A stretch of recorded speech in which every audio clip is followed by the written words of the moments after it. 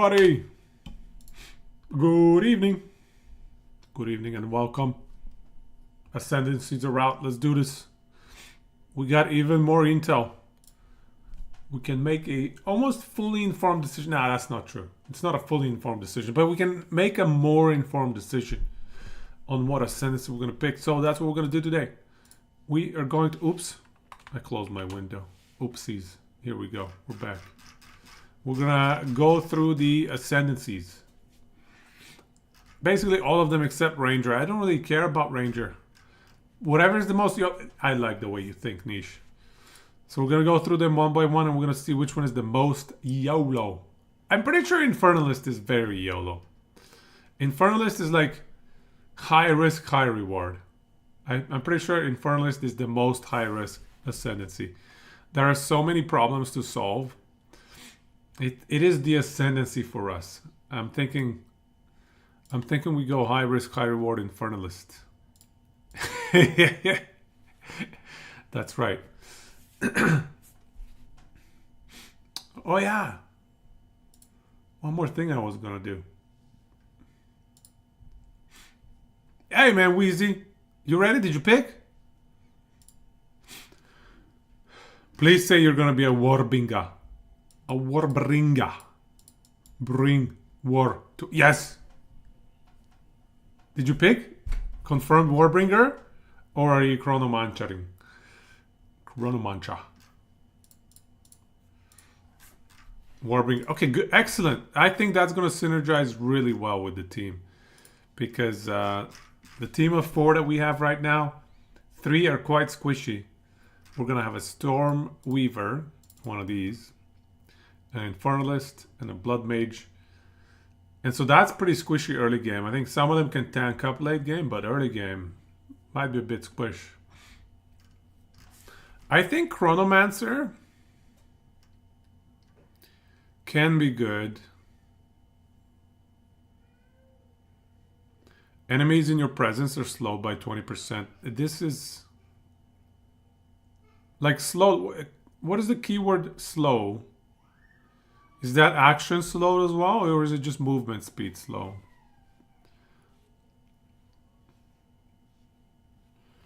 Yeah, that's right, Niche. You got it. You got it. I am Infernalist. My bro is going to be a Stormweaver. Frozen is going to be a Blood Mage. And it looks like Wheezy's settling down. The missing piece is a Warbringer because we don't have a tank. We needed a tank. Thank you, Wheezy, for stepping up and actually being what the team needs. Because everybody else is like, oh, I'm going to do DPS. Although Warbringer, I think, is going to be crazy DPS as well. I think this stuff, breaking enemy armor, is going to be legit. So it's going to be good.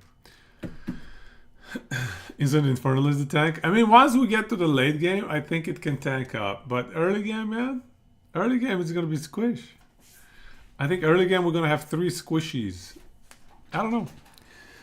Could be wrong. So, anyways. Yeah, it's going to... If we had like 4 squishies to start... I mean, we can still kite bosses, but... Meh. Better to have a tanky boy with a shield just in the enemy's face. Hammer of the Gods. I think this one can be great for Hammer of the Gods as well. With the break armor, break enemy armor, blah blah blah, BLO 0. I think we're good. Anyways, let's go through the ascendancies real quick. Sorry I'm late, by the way. It was a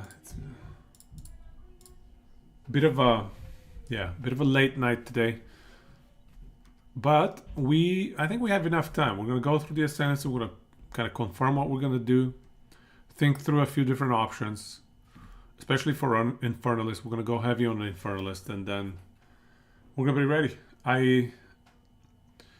I'll see what I have time for tomorrow. There's definitely not going to be a stream tomorrow. But I got to prep for the launch tomorrow. And I have a bunch of IRL stuff that came up. So tomorrow's going to be busy. Regardless, today... Let's go through these ascendancies. So my bro is going to be playing this Lightning Zappy. I suspect mana stacking because it seems like it's going to synergize really well. But I'll go through these. Again, I'm not the biggest expert on PoE, but I'll tell you what I think of some of these skills. Exposures you inflict lowers the affected resistance by an additional 20%. So what does exposure do to begin with? Is it 20 by default? Path of Exile 2 wiki. Where's my PoE 2 wiki? No, not this thing. It's probably the same as PoE 1, yeah? Okay, it's minus 10 by default. Fandom is outdated. I hate this one. It always has the ads on the right side as well. PoE wiki. This one doesn't have the ads. This one is nice. 10%. So 10%. Okay. In PoE 1 it was 10%.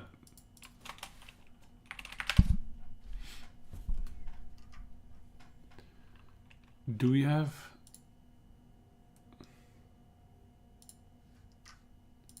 There was a PoE 2 wiki. Exposed negative team synergy. Why do you think so? PoE wiki is hosted by GG, so no ads. Oh, that makes more sense. Thank goodness. This one, hey? PoEwiki.net. Excellent.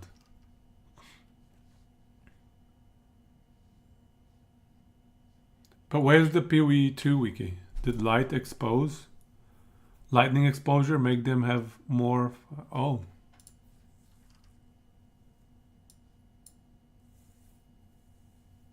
I don't think so. I think it's just one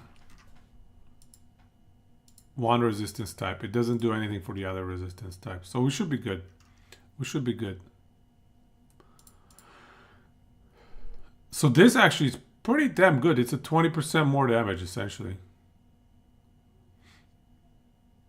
Oh, it's a specific keystone. Oh, nice. Thanks, Wheezy. Expose. Exposure.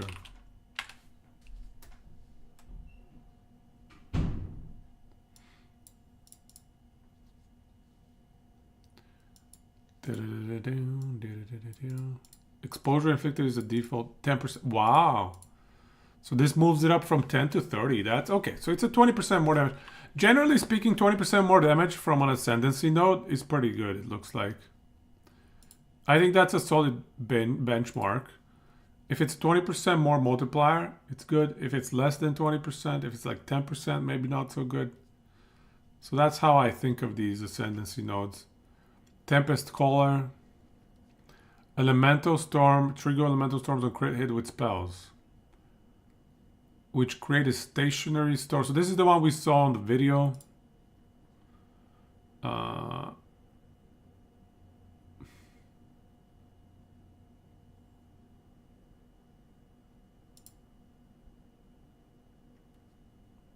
Not here though. They don't have the elemental storms here.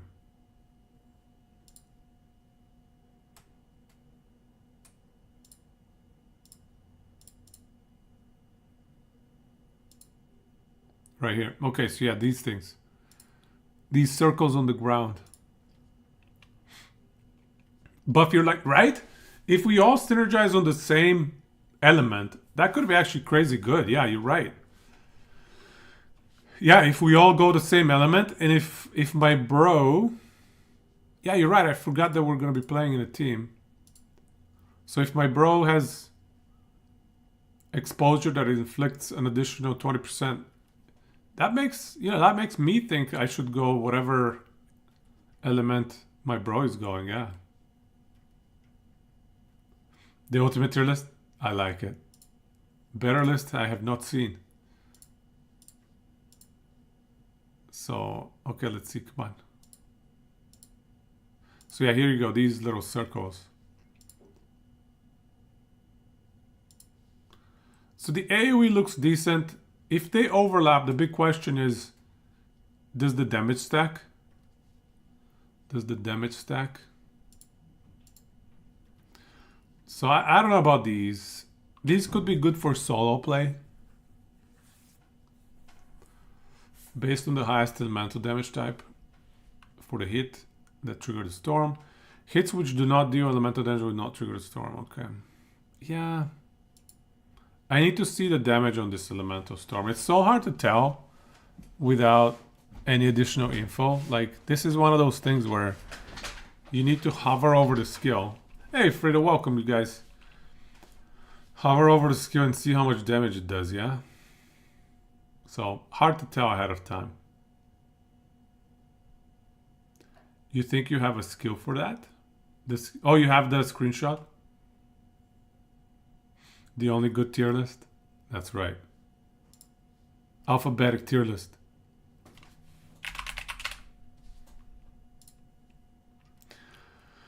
And then, what's the cooldown on this elemental storm? Yeah, I would skip the elemental storms probably. Early game, you need crit, and you probably don't have that much crit. Although, with that one elemental weakness or critical weakness from Frozen Eye or Frozen Orb or whatever, it could be viable early game as well, but I don't know. It seems sketchy. Yo, Riverside man, did everybody decide on their ascendancy? And then, so if we skip these two, I don't really care about chills. Maybe it could be good for a support character, but nobody really wants to be heavy support. So forget the chill stuff. I would not play chill. It feels kind of boring. But yeah, Arcane Surge, man. 10% more cast speed. 20% more mana regen. And then 1% increased effect. So if you're playing a mana stacking character, this is probably going to be your best bet. 8 and 9. So 8 and 9, they go together. They're wombo combo right here. So if you're playing a mana stacker, these are... You either pick both or neither. If you're not playing mana stacker, you don't pick them. If you are playing mana stacker, you pick them. I think it's that simple. Yeah, I think so too. I think the class is kind of solved already. The class almost plays itself. You pick the stuff that gives you synergy with max mana, synergy with max int, and yeah. Going Deadeye for something original. Good old Deadeye. Damn, man, Deadeye. I'm not even gonna read the Deadeye. Maybe we'll skim through it in 2 minutes. Okay, so yeah. Honestly, I think mana stacking looks really powerful. If you can get 2, 3, 4, 5,000 mana, this is going to be a massive more damage multiplier, right? And more cast speed is insane. More cast speed is not only more damage, but it also triggers things. It's so much better than just pure more damage multipliers, because it makes you so that you're more efficient with your cast, so you can get out of dodge, so you're more survivable. It makes it so that you zoom through the map faster. It makes it so that you trigger more procs faster. Just more cast speed, more attack speed. It's insane. It's always you're always better off having 20% more attack speed than having 20% more damage. Attack speed or cast speed is just straight up better, because it gives you so much more than just more damage. So this looks pretty crazy. So yeah, I would say 1, 8, and if I was playing this class, I would go 1, 8, 9. And then, so the double shocks. Yeah, probably 6. Honestly, this class seems to play itself. You know, you just go 1, 6, 9, 8. Early game, you're saying 8 and 9. Yeah, if you're mana stacking from early on, 8 and 9. Exposure, although the exposure 20% damage, if the team synergizes the element that everybody's using really well, I think number 1 could be a good choice early on. If you're playing solo though, yeah, number 8 is probably better. There's the shock, not shock effect, but 2 shocks. Yes, double shock. Yeah, so double shock and yeah, number 1 and number 6 for a team play, for party play, they might be better. But if you have a sufficient mana pool, 8 and 9 are not. Honestly, all of them are good choices. I don't know, man. These are also such good nodes. The problem with the Arcane Surge thing is like it requires big investment. I would maybe consider doing 8 and 9 last, honestly. Because by the time you get to the last ascendancies, you probably have the mana pool to amp this up more so than earlier game. Yeah, I'll probably go 1 and 6 because these are like very simple, very straightforward multipliers. No brainer, just easy peasy damage. Shock effect. 7 maybe? No, they have all damage from hits contributes to shock chance. There's no shock effect. But yeah, I think this class has to play like 1, 6, 8, 9. Not has to, but those seem to be incredibly strong. 2 and 3 feels like a bait. Unless we know the damage numbers.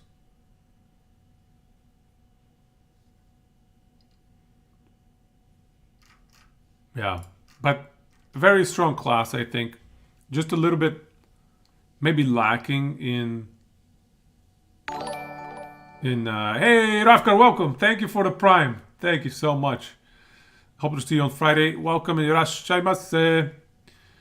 Yeah, the class, it's gonna be powerful. I just think there won't be too much room for build discovery, let's say. There aren't too many puzzle pieces, you know? There aren't too many puzzle pieces that need to be solved. I think a lot of strong build makers are going to be playing this class and they're going to optimize it very quickly. Yeah, Archmage. I think you got to go Archmage. I agree with you. Archmage. Look at this. Spells gain 5% of damage as lightning damage for each 100% max mana you have. So if you have like 5k max mana, oh my god, dude. That's insane, dude. That is just, that's gonna be nuts. This is gonna get nerfed. Quality gives it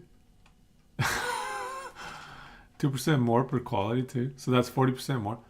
Yeah, this is getting a nerf. And that's okay. We don't need to worry about that. We shouldn't play around the most OP stuff. I wouldn't worry about it too much. They're probably gonna nerf it a bit. They're probably gonna let people have their fun, enjoy it a bit. And then nerf it. Blasphemy already got nerfed. Yeah, so you see, GGG are quick on the trigger, man. GGG don't mess around. They don't care about our feelings too much, which I like that. Nerf the silly stuff. I was going to use Blasphemy. I mean, I'm still probably going to use Blasphemy. How much is Blasphemy now?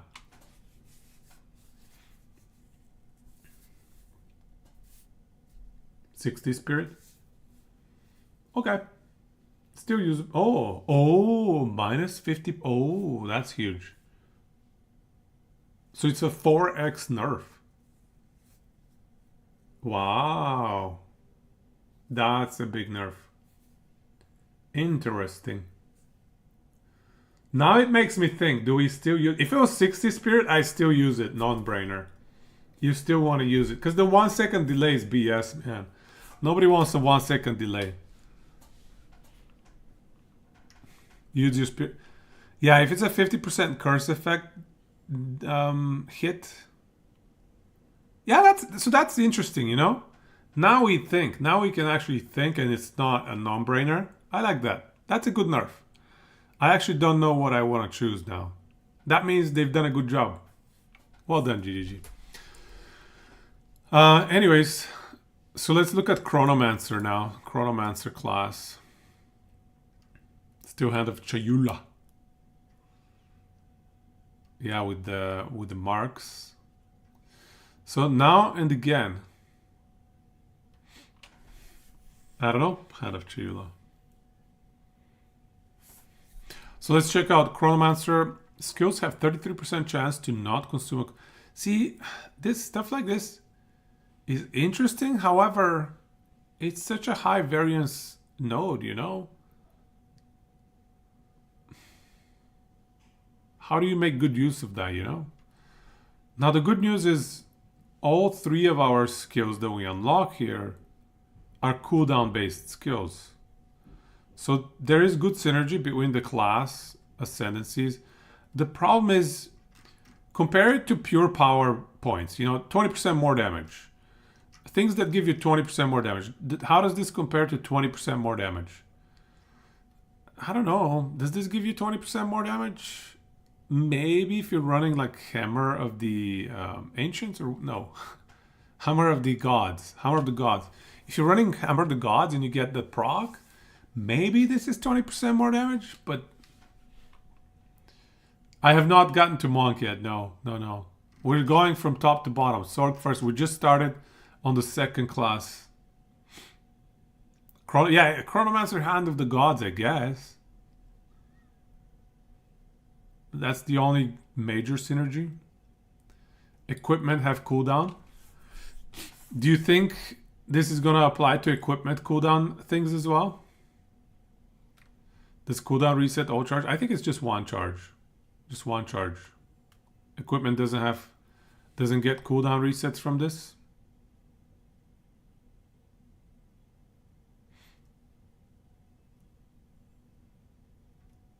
If it is a skill, it can get reset. Interesting. Cluster grenades is still super strong for damage effectiveness, even though they nerfed the tornado shot interaction. Twerk, well, the blasphemy nerf is good. Bruh, blasphemy is useless in PoE 1. They're just doing the same immunity. You wanted to do big booms with time snap.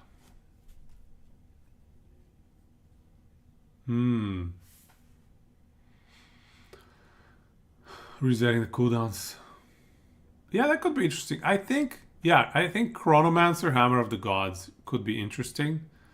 And maybe some of the other big explosion damage abilities. So, 24-second cooldown skill. You can even make it 32-second with the hourglass support gem.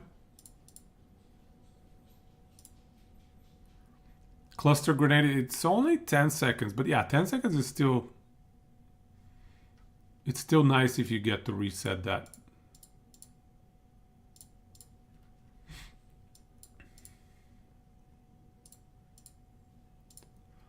So... I don't know. I think it's a high volatility class. I think this one will require some build making, some build tinkering to figure out what's the best use case for it. I don't think it's going to be a great season starting choice. And then we have Time Step, Time Freeze, and Temporal Rift. All three of these... Well, Time Snap can be a straight up damage multiplier, right? So this is a short-term damage multiplier. You can, if you're running a high cooldown ability, the Hammer of the Gods, this is a massive damage boost. However, it's very high variance again. Like you burst, it's very bursty. You burst at the beginning of the fight or whenever you apply all of your negative ailments to the enemy. And then what? I don't know.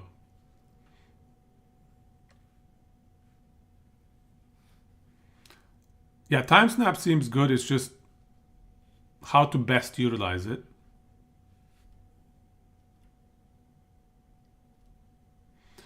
Time Freeze. Time Freeze, I think, is a really good team ability. Like if you're running in a 6-man party, I think this is going to be really nice. I think Chronomancer in general, it could be a good support class. Time Freeze plus Apex of the moment. Enemies in your presence are slowed by 20%. And then you can tank up a little bit with the damage recoup perhaps. I don't know. Doesn't seem amazing though. But yeah, just more so the presence slow and time freeze. Those could be nice in a party. I think a party could benefit from those two. But outside of a party play, I'm not sure what the Chronomancer would be best at. I think it's going to have some high skill potential. But I don't think the builds for this one are going to come out super early. And I don't think it's a great starting class. I don't see just straight up damage multipliers. How about quicksand hourglass? Let's do the math on this one. Basically, we have a 1/3 uptime, so you divide 50% by a third. This is not bad uptime. Sorry, this is not bad more multiplier actually. The problem is it's high variance again. 50% divided by 3 for more cast speed. Like we talked about, more cast speed is preferable over more damage. So this is a good node. It's just high variance, man. However, you can probably time your stuff around it. So you could probably monitor. It's kind of like Diablo 3, you know, the that ring that switches between the elements and then you get triple damage.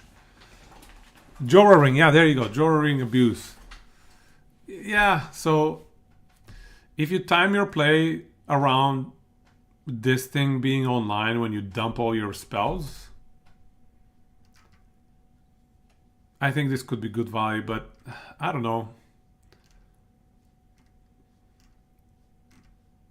I think it's an okay mastery. I like this one better. Stormweaver, it seems more straightforward.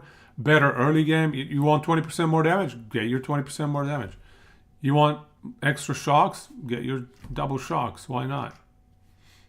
So, and then the mana stacking for late game. Mana stacking is one of those things where it has like an insane itemization curve. So you can invest a month into it to get better and better and better and better at mana stacking, and then eventually you just break the game. You know, you have so much mana, the whole game melts. Chronomancer S++ for groups. Yeah, you're probably right. I do think this is going to be a super valuable. Like if you're running a party of 6, you probably want a Chronomancer.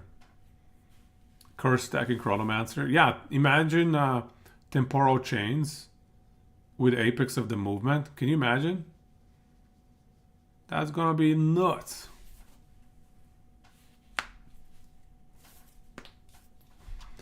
And can you imagine if your time snap procs now and again? You can run 2 time snap. Sorry, your time freeze. Can you imagine running 2 time freezes? 3 time freezes, because then you can time snap as well. Time freeze, proc this by accident. Time freeze, time snap, time freeze. Maybe the time snap procs this as well. Can you? That's yeah. You could between these 3, dude. These 3 that could get juicy, man. Enemies don't get to do anything. I think this would be a really, really, really good team party play. 6 Chronomancers. That would be hilarious to try, man. That would be funny to try. Oh, yeah, you're right. The time stop has a 50%. You're right. Enemies, the more that they get time frozen, the less they get time frozen the next time. So there's a 50% reduction. I saw that somewhere as well, Dwan. I can't remember where, but you're right. I forgot that. Ripperoni. You're right, Awizi. Yeah. Yeah. Okay. So there's not crazy cheese there, but still decently valuable. Let's go to one of my favorites, Titan. I think I already liked some of what I saw in Titan, but after I saw the other abilities, Titan looks even more interesting. So Titan, if you're playing Titan, you have to play around number 5 here. Like, it's all about number 5. I think every build that you should you can think of through Titan should be thought through this ascendancy node. How can I best utilize this ascendancy node? Extra inventory slots for the win. That's right. Those 20 inventory. And if you're a pack rat, if you're a hoarder like me, you get 20 inventory slots. This is the only class for hoarders. The hoarder class has been identified. But yeah, I think the entire class has to play around hulking form. It's going to be a very powerful node. And it's going to be a very build defining node as well. You're going to be able to do so much. So let's take a look here. Wait, what? Okay, so let's go Titan. Ooh, they have everything. Sounds broken, no? Somebody was having fun when they were implementing this.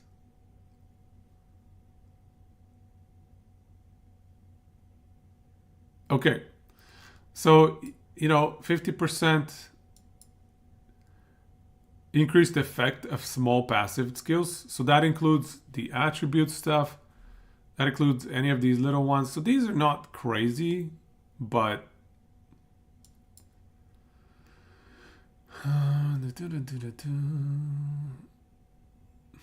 what could be interesting? So these ones here, 1% max fire res, 1% max cold res, 1% max lightning res.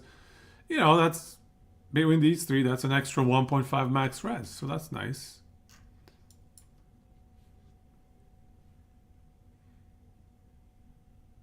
Should make it a lot easier to get. Yes. Okay. Yes. So, by the way, so here's the play with Titan. Thank you for reminding me, Kid Howdy. So the play with Titan that I see is you could even consider rushing hulking form, and then go down this side. So go over here. 5% reduce attribute, 5% reduce attribute, 5% reduce attribute. That's 15 times 50% effectiveness. So that is 22.5. Sorry. Yeah. 22.5% reduced attribute requirements. And then you get 10% increased attributes already.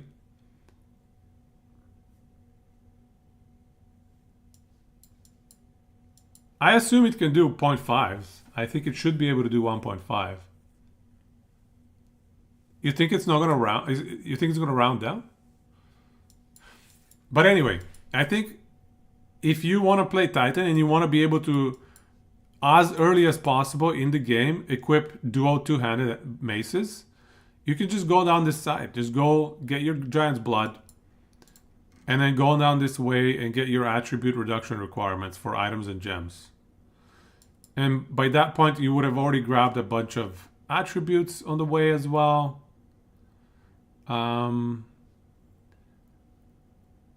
These are actually nice here as well.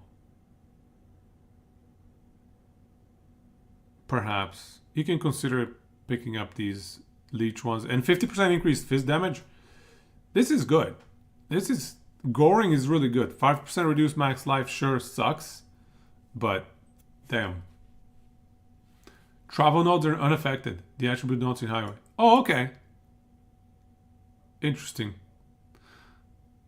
So these are not considered small nodes? All right. Hey, Cappuccino Man.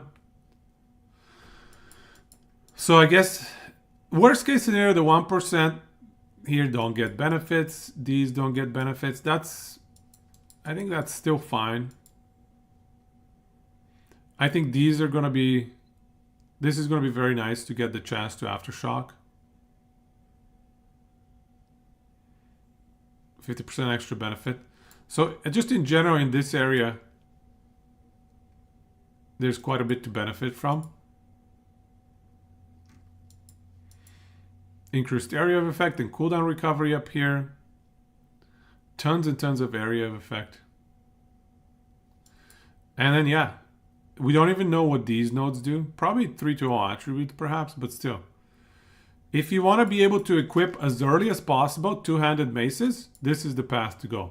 Get your attribute requirement reduction down here and get your 50% effectiveness increase.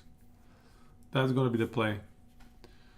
You should be able to equip it after that, I would think. Actually, I don't know, but I would hope.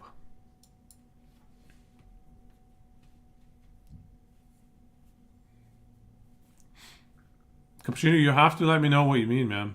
Demon form not getting a weapon due to a bug. You have to tell me what you mean by that. Just not out of this world like we thought. It's true. It's true. Check these out. 5% cooldown, 5% cooldown. 5% cooldown, 5% cooldown. That 20% cooldown, 50% effectiveness becomes 30% cooldown. That's nice.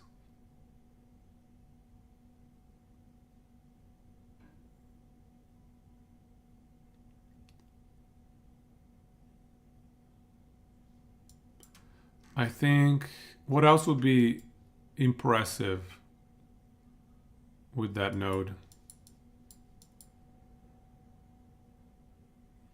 A lot of these little damage nodes get buffed up, which is nice. Not amazing, but nice, you know.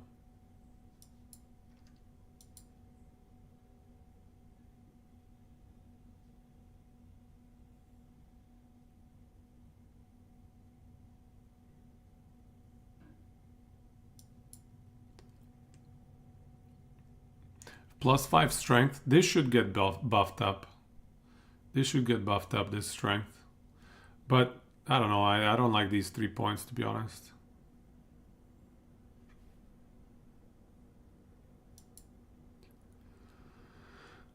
We're looking for the broken stuff. What's going to be broken if it gets buffed by 50% effectiveness by that bonus?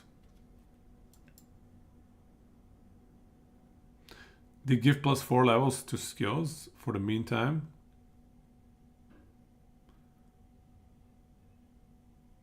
Oh, you're telling me... Oh, so the +4 levels of skills does not stack with your weapon? And that's why they give it +4 levels to... Oh my god, dude. That's a little bit weak.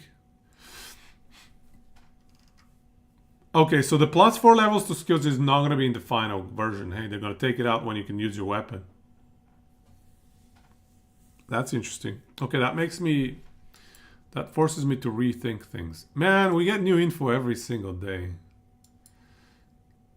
Oh, wow, this is going to be +4 to max res. Sorry, +2 to max of each res. +3 to max of each res. These 7 points. These are decent points.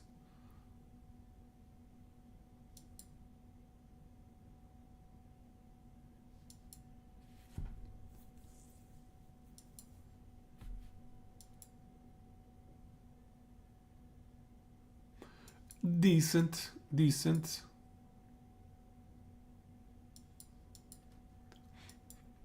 Wild couple of days. BG sets for Bulgaria. Welcome.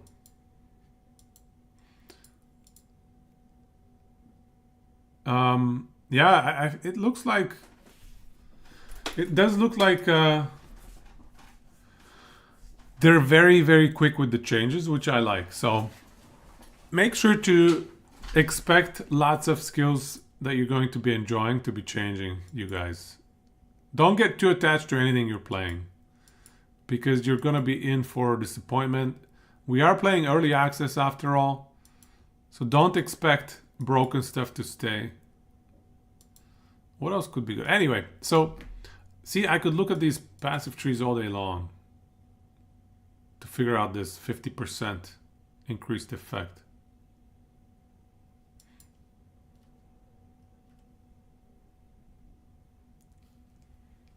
It's just early access, chat. Don't get attached to a build. That's right. All right. So yeah, like I said, I think the entire class of Titan should just plan to have these two, at the very least in the end game, but even in early game, man, these are solid, probably. And then beyond that,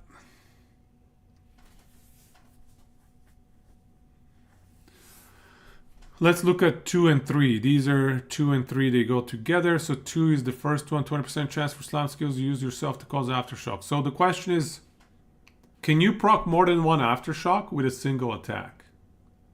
Does anybody know? Can you proc more than one aftershock with a single attack?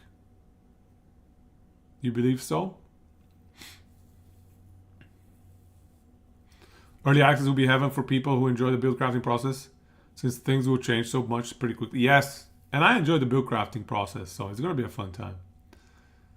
What else is a simple cookie cutter for all content? I don't even know. See, I'm not jaded with PoE content.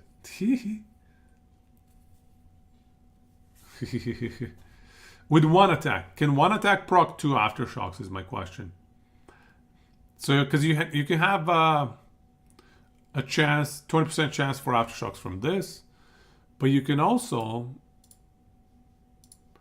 get aftershocks from Seismic Cry. So you see, if a heavy stunned enemy is hit, your next slam does an additional aftershock. You know, when it says an additional aftershock, that makes me believe, yes, you should be able to proc multiple aftershocks. the wording there, it says additional aftershock. If it just said an aftershock, a single aftershock, yeah, okay, good news. I like that. So we should be able to do multiple aftershocks. In which case, I don't know, Earthbreaker. I think it's nice. It's not exactly 20% more damage, but it's probably like 10 to 15% more damage on average. And maybe less and less as you go into the end game. But when you first pick it up, it's probably close to 20%. Maybe like 15% more damage. Can totems cause aftershocks? Good question. Good question. I think so. I think so. Aftershocks were different from an aftershock. Yeah, you're right. Aftershocks. Okay, and then you have Ancestral Empowerment. Every second slam you use yourself is ancestrally boosted, which gives you 20% more damage and area of effect. So this is expected value 10% more damage. If you just average it out over 2 uses, and if you don't play around it at all, it's 10% more damage. If you try and like alternate skills and go like, okay, 1 slam and then my main Giga Slam or something, if you try to take advantage of it, maybe you can get it up to 20% more damage. But honestly, given that it's at the end of the node of the pathing here, I would not even bother. I don't think it's worth, honestly. This one. I like Earthbreaker more than this one. Maybe I'm wrong, but I don't love this one. Oh yeah, slam skills you use yourself. That's right. So this one would not apply aftershocks to totems, but I think totems can apply aftershocks. If you have an ulti slam and a DPS slam, utility slam rather, and DPS slam, it's true if you alternate them, but it's just not worth it, I don't think. The class, you already have so many other beneficial nodes, you can't invest into this. It's just not worth. Like for example, Hulking Form is both defense and offense, because increasing the effect of your small passive skills, that's going to provide you both defensive layers and offensive layers. It's hard to quantify how much, but it should be interesting nonetheless. And then we have 2 defensive options in Stone Skin and Mysterious Lineage. So if you feel like you need more defenses on top of Hulking Form, maybe you pick one of those 2. Another option is to just skip Earthbreaker and go for the Surprising Strength, which is a 40% more multi, and Crushing Impact synergizes really well with a lot of other skills and nodes on the passive tree. Like for example, 20% more damage against heavy stunned enemies with maces. Yeah. Being able to activate that more frequently. And also having heavy stunning bosses, heavy stunning uniques. That would be good for party play as well. I think so too. I think this class could play really well just going for these 4 nodes and playing around cooldowns. Essentially just playing Hammer of the Gods and priming everything, like, right? Primed for stun. Priming everything for 1 giga damage. Because not only that, you get these more damage multipliers, but we already talked about this Seismic Cry gives you an additional aftershock, conditional on a heavy stunned enemy. So a lot of your stuff is conditional on enemies being heavily stunned. Does this one have?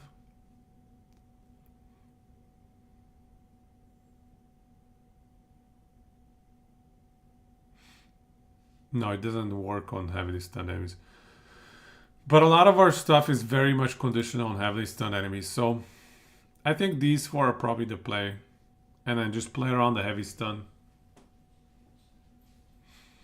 Late game, how would you make room for the life node though? Because you get 8 points. 8 points is 4 ascendancy nodes. So you would have to drop one of these. And you cannot drop the hulking form. I feel like. Maybe I'm wrong. Stone Skin was doubled, but they nerfed it before early access went live. So it was 100% more. Wow. Interesting. Hulking form is phenomenal. Yeah, I agree. Yeah, so for this class, hulking for surprise. The only downside of going these four is survivability. So yeah, if survivability is a problem, and if you can make your build somehow just exceptional just based on hulking form, because there are certain small passive nodes that can be very build defining if you buff them up 50% extra effect. So if you can take advantage of that, maybe you don't need the power up from these two and maybe you can focus more on survivability. I don't know. Or vice versa, if you can find incredible amounts of survivability thanks to hulking form, maybe you don't need the survivability from these two and you can go pure damage from these two. So small passives is probably like these small passive nodes, but also these are small passives. These are small passives. You know, Mace Aftershock chance. Instead of 8% chance for Aftershock, it's going to be 12% chance for Aftershock, which is very nice.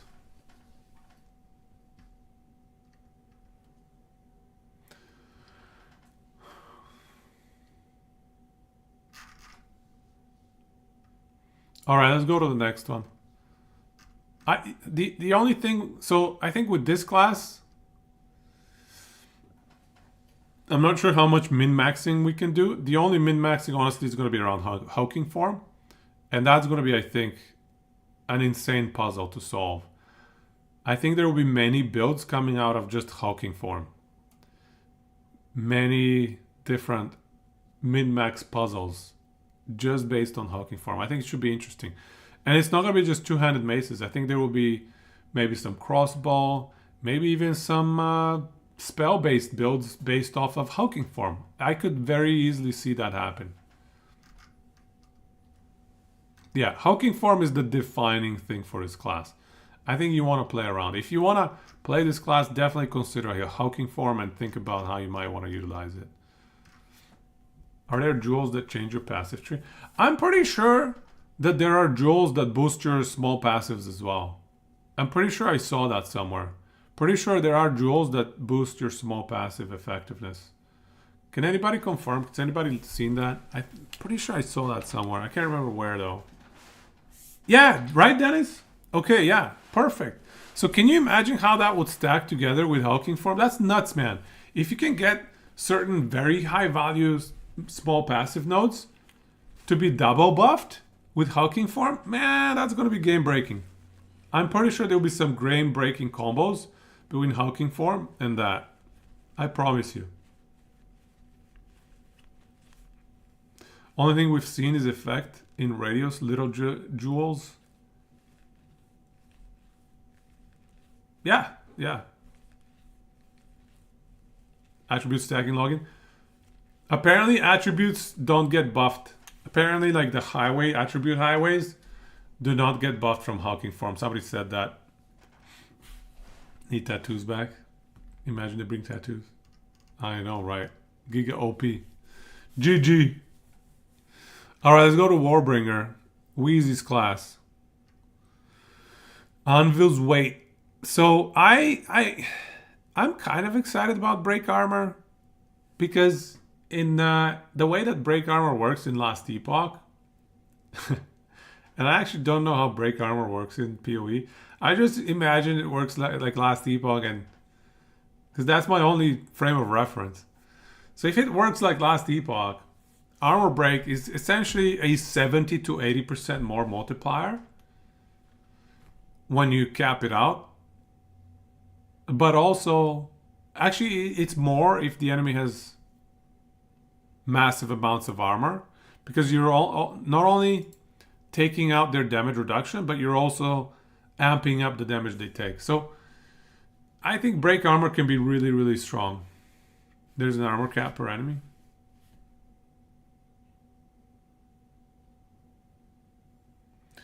I kind of feel like armor pen and break armor should be strong, but again, I just don't know what it does. 10% of damage dealt. And I also like that this makes it so that you don't need to run very awkward combos with like this skill, Armor Breaker, which by the way, we don't know how well this scales into the late game. And I hate things that are flat numbers. Hits, break, whatever armor. I hate things like that are flat numbers, because sometimes that doesn't scale well into the end game. I like things like this that are percentage based, percentage of your damage, because that's going to always scale into the end game. At some point, Anvil's weight should supersede and just make Armor Breaker irrelevant, right? Not only Armor Breaker, but there's some other like support gems. Break.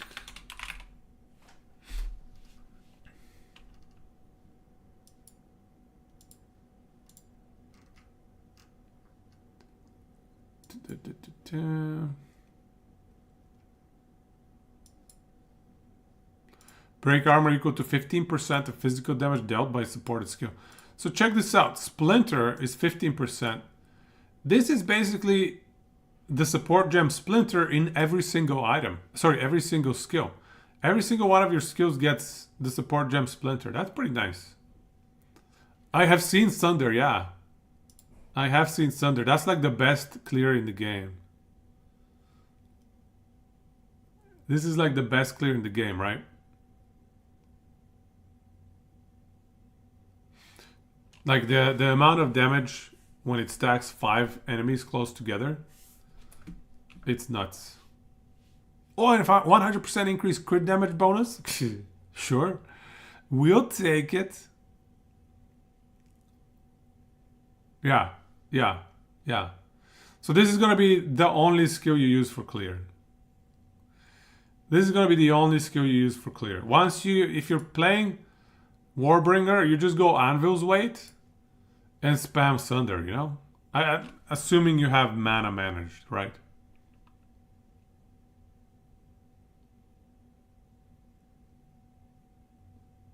Cappuccino having PoE or last epoch brain sucks right now is going to be different. You're probably right. But I have nothing else to go by, so I go by what I have, right? Note 2 says it allows armor. Yeah, allowing it to go negative. Yeah, I think these two should be very interesting. These two should be very, very interesting. If I was playing Warbringer, I would just probably rush these just to see what they do. Or at least read them, I guess. Read Break Armor first. Read what Break Armor does first. But I don't know, these sound fun, man. What am I playing? I'm going to be playing Infernalist. I think I've settled on Infernalist. And we'll get there as well as we're going through here. But I want to go through every class. All of these look fun, man. So I would go for these two. These look fun. What is your plan, Wheezy? Jade Heritage, I don't know, man. I feel like I would never use it. I'm such a hoarder. I'm like, I never use skills like these. High cooldown invulnerability skills. I'd probably be really bad at using this. This is not the skill for me. You think Jade Heritage is going to be... I'm not saying it's bad. I'm just saying it's going to be bad for me. I feel like I'm going to suck with Jade Heritage. But maybe I could get used to it one day. So you're not going to get number 2, hey? I think you might change your mind. Obviously, you're not committed. But you could easily change your mind if this proves to be valuable. But hey, you know, there's also another play we can make.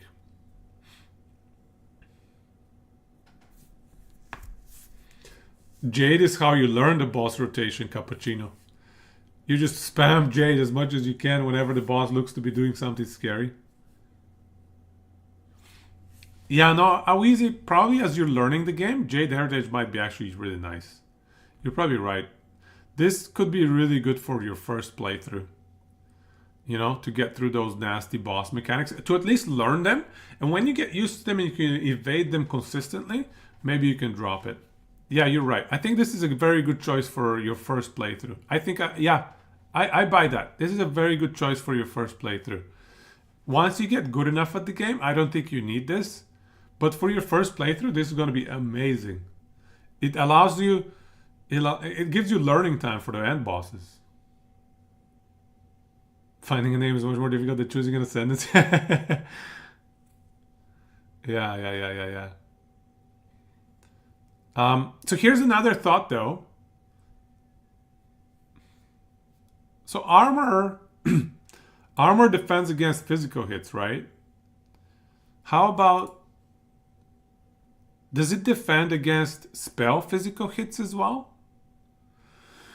How does it work? Is there a synergy between a Warbringer and a Bone Storm spamming character? Is there a synergy there? Right? There's some synergy that we could do. Physical spells. Okay, so there's some synergy that we can make where if you're Warbringer and you're bringing enemy armor below 0, if I'm playing something like, I don't know, man, something, maybe there's something that's like crazy single target, physical damage spells or something. Sadly though, I don't think there's many spells. I don't see very many earth spells, so it might be a bit disappointing. I think they need to add more earth spells. The ones I looked through look kind of sucky. Ru was crafting about Bone Storm plus grenades. Oh, grenades are physical. That's a good point. Where's the grenades at? Cluster grenade. No, it's fire. Flash grenade.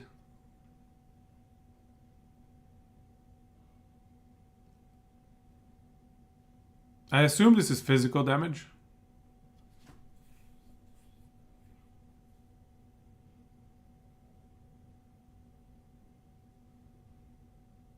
I think, yeah, flash grenade.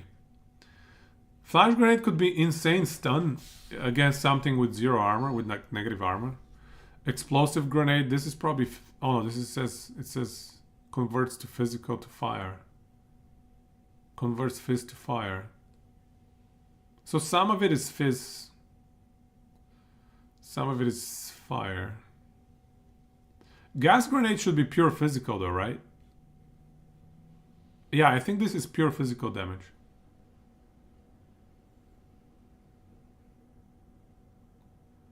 Sorry, no, flash grenade. Flash grenade. Stun explosion feature expired.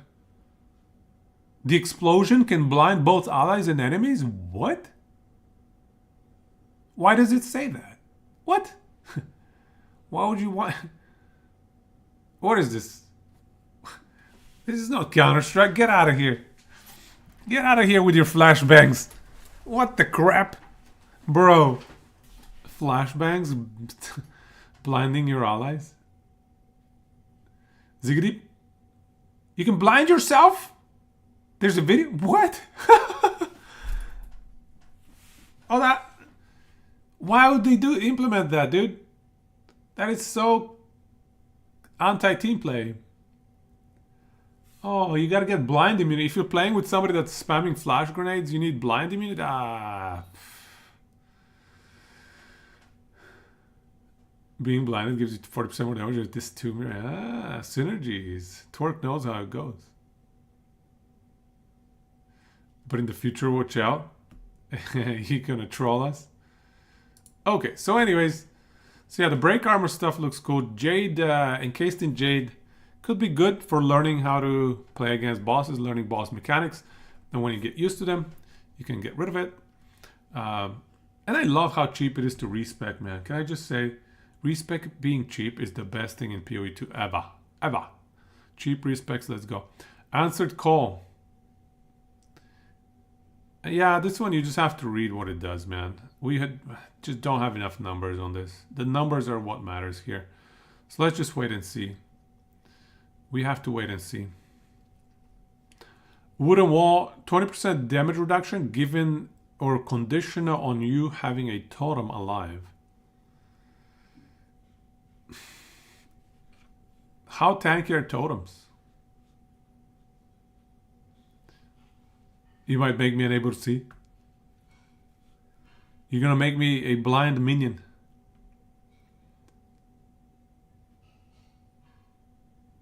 They aren't tanky. Yeah, so this node could be nice if totems are immortal. But if totems are gonna die easily, this is kind of useless. Especially if you're not speccing into totems. This is gonna be pretty bad. Like, yeah, this is probably good if you're playing a totem playstyle. But if you're not... I wonder if these two here, Anvil's Weight and Imploding Impacts, do these apply to totems as well? Yeah, exactly, right, Will and Mick. Do these apply to totems? Does anybody know? I assume they apply to totems. I assume they must. But I don't know for sure. The wording... It doesn't say with attacks you cast yourself or something like that, so... I think, yeah, this class could be interesting for minions, but... Anyway, so then you have some shield stuff. I guess this is like the Giga endgame boss skill, Turtle Charm. Because some of the endgame bosses have massive AoE attacks. So being able to block those can be nice. But otherwise, I don't see too much utility. I think there are certain... I think there are certain increased damage, and maybe there are more damage multipliers that are a function of your base chance to block. Were there some shield skills? No, they're a function of your armor on your shield. It's not a function of your shield block chance. I think there are some passive skill nodes that can synergize though. Passive skill nodes that are a function of your shield block chance. So maybe Renly has a use case for that, but it's going to be very niche for specific builds. In terms of survivability, it's probably decent. But I think the fun stuff is ignoring Warcry cooldowns. I don't know. This one feels like either you can come up with some giga broken, just incredibly busted build, or it does nothing really too much. So I think this one could be interesting. Great Wolf's Howl.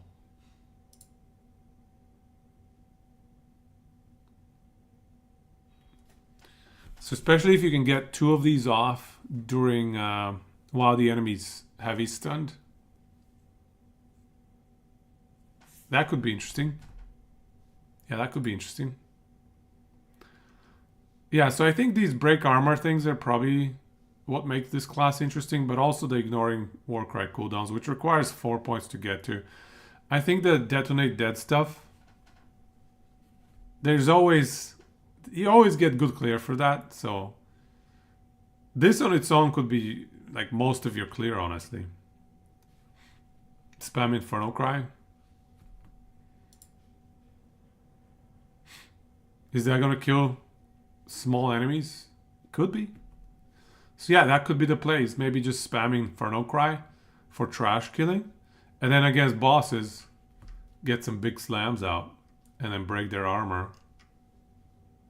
And then, yeah. So, I don't know. 1, 2, 8, 9 seem interesting to me. As a 4-point investment, right? Or 8-point investment, I guess. Interesting class though. I think ignoring Warcry cooldowns could lead to a lot of interesting builds. We'll see. Okay, so Deadeye, I don't really know much about Hunters and Rangers and Deadeye. I'm not going to spend too much time here because, you know, I'm not going to play these for a very long time. I feel like this is going to be one of the last classes I go to. It does look good. It does look good. It's just, I don't know why I don't feel too interested in it. The thing that sounds fun to me is applying an additional mark. Let's check out some marks. So you have Sniper's Mark. Next crit hit, has extra plus 38% crit damage bonus. And this is at level 7. So this is going to be a really good damage multiplier. Oh, hi, Mark. Let's see how many high marks we can do. The frenzy synergy is insane. Proc 14. Oh, yeah. The frenzy stuff. Yeah, that looks nuts. Yeah. So let's look at what this is going to be one of the marks I like. What other marks are there?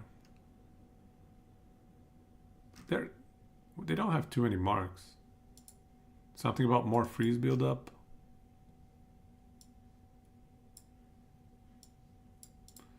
And then you can get better shocks. Okay. So maybe...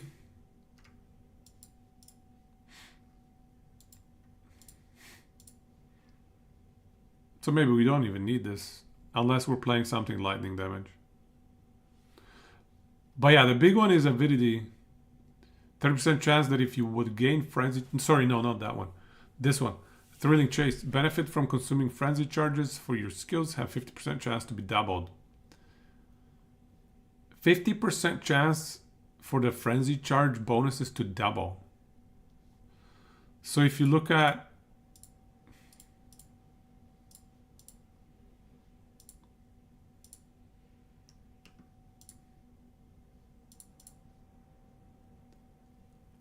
Rain of arrows, right? 100% more arrows if a frenzy charge was consumed. 50% more arrows per frenzy charge consumed. So if you have like 4 frenzy charges... Rain took a nerf already. What is the numbers now?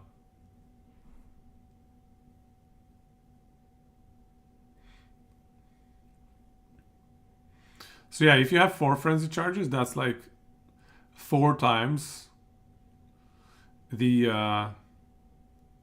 arrows. And if you proc this, it is 7 times the number of arrows. It goes from 4 times the number of arrows to 7 times the number of arrows. Is 14... What do you mean 14 frenzy? You can have up to 7 frenzy charges, Frozen? How do you know that? 1% and 0.5%. 100x. Just a guess? No, either way. I mean, either way. Going from 4x to 7x. Right? You're almost doubling the damage. Plus 1 frenzy corruptions. Plus 1 frenzy nodes. Maybe 12. Right. Yeah. The passive tree should have 2 or 3 frenzy bonuses. Frenzy max charges. Yeah. And you're saying to check out Barrage?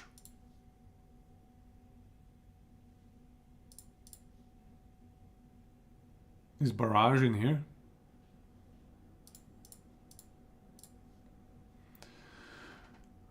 Where's Barrage? Oh, there it is. Ready a volley of arrows, empowering your next ball attack to repeat multiple times. Spell. Consumes your frenzy charges on use to add additional repeats. Let me look at the wording. For your skills. So it does not say attacks, it says skills. Therefore, it should apply. Buff empowers your next ball attack to repeat an additional time, plus an additional time. What? 40% of repeated skills attack time is added to this skill's cooldown to a maximum of 30 seconds. Wait, so like...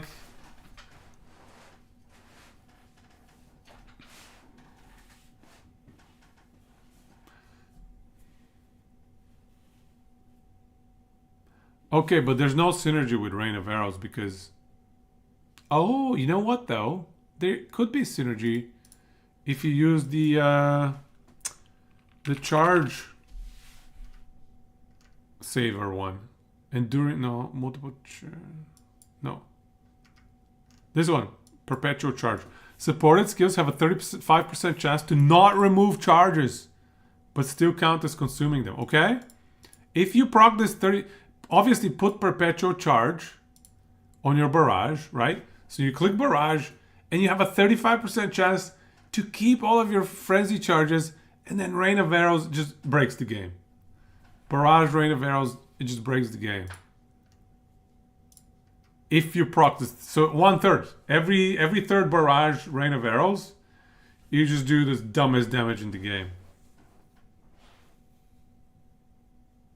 Because it's gonna be 16 times, 10 times. You know, it's just some stupid numbers.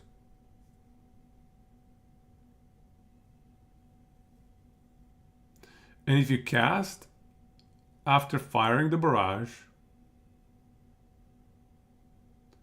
before it lands,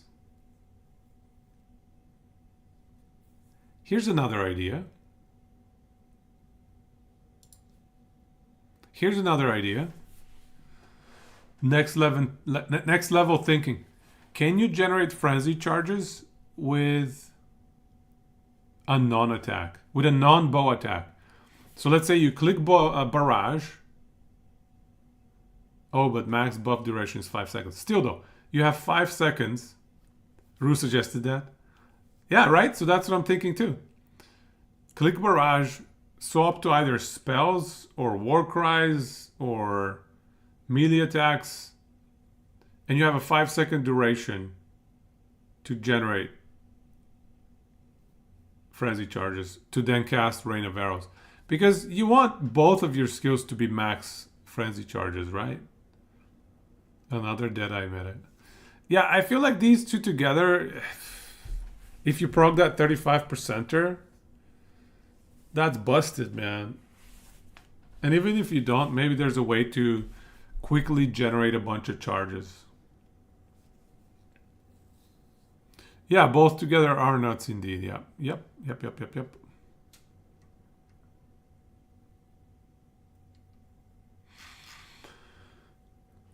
Hard ROA. How much nerfed though? It might still be crazy good. How much nerfed? What we talking?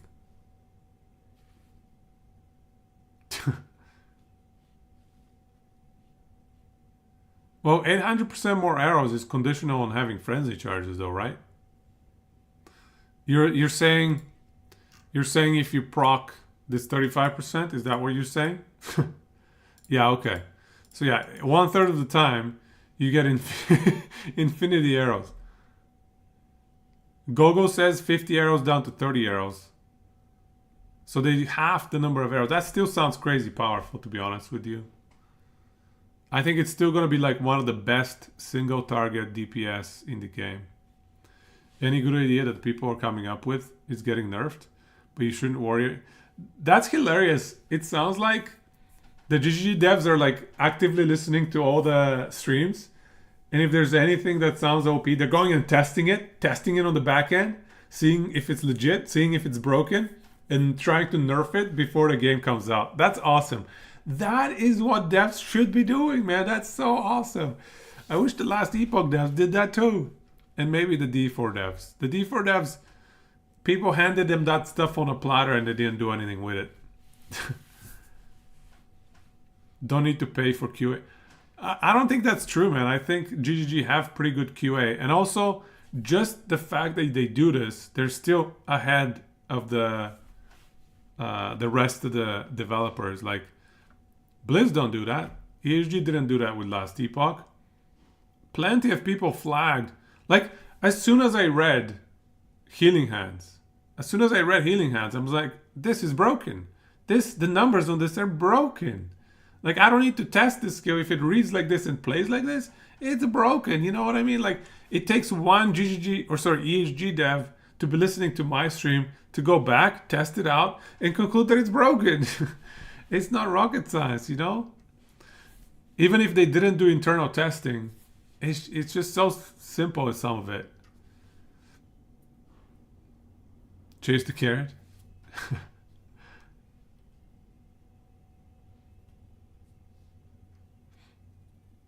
You don't like that they nerfed the base power of ROA Frozen? I see what you're saying. You think they should have nerfed the frenzy bonuses? That's an interesting... Yeah, you're probably right. Fires 53 arrows. You remember going that right? Like you read it and you're like, whoa, slow down. Jonathan probably has all PoE streams up on a wall. I guess you can. The only good news there is our stream is too small. We're gonna fly under the radar. They're not gonna nerf our stuff because our stream is too small. We're safe here, boys. We're safe. We're safe. There are too many big streams to worry about. Our stuff probably sucks too. We'll get to a point where it doesn't suck. We gotta aspirationally get to a point where our stuff doesn't suck. We'll get there one day. Slowly, one day at a time, if being honest. Yeah. I mean, we have not played a lot of PoE, so we have to have realistic goals. But at the same time, we gotta have goals. Gotta have goals, man. It's good to have goals. And the goal is to build something sweet, something fun. It doesn't have to be broken, but fun. Fun is a good objective. So thrilling chase, man. This is gonna be sweet. Thrilling chase, I think, is super good. So that's 4 points right there. I don't know how accuracy is gonna work. I don't know whether this is gonna be necessary. So to be determined. I'm not an expert on accuracy.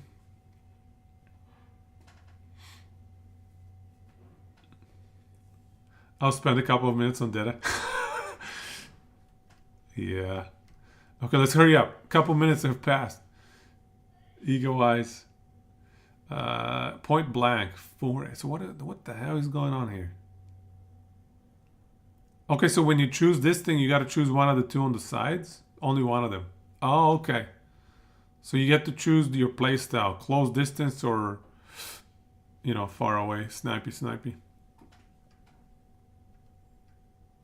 All right. And then if you keep going, you get number 5, skills fire and additional projectile. Okay. Generally speaking, additional projectile seems to be like a mandatory thing in this game. For 4 points, though, that's a big investment. The good news is these are pretty much 20% more multipliers if your positioning is correct. And there's no downside. There's no downside. 4A plus... or is it 4B plus... I guess crossbow could be both point blank or far shot. You know what? If you go grenades... Yeah, you go 4A and 5 with grenades. Yes, Frozen. There we go. I agree with you. Yeah, grenades would be nice with endless munitions. Yeah. If you go crossbow, you basically lose all attack speed bonus from Tailwind. Yeah, but if we go crossbow, we're not even going Tailwind. Is there any frenzy synergy with the mercenary skill tree? Is there anything that uses charges at all here?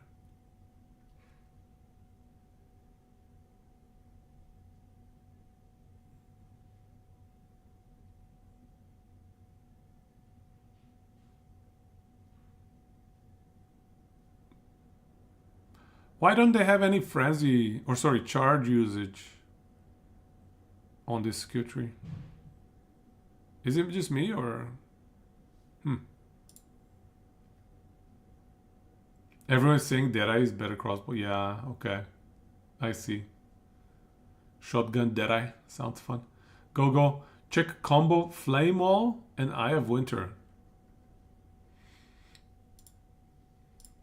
So Flame Wall to get the projectile bonuses. You think it's gonna be that crazy? Projectiles which pass through get the extra projectile damage, fire damage, and then the Eye of Winter for the crits, and they have lots of projectiles. But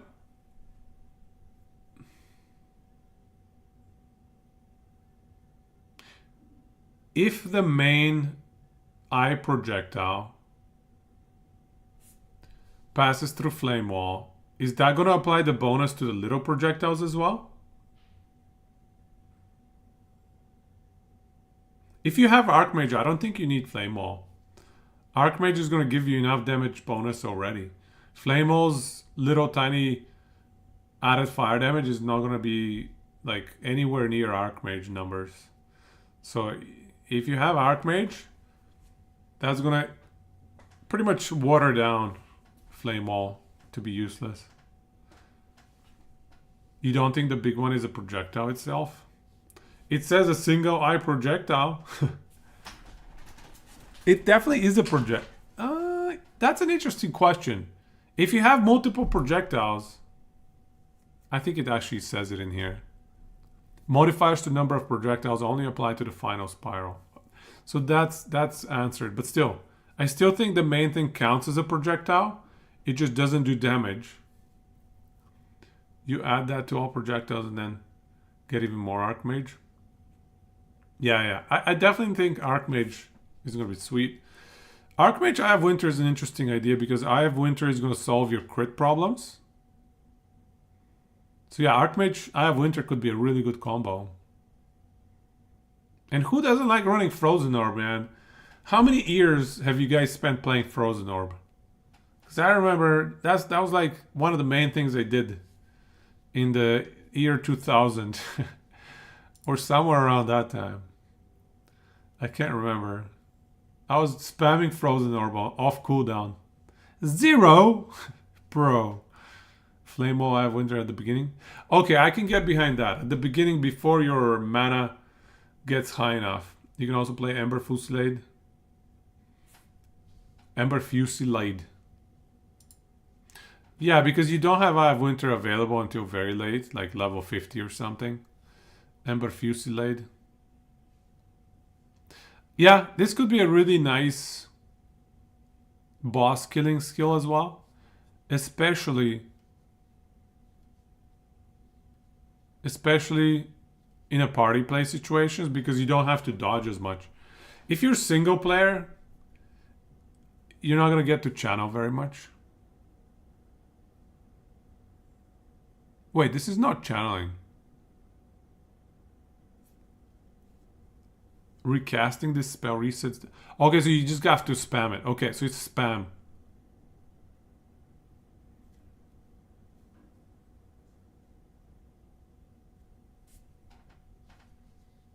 No, it says tier 13. Eye of Winter is tier 13. Doesn't that mean it comes in late into the game? What are these tiers? I thought that means you unlock it at a very late point. Does anybody know? I think the tiers correlate to how late into the campaign you unlock it. You're making me second guess myself. I could be wrong. I don't even know, man. But yeah, I think Ember Fusillade will be nice in team play because you actually will have the opportunity to spam it a bit more.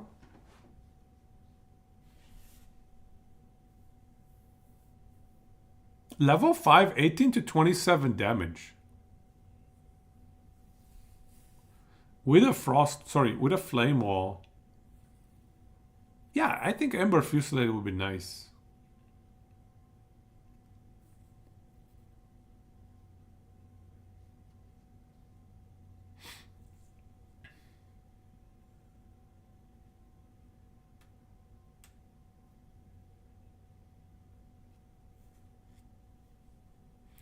So what happens when you get to 10 embers? How quickly does it explode them all? After short duration, the ember launches at an enemy. Recasting the spells, blah blah blah blah. Multiple embers fired in the same fusillade will attempt to target different enemies. Oh, it has AoE as well.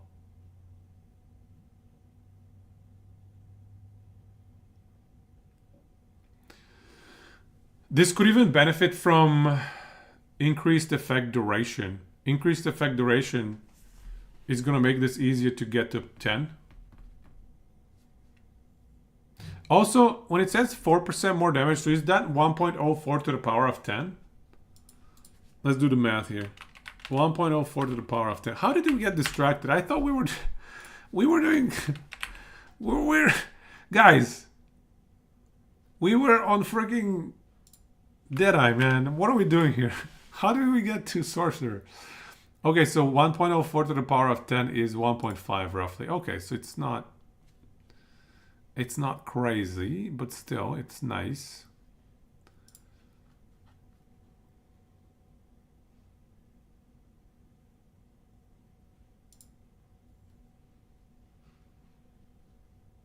You don't think it's multiplicative, you think it's additive?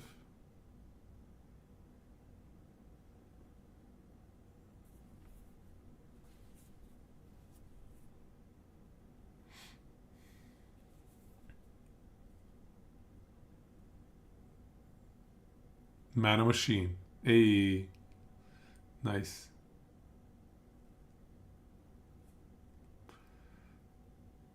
Each 4% stacking added. Okay, so you guys both think that this is additive. I can get behind that. And honestly, the difference is not big. It's 1.4 versus 1.5. So not a massive difference. So let's assume 1.4 for 10 of them. So if you hold out to all 10, your expected value becomes 1.2x instead of 1x. So it's a 20% more damage if you can get all 10 stacks. Not bad. Not bad. Not bad. Anyway, I just like the numbers on this. But let's keep going. We got distracted. I don't know. I don't know about this tailwind. Increased MS, increased skill speed, increased evasion rating per stack, maximum 10 stacks, so 30% less damage. And I think you lose all your stacks when you get hit, yeah? I don't know, man. This is not my kind of playstyle. I get hit a lot, okay? Tailwind is giga broken. It's broken in PoE 1, maybe? And here as well, you think? 3% skill speed, 30% skill speed does sound nice, though. 150% evasion rating. Yeah. It refreshes? What does that mean?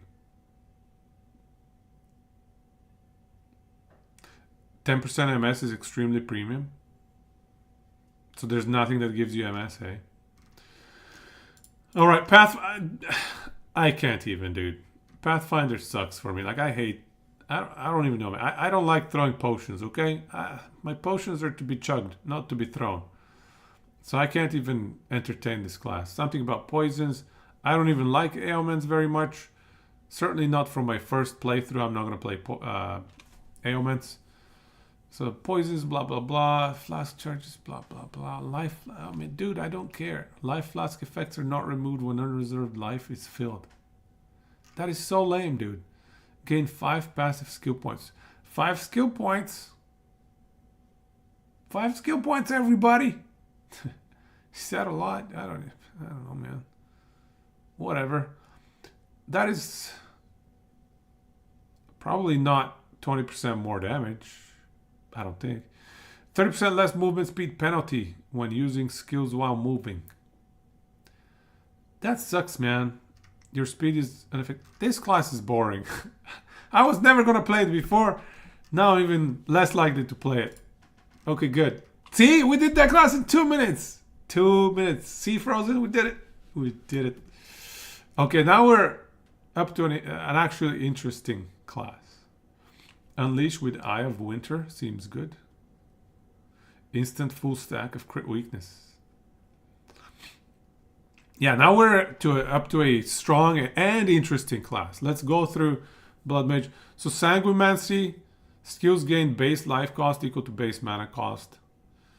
And so they actually forgot to mention that these little life remnants that you pick up when you kill enemies can overflow your max life up to 2x. So that's pretty solid. Doubling your max life. And it can proc on crit hits against bosses. Again, nice. I hate things that are conditional on kill because it makes them absolute trash versus boss fights. Anything that is conditional on kill should be also conditional on hitting an elite or something like that. So I really like to see that they have added this little line. What class am I thinking SC2? Infernalist. I'm thinking Infernalist. Oh, we're almost to that point. So we'll go over Infernalist and I'll tell you guys why I'm thinking of playing it.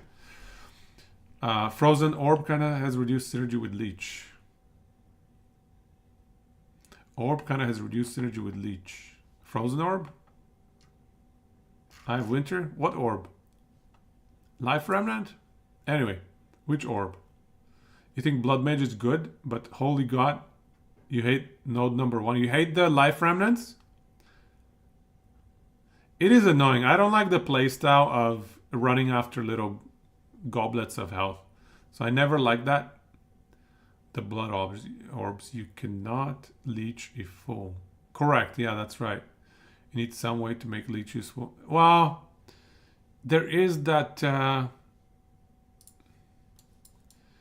you can always get fast metabolism on an anoint. Pac-Man has game. Yeah. I agree. That part I don't like either. Imperial, you're going Blood Witch after Invoker, your second runner-up. I think we will change our minds 100 times before the second. I also think I know what I want to go second, but I might change my mind. I leave a lot of room. Blood Mage is made for the crit percent and crit damage spells. But what primary spell do we choose? Yes. Yeah, that's a good point. So yeah, naturally Sanguimancy. I think you have to get the crit damage. It's a no-brainer. Gore Spike with Sanguimancy and life stacking. Like that has to be the playstyle of this class. You just cannot get... This is going to be the highest damage value out of everything you have here.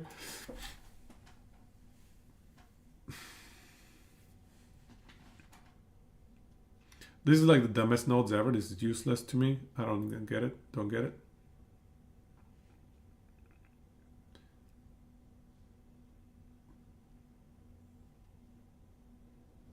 You want to be above 100% life? That's a good point, Frozen. So yeah, I honestly would probably not even pick the spell damage leeches life.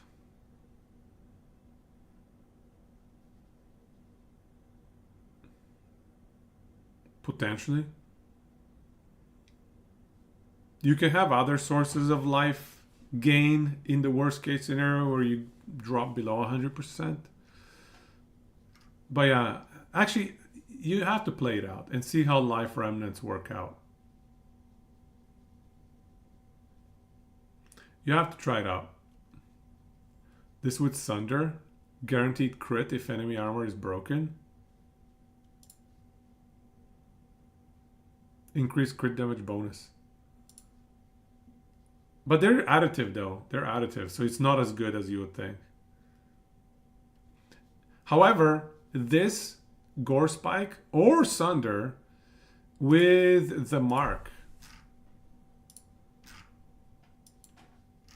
with the sniper's mark, those two with the sniper's mark, that's multiplicative. This is multiplicative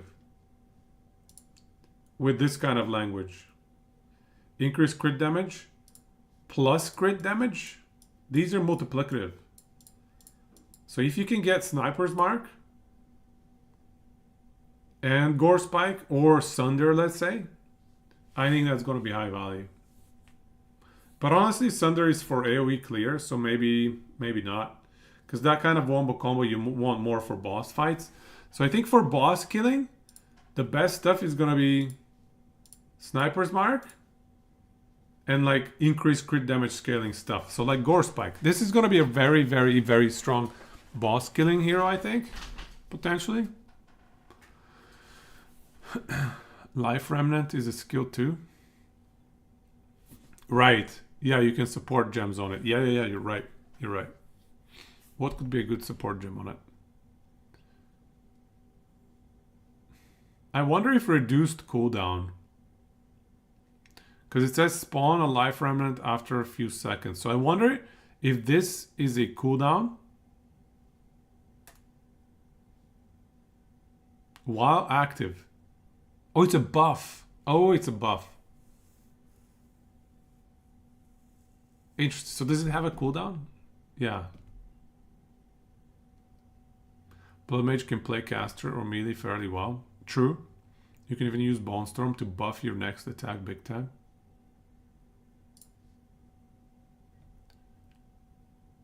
Debuff enemies to take. Yeah, just depends on how big that number is. So this is a level 5.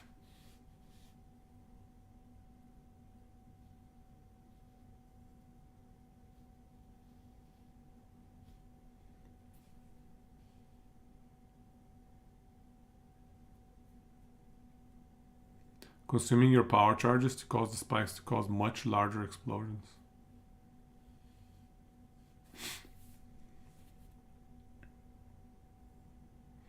Bone Storm is broken for sure. What will be the next attack?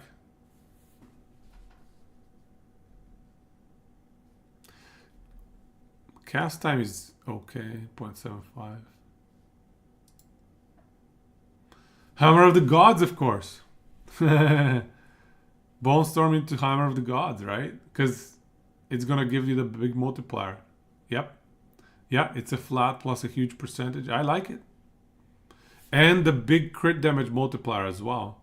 And if you can get, like I said, if you can get the Sniper's Mark, Bone Storm into Sniper's Mark into big Giga Smash. Smash. I think you can get damage from your shield somehow too. Dual wield two-handers, bro. Let's go. Dual wield two-handers as a blood mage. Why not? You can do it. Just get all the way here. Path all the way to Giant's Blood. I mean, you kind of want to anyway. If you're going to be running two-handed maces, you might benefit from some of these nodes. Yeah, so I kind of think, yeah, you go number 1, and then you go number 5. So number 1 and number 5 are mandatory. To me, those are mandatory. I think number 7 is mandatory as well.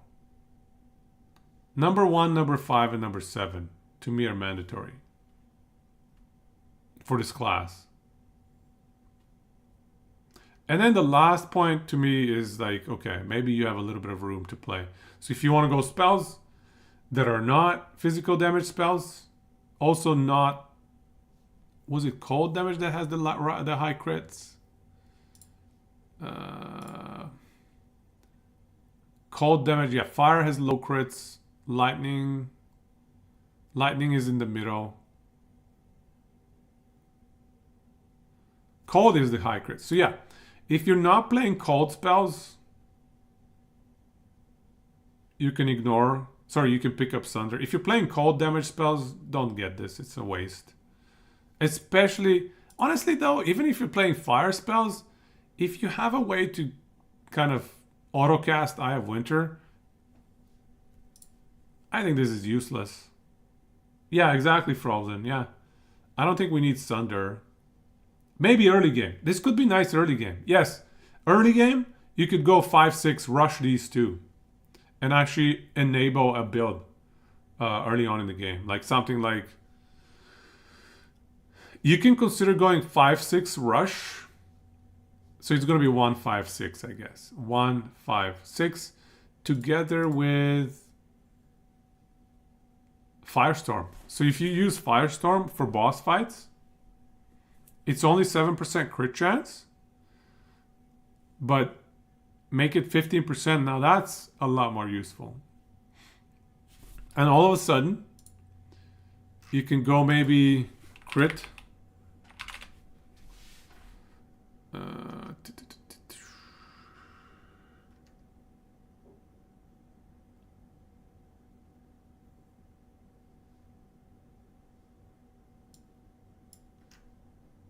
This one, critical damage. So you can, if you can get to 100% crit chance, actually, okay, this is actually nasty. So this is like a Giga endgame support gem. You need this, you need a lot to make this work. But anyways,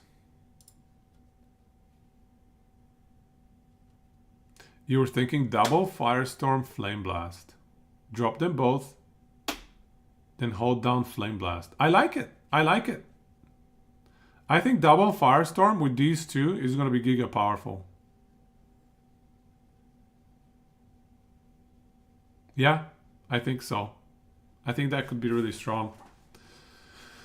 Single target. It's like you gotta worry about the single target in this game, at least early on. I don't know what's gonna happen when you get to maps, but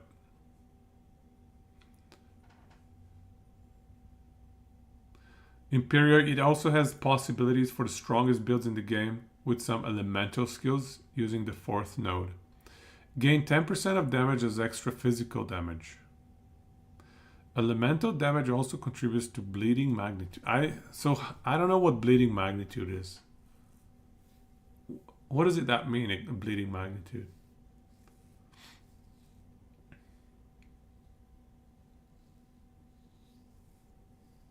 Yeah, I'm not very good at ailments. I'm gonna be honest with you guys. I suck at ailments. In this game especially. Like, I feel like ailments are next level learning. I need to learn how to do good crit damage builds first. Then we'll worry about ailments later. Multiplier to the bleed strength. But how do you get that multiplier though? How, like... Okay, so you're saying the number, the damage value, the higher it is, the higher the magnitude of the bleed.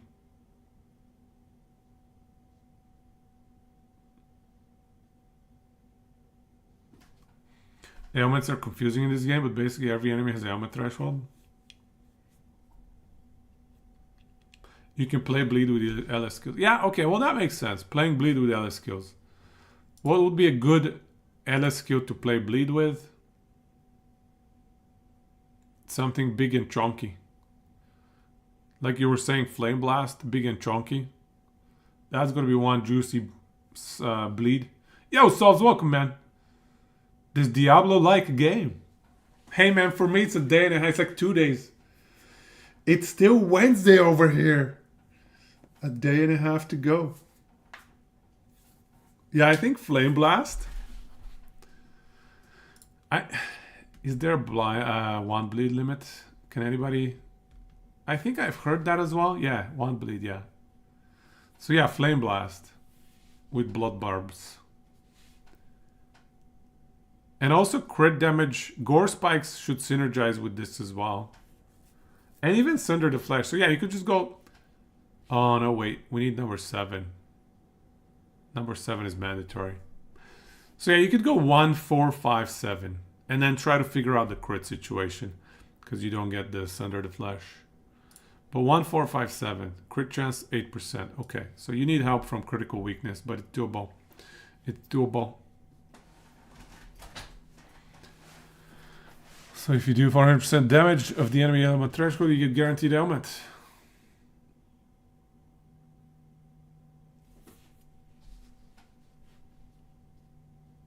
Okay. Overall, interesting class though, and I like it because it's very versatile. Because you're going to pick 1, and like I said, we're going to pick 7, we're going to pick 5. And let's say you pick maybe number 8 for a little bit more survivability. All of that can work with so many different skills. You're not forced into anything. You're not pigeonholed into anything. So, it's going to be quite viable. Giga Flame Blast, Ailment. Yeah, Giga Flame Blast, Bleed. Oh, Ignite and Bleed. Does that work, Ignite and Bleed? No, it doesn't work very well. Because I feel like a lot of your power is going to come from passive nodes. Because there are so many Ignite effect stuff. If I can ever find them. Anyway, there are quite a few Ignite effect. I think up here. 10% Ignite effect, 10% Ignite effect. A lot of your more damage multipliers for respectively Bleed and Ignite are going to come from the passive tree, so you might need to commit to one of them. For sure you scale the crit and the damage, but this Ignite effect, that's a straight up multiplier. It might be nice. It might be decent synergy. You're pretty convinced everything people are saying about ailments is completely off. Can you elaborate on that? What do you mean by that? Completely off. Like you think people are wrong about ailments, or you think that ailments are super OP? Is that what you mean? Going melee seems cool. Yeah, that's right. Melee is viable too. You go 1. 5, 7, let's say 8. Melee viable. Yeah, as in they suck or they're good. You think ailments are really good from the information we know? DD bleed logging. This doesn't say elemental damage inflict bleeding. Compared to Infernalist warning. Alright, let's go. It's time for Infernalist. I think, yeah, this class is cool. I like it.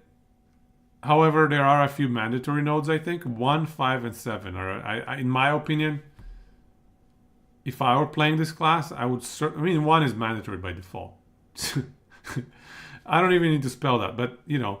So we have 3 choices then. So I would go 5, 7 as completely mandatory.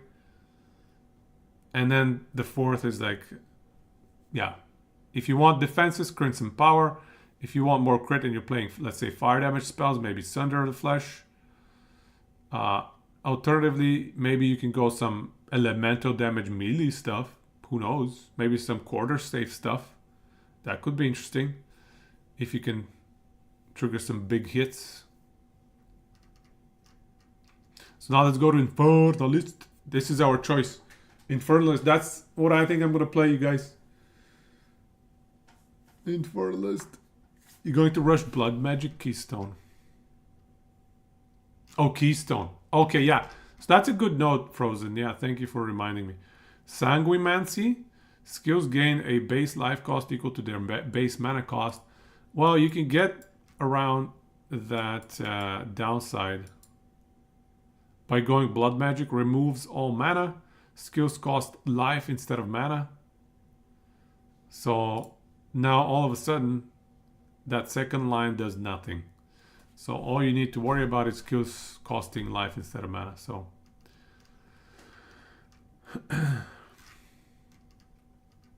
of course I know what login is, bro. Okay, explain to me what login is, just so I can confirm that I know what it is. Pretty sure I know what it is. How do I enable the emotes? I gotta look into that. So why, somebody's asking, why do we go Infernalist? Let's talk Infernalist. Enable 7 TV. Okay, I'll write that down. 7 TV. I remember you mentioning that before. Enable 7 TV emotes. I need to write that down. I am going to be crazy busy next 2 days though. I don't know if I can do it before patch. Before the release. But we will see. I hope. I sure hope. Thank you. Alright, so you simply have to log into their website with your Twitch account. See, man, I remember that. Okay. I hate logging into websites through many other accounts. You know what I mean?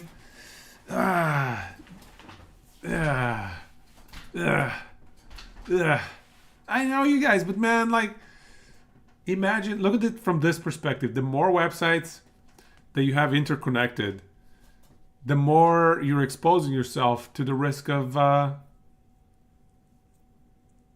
one of them getting hacked, you know? It just takes one of those websites getting hacked. Then you busted. Gogo, you saying Infernalist? No. Gogo thinks Infernalist sucks. Okay, well, let's look through Infernalist then. Let's look through Infernalist. Log in once. It's a perma login, no?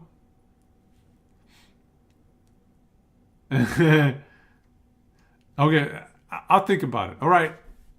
For you, Path of Exile fanatics, I'll think about it. Did I hear Demon Form is bugged? I did hear that. So that's a little bit heartbreaking. That's a little heartbreaking. But, okay, so hear me out. So, why I like the class. Altered Flesh is close to 20% damage reduction in how it plays out. The only damage reduction you don't get is chaos damage. But everything other than chaos damage, you're kind of getting 20% damage reduction. Close to it. So this is a nice node. maybe you can round it down to, let's say, 15% damage reduction. It's okay. It's pretty decent. And it synergizes really well with spamming fire res, which we already planned to do. The demon form. People think Pyro Pact is poo? Huh. Is it too much damage to take on? Or is it because it basically means you cannot play mind over matter? Is it because people love the mana stacking mind over matter stuff? Don't like Pyromantic Pact? Pyromantic Pact requires a lot of problem solving. It requires a lot of things to address before it's useful. What if you take the node that makes you your HP 1 and you're immune to chaos damage? Yeah, if you take CI, that's 20%. Yeah, that's pretty good. Yeah, if you take CI, this is a very good node. Yeah. But yes, this one eliminates Energy Shield and MOM. I agree. And Archmage. Yep. So it basically means you just have to spam life. Life stacking is your only defense. Yeah. So that can be a problem because that also does not synergize with these three nodes. If you're life stacking, you can no longer pick these three, right? Like if you don't have Energy Shield and you don't have what's the other one? Mind over matter. If you don't have those two, then you cannot be picking up these three.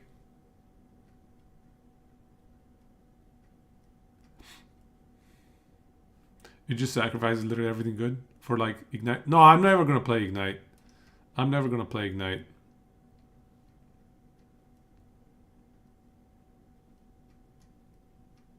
So I think Grinning Immolation is going to be really good late game, right? This is basically 30% more damage. Assuming we have enough fire res, we can basically ignore the downside. So I think this is a straight up 30% more damage. So that's pretty good. Because the benchmark is 20% more damage. If you can beat 20% more damage, the node is good. So in the late game, I think Grinning Immolation is very nice. Probably a must-have. Once you max your crit and you deal with the damage, this is best in slot. I think in the end game, Altered Flesh is going to be best in slot. So these two are going to be really strong. The problem is like, how do you... There's just a lot of other stuff you want. So Pyromantic Pact, man. If you are at 2-3. 2-3.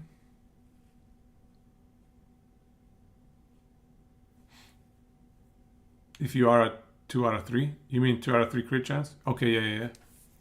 I gotcha. Yeah. That's 20% more. Yeah. So you can make use of it even if you're not giga late game. The whole thing around the class is, can you make Pyromantic Pact useful or can you make Demonic Possession useful? Because both of these are just incredible downsides, massive downsides. And I would probably argue Demon Form doesn't give you enough of an upside to make it worthwhile. Assuming that +4 skills is because of weapons being bugged, blah, blah, blah. So if that +4 skills is going to go away, then the upside of Demon Form, I don't know if it's worth it, man. Because it's like 16% increased cast speed, right? It's not even more cast speed. Is it more cast speed or increased cast speed? Somebody have it? Does somebody have it?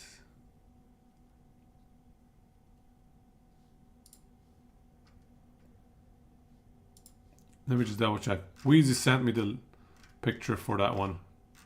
Let me double check. This one. So this is the demon form. Can anybody even see this? See, it says 16% increased cast speed while in demon form. That's not multiplicative, dude. There might be some BS with demon form using CI and life overflow. There is no demon form if you're using CI though. Yeah, it stops. So you're saying if you can overflow your life to 2 HP or something? Again, like... So you're saying if lose 1% of your life rounds down to 0? So if you're at 2 HP... Smart. Yeah, maybe there's just some silly stuff there, but that would get patched. That would get patched immediately. You know what I mean?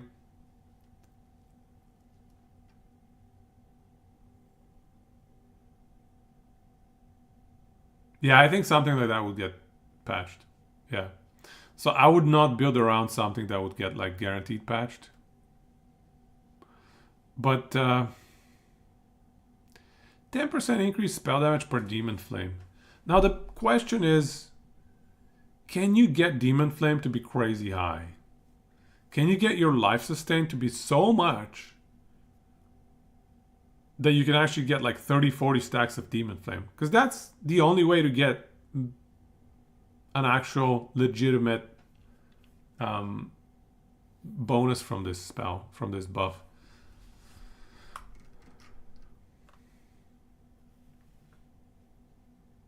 %10 increase spell damage. Because it's additive as well. So, you know, like 10 stacks of demon flame, 100% increase spell damage. That's not huge, you know? Hey, Maple Tuna. Thank you for the raid, man. Let me give you a shout out. How's it going?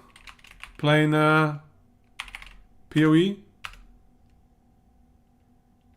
Are you playing PoE in a couple days?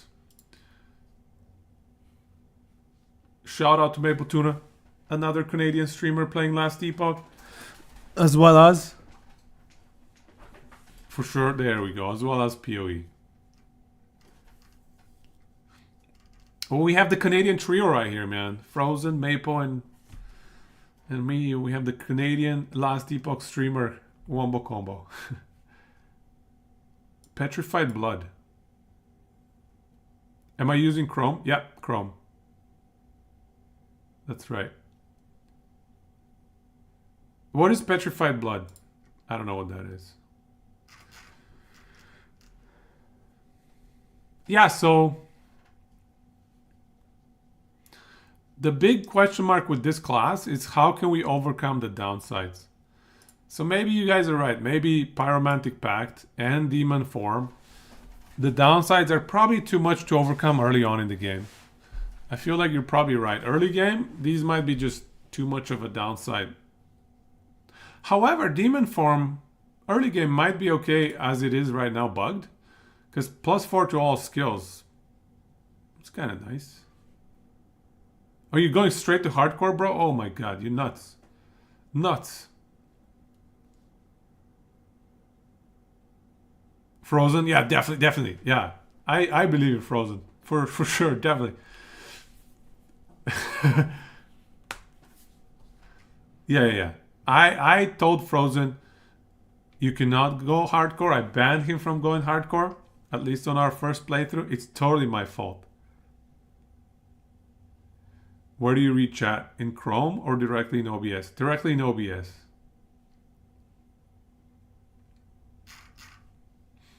Hardcore solo self-found. You guys are crazy, man. How can you do it? In a game you've never played before? I don't think I could ever do that. You guys are nuts. You guys are nuts. I respect the insanity, the commitment. So yeah, +4 to levels. This could actually be decent early on in the game because I assume you're not going to get +4 to levels from your items until later on. So endgame weapons, endgame staffs, staves, whatever, is going to suppress this and supplement this. Or replace this completely. Supplant. Maybe that's the word I was looking for. But yeah, late game items are going to just own this. So late game demon form is probably not even worth. Unless you can get your demon flame stacks to like 30 or 40 or something. Solo bro found. Oh my god. That respect, that's pretty crazy. The only other thing that maybe we can think of is there like a support gem that can make demon form more manageable? Lose 1%. Like it says lose 1%, man. This is probably not mitigatable in any way. Duang? What?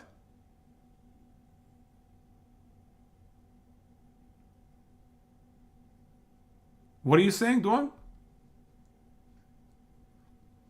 Shapeshifted to a demon, vastly boosting your power of your spells. You gain demon flame every second remaining demon form, causing your life to be lost. Blah blah blah. Revert your demon form. If you reach 1 life, use a skill that isn't a spell.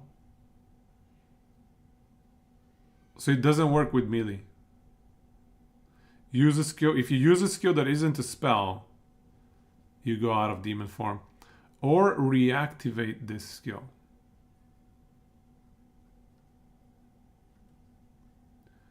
It's limitigatable.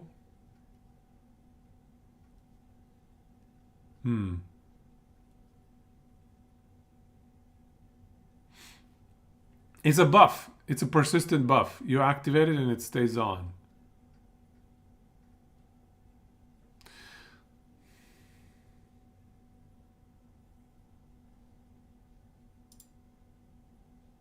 Is there a passive jewel or gem or whatever that we can apply to it? Oh, there's just so many passive gems, dude.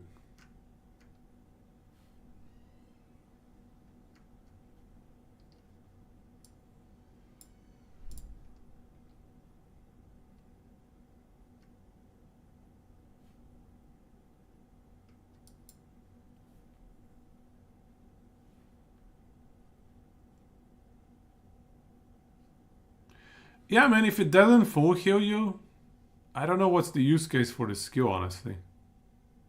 If the +4 to levels goes away, and this doesn't full heal you after you reach 1 life,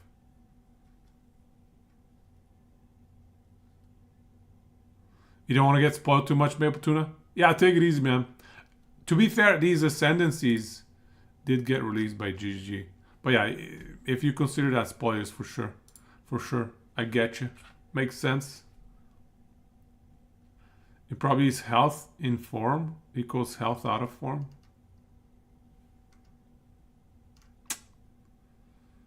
Good night, man.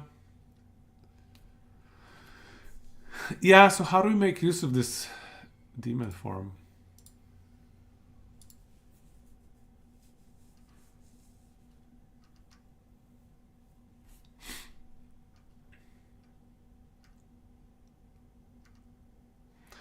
Pretty much none of the support skills do anything for this buff.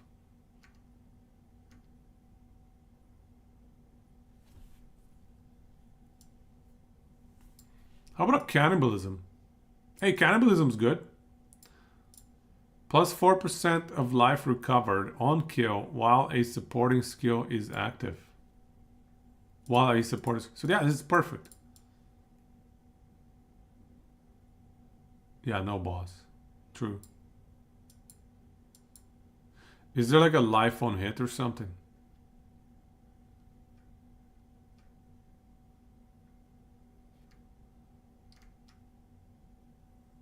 You made a little guy for me? Does it count as an empower? What do you mean by that?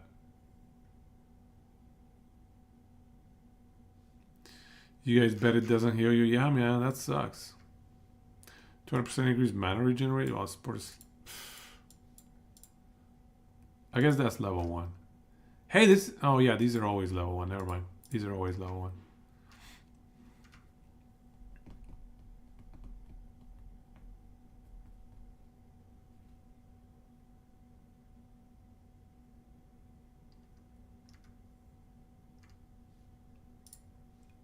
Buff persistent.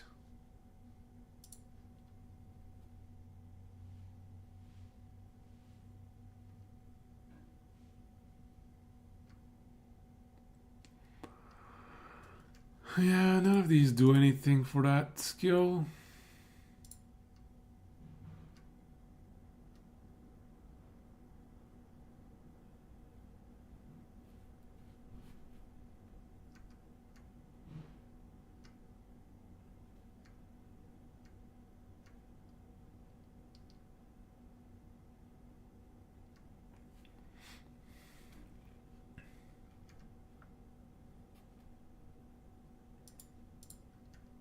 Is there anything? There's so many supports gems for like buffs. Anything for the buffs?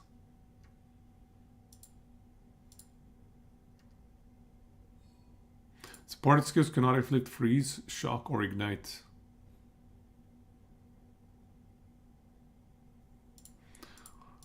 Hi. Skills empowered by supported skills have Culling Strike. Okay. Yeah, that's a good point. If it counts as empower. Some skills empower others and can be supported with certain gems. Does it count though? Like, how do we know? It should count, I feel like. You gotta wear black dye unique robe. While not on full life, sacrifice 10% of mana per second to recover that much life.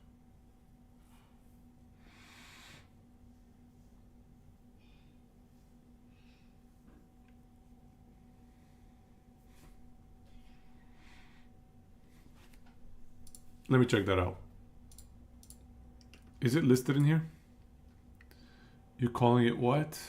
Blacked out. I don't think it's gonna be listed in here. Oh, okay. While not on full life, sacrifice 10% of mana per second to recover that much life. When it says to recover that much life, is that then, does that count as life regen that can be boosted? Because if it's life regen, there's a lot of increased life regen nonsense on items, on the passive skill tree, right? There's also like a decent amount of life regen scattered around the passive tree here and there. So like right here, check this out. Between these 5 nodes, there's 1% life regen right here. And then 0.4, 0.4, 0.4, hopefully another 0.4. So that is 1.6, 2.6. 2.6 life regen right here. So that's not bad. There's another like...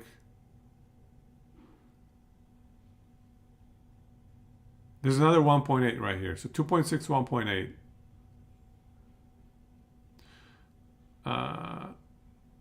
Oh, there's another 1.5 while moving. So 2.6, 1.8, 1.5. So that's 4.1, 5.9. So 5.9% life regen just from this area of the skill tree. So if you path your way somehow down here, that's like a 6% life regen right there. Maybe we can make it work somehow. Assuming there's a bunch of other life regen elsewhere. Whoa. They filled in a lot of the skill tree. Regenerate 3% of life per second while on low life. 40% increased life recovery from flasks. All of these low life regen as well. Okay. So if you go demon form, and if you go maybe some of these reserve life things, it's just so YOLO, man. It's so dumb. If you put yourself on low life, you could take advantage of these massive life regen nodes. 3, 3.8, 4.6, 5.4. So 5%, 5.4% life regen right here. What is Zealot's Oath? I think it's up here, isn't it? Excess life recovery from regeneration.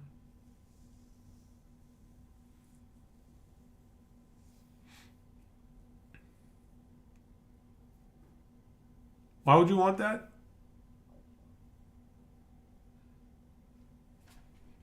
We're trying to mitigate the life loss from demon form. It's not regen, so it doesn't work. Yep. Regen is a type of recovery.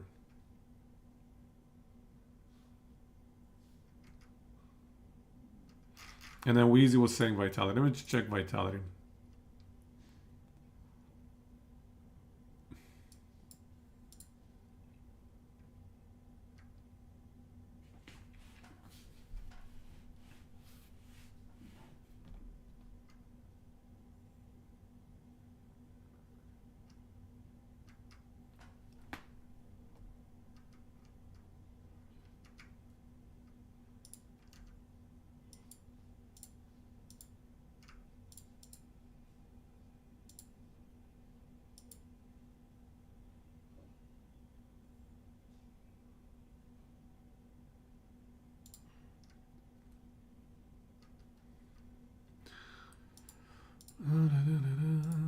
There's nothing good. Can I just say faster casting is insane? That is nuts. It doesn't even have a multiplier on the mana. Why does this not have a cost multiplier, dude? Oh, faster casting is nuts. Best support gem.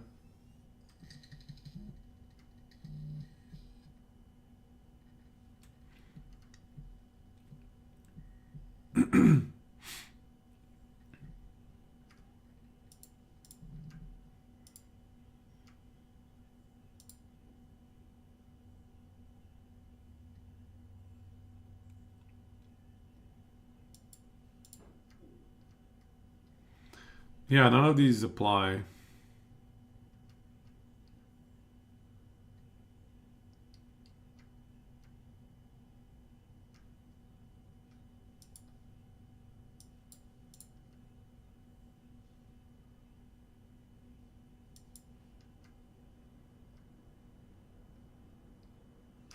Consecrated ground. There's a bunch of life regen.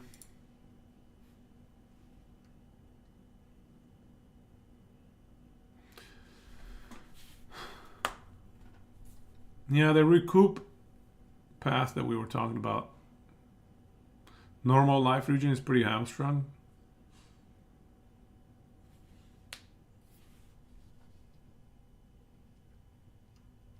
Holy Sand with Leap Slam is the way to go. Leap Slam, rather. Yeah, that is definitely the way to go. If I were to run Titan, I would run that as well. I completely agree.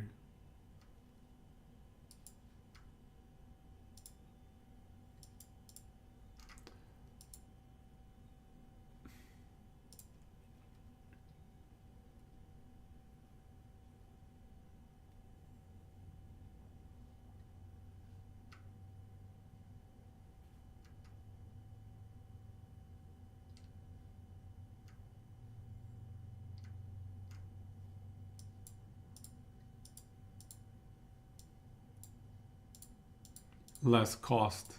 Yeah, that's not gonna work. One can only hope, but no, it's not gonna work.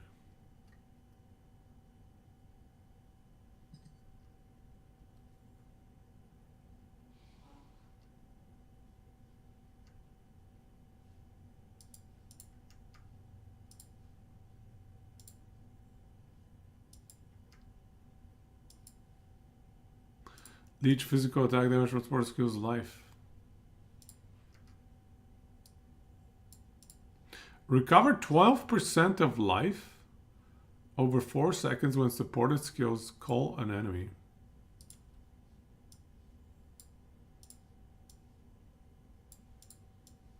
%of life is good, but damn, how do you make use of this? That seems very intricate. I don't know.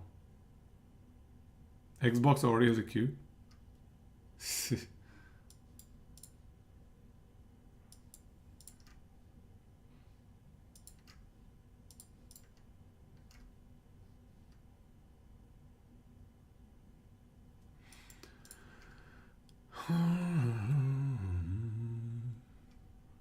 Damage per bolt reloaded.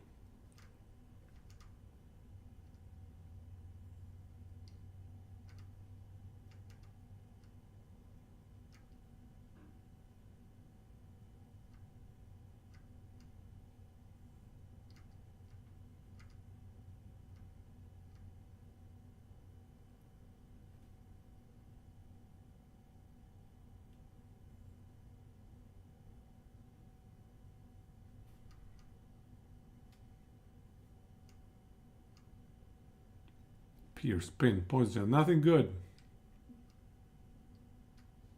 Accuracy rating while support skill is active.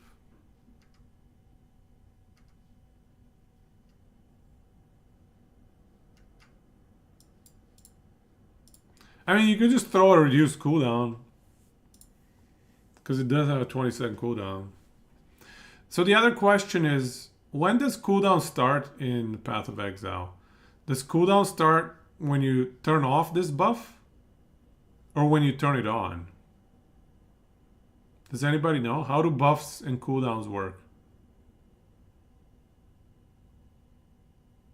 When you turn it off.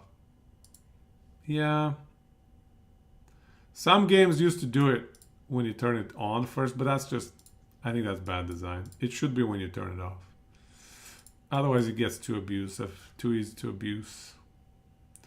So I probably agree with you. A lot of games used to do that, man. A lot of games it used to be when you first click it. Plenty of games, actually. Most games actually used to be that way. I just think people finally figured out that that's just bad design. Too easy to abuse. Too easy to abuse. But that used to be the norm, I feel like. Perma uptime, right? Is there anything good? So where's that vitality, yo?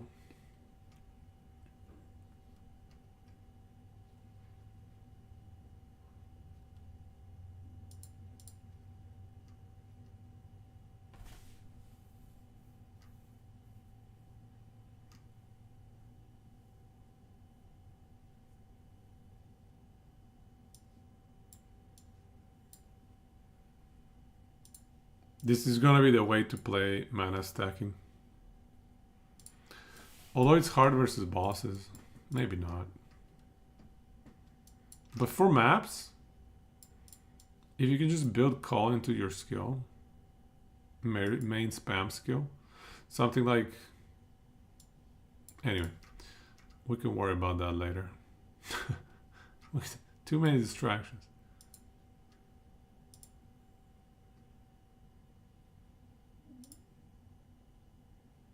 Triggers a shockwave when you take a step. Oh, but it supports traverse travel skills. Nah.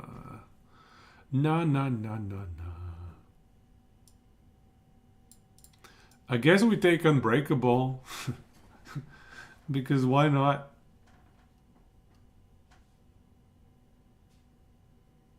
So here we go, Vitality. 1.5. Seriously? 1.5% of life per second? That's not much at all. Stomping ground on Stampede makes sense. Yeah, makes sense. Yeah, there aren't very many. No, this is a must-have, really. Yeah, I agree with you. I was just hoping the number is larger, man. I was just hoping. Okay, so I mean, you can get 1.5 life regen here, and then there is a little bit of life regen on the skill tree, especially in this strength area. So if you path your way to the strength area, here's another 0.4 and another 1.5 and another 0.4. So honestly, you could get 10% life regen from this area. So you could get 10% life regen from this area, plus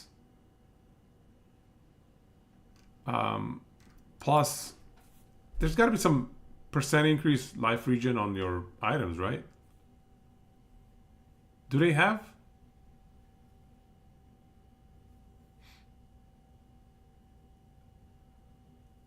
Web swap bonk? Sorry, one sec. Do we think Hand of Chiula is good enough way to apply curses as Blasphemy Bidner? No, you cannot. Somebody was saying that you can't use this. Maybe, no, never mind. Yeah, you should be able to use it.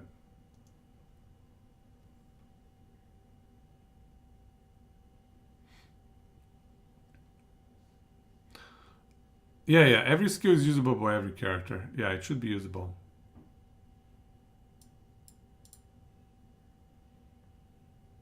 Whisper of Doom.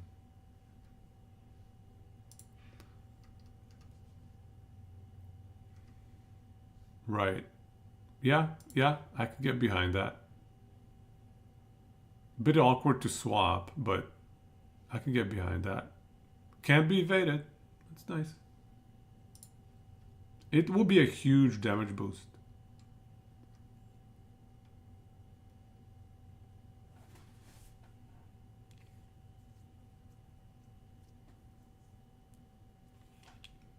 But it's only versus single target, right? Against packs, you can just blow them up, right?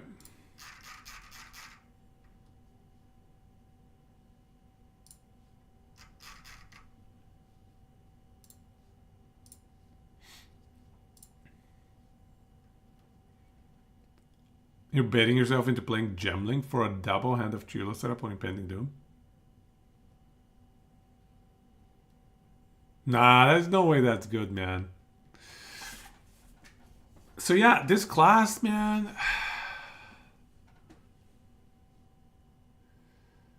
It is just so... It needs a lot of help. Like, Demon Form is so awkward without the Master Darkness. But even with the Master Darkness, then you're capping your increased damage bonus. Like, you're capping this at 100%. So what is the point of this Demon Form? Why would you spend 4 skill points to get 16% increased cast speed and 100% increased spell damage? That's a joke, right? 100% increased spell damage, that's additive. If it was 100% more spell damage, maybe. But 100% increased spell damage is a joke. 16% increased cast speed, also a joke. Why is it not multiplicative? Actually, it's not as bad, 16%, because I haven't seen too many sources of increased cast speed. So it's probably okay, but it's certainly not as good as 16% more cast speed. More leaks.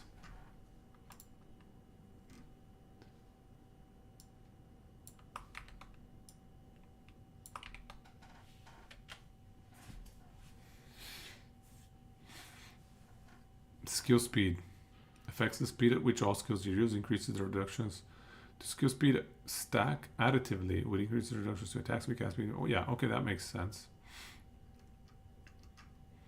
Construct Hammer causes days. Are we allowed to look at these? Should we be looking at these leaks? Should we be? Let's have a vote.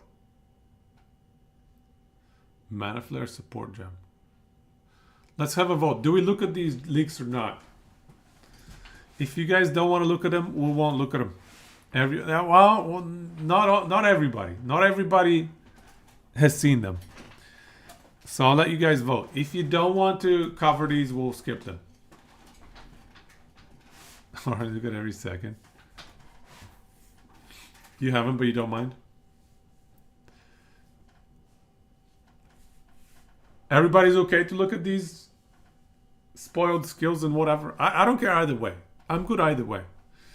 To be fair, I could also look at them after the stream. After the stream is over. Would I do that? I don't know, man. I don't even know. Point is, I don't care either way. You guys tell me. If you don't want spoilers, we'll skip them. But if you're cool, I don't care. We can look at them. Mana Flare consumes 20% of current mana to deal that much fire damage.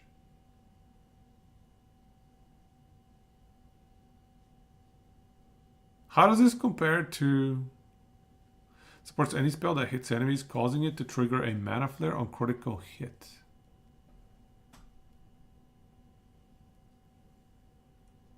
Spell, fire, critical. The Mana Flare consumes your mana to deal fire damage. Cannot support the skills of minions. How does this compare to Archmage?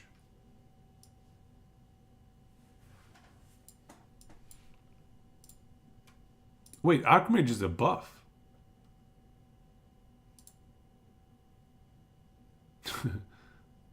Can you run both Mana Flare and Archmage?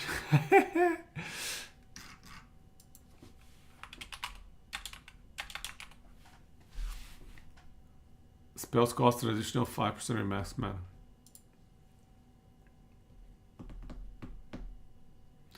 You know, this is great for bursting down bosses. Because it's a function of your current mana. Right? Whereas Archmage is a function of your max mana. Yeah. So you could activate Archmage and then use your first cast to do like a crazy damage Firestorm. Man, mana stacking is going to be stupid this patch. Mana stacking is too good, man. Although, let's say you have 6,000 mana. 20% of that is 1,200. 1,200 flat damage. 5% of damage is lightning damage for each 100%. 5% of damage. Okay, so if you have 6,000 max mana, that's like 300% of damage is lightning damage. So it's a 4x multiplier. Wait, this is gonna multiply this damage, isn't it? These multiply together, don't they?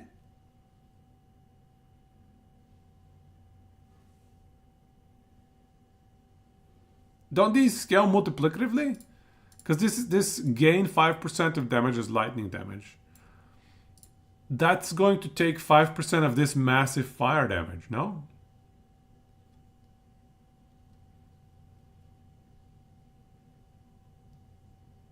The mana flare consumes your mana to deal fire damage. Supports any spell that hits enemies, causing it to trigger a mana flare on critical hit. I see what you're saying. It's gonna omnum all your mana because you're gonna crit so many times. Wait. Oh, this is a damage instance of its own. Okay, so this is a damage instance of its own. Cooldown time, cast time. Why does it have a cast time? What? I think there's a separate... Yeah, I think this is a separate damage instance. Because it's like a separate explosion, I think.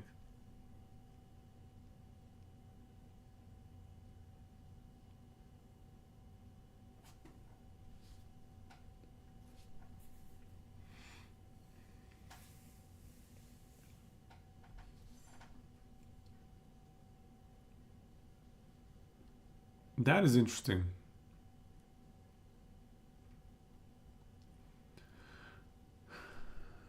Yeah, I don't know how that's going to work. But I do think this is a separate damage instance.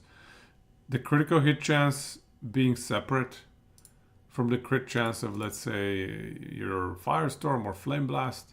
That leads me to believe this is a separate damage instance. What is this cast time, though? That doesn't make sense. Oh, I think there's a 1 second delay. Okay, I think what happens is the crit procs a mana flare, which then has a 1 second delay, as well as a 1 second cooldown before you can proc another one. And it also has a critical hit chance of 7%. Because it's a separate damage instance. Okay, alright, I see, we made sense of it.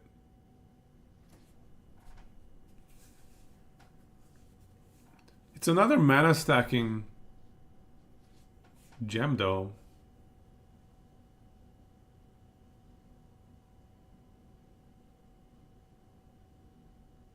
Interesting. The 1 second delay is annoying, though. Is it better than Archmage? I don't know. Hard to say. I don't think so. Especially because of the delay. Wyland Stake Smithing Hammer. This is a beginner hammer. Hits break armor. Very nice. Apply fire exposure when you fully break enemy armor. Alright. And you do a little bit of fire damage. Okay. A nice little starting hammer if you get lucky. Tabula rasa. It makes a return. Mary Nord's Girdle. Meggy Nord. I remember this item from PoE 1, I think. Life recovery from flasks, 50 strength, cold res, flask charges used, flask charges gained. Alright, 50 strength is nice. 50 strength for our strength stacking endeavors. Grit, 5% chance that if you would gain endurance charges, you would instead gain it. Oh, okay. Endurance plus 2 max endurance charges, excuse me?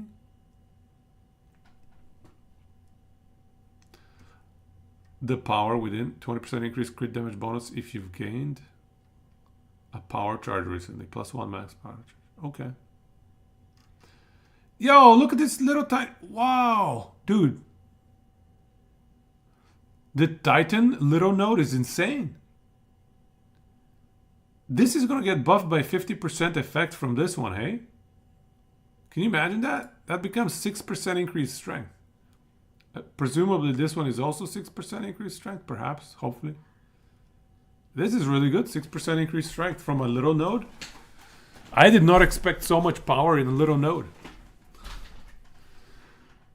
Right? This should get buffed by the 50% increased effect, yeah?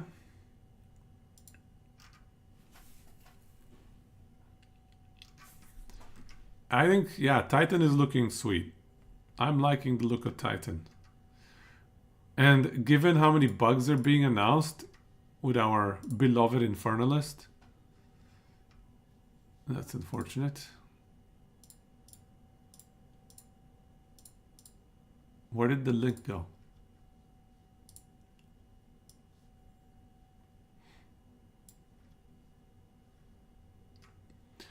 Amulet of the Mongoose.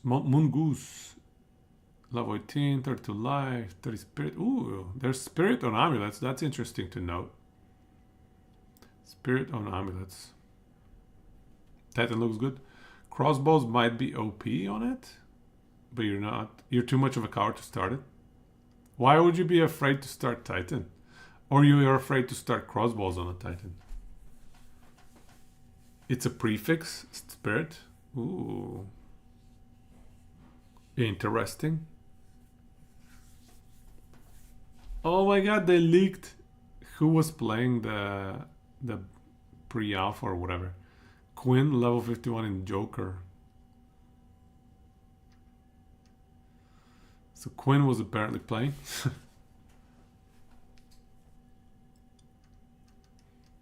Tailwind. Okay, we already know that. 5% increased speed. Skill speed. Quest item. Draught of speed. Where do these go? Oh, this is a permanent bonus? Wait. Quest rewards are like these permanent bonuses?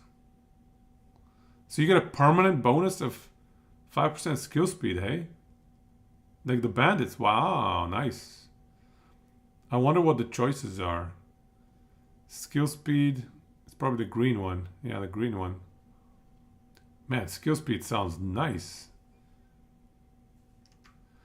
And then we have a staff. Level 36. It doesn't have any requirements.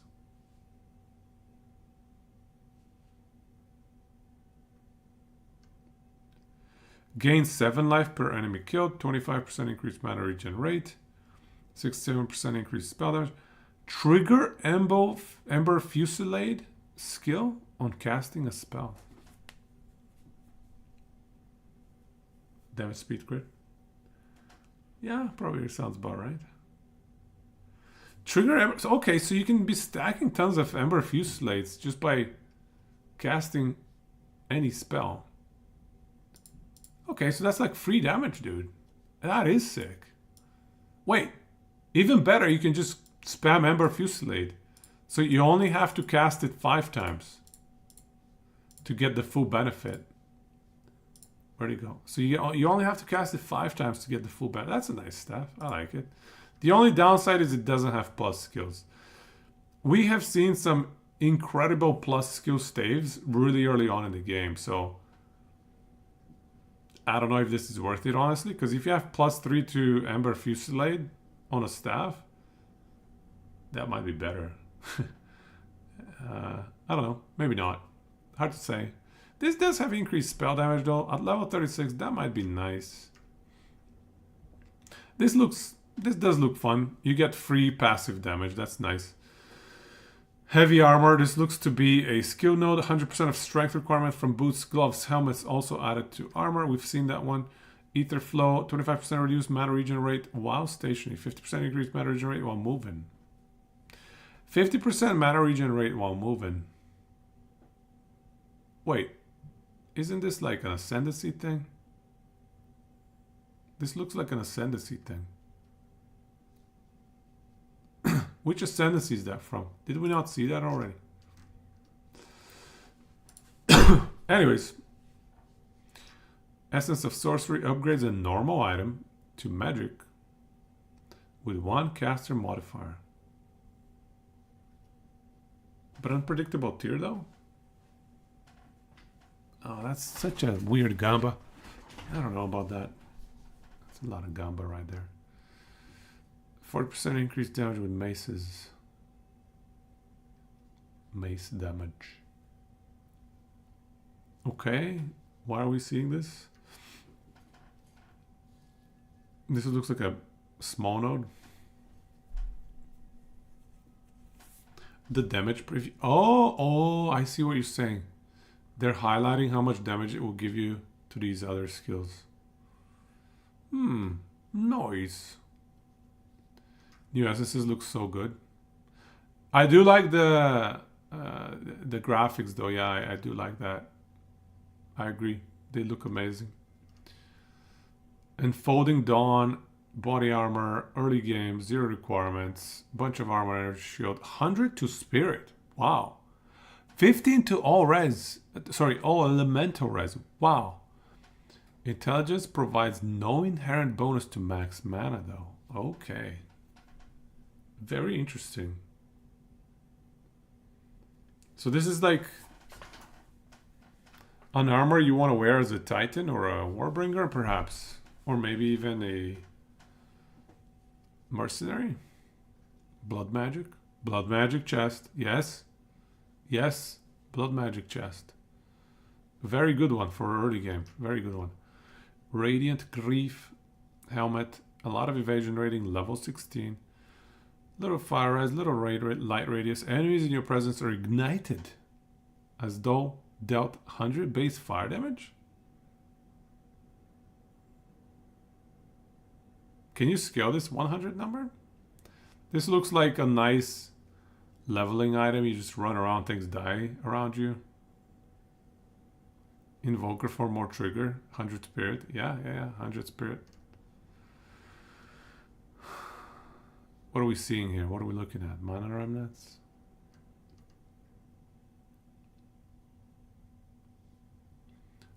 Blah, blah, blah, blah, blah. Remnants grant 35 mana. Okay. Cool.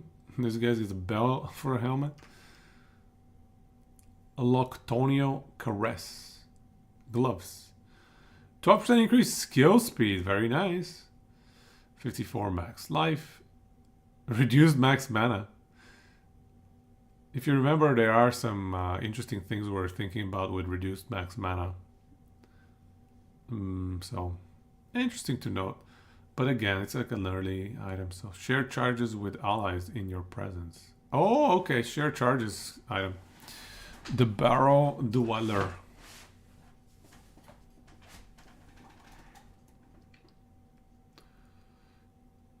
Bit of armor, low level item, minus fire res, plus cold res. Chance to avoid death from hits. 50% chance to avoid death. This is the hardcore chest piece, you guys. Take this to the end game in hardcore. 50% chance to survive literally everything. Even the Shaper Slam. 50% chance to avoid death. Easy game. Just wear 2 of them. Yeah. Or, even better, use that Val Orb to make it 60%. Because Val Orb randomizes it between 80% and 120% of the effect. So the Val Orb can bring it to 60. Yeah. 1 dexterity, 5. Oh, okay. Here's what the stats do. 1 dexterity gives you 5 accuracy.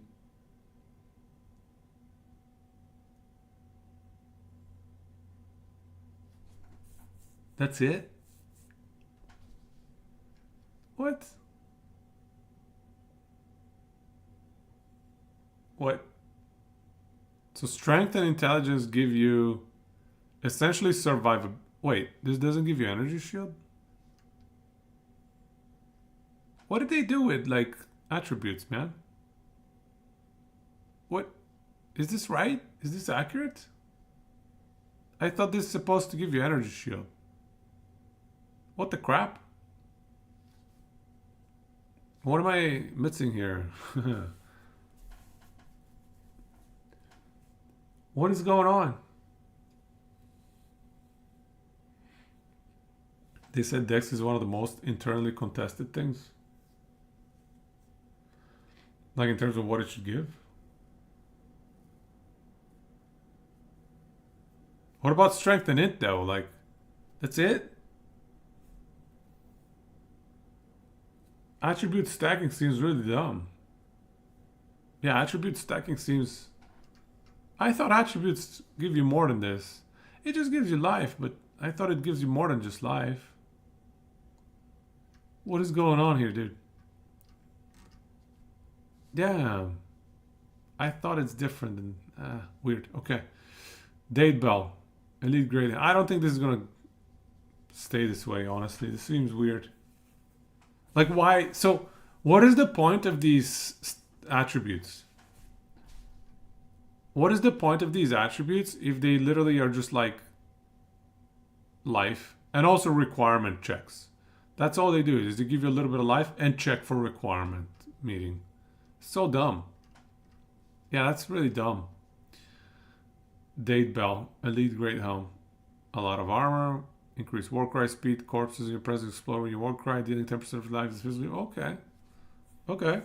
So this can buff the Warbringer Ascendancy even further to make it from 25% to 35%. Oh, wait.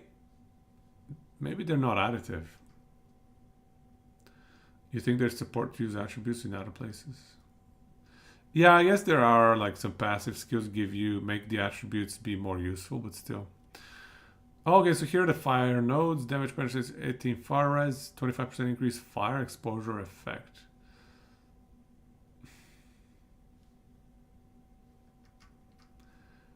This is only good if you're playing Stormweaver, no? Because like fire exposure 10%, like who cares? But if it's 30%, Scouring Winds is crazy. Yeah, Scouring Winds I think is must have. I think Scouring Winds is must have for Stormweaver. Given that there are nodes that give you increased exposure effect, that's crazy. Because if you don't have Scouring Winds, this is useless. Okay, maybe it's not useless.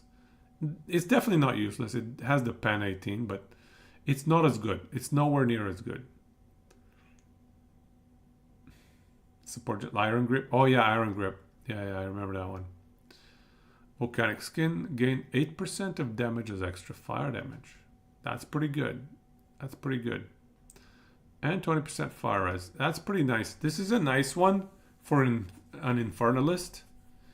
Especially if you're trying to focus on fire damage. This is really good. Because the Infernalist needs the fire res if we utilize that one max fire res node on the bottom. These are interesting. Vol's Protector, Ironclad Vestments. But you know what is interesting to note though? These 3 fire nodes,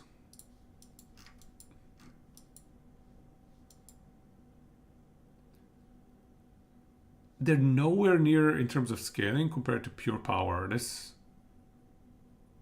right? This pure power, man, it scales so well into the end game, right? If you're stacking it.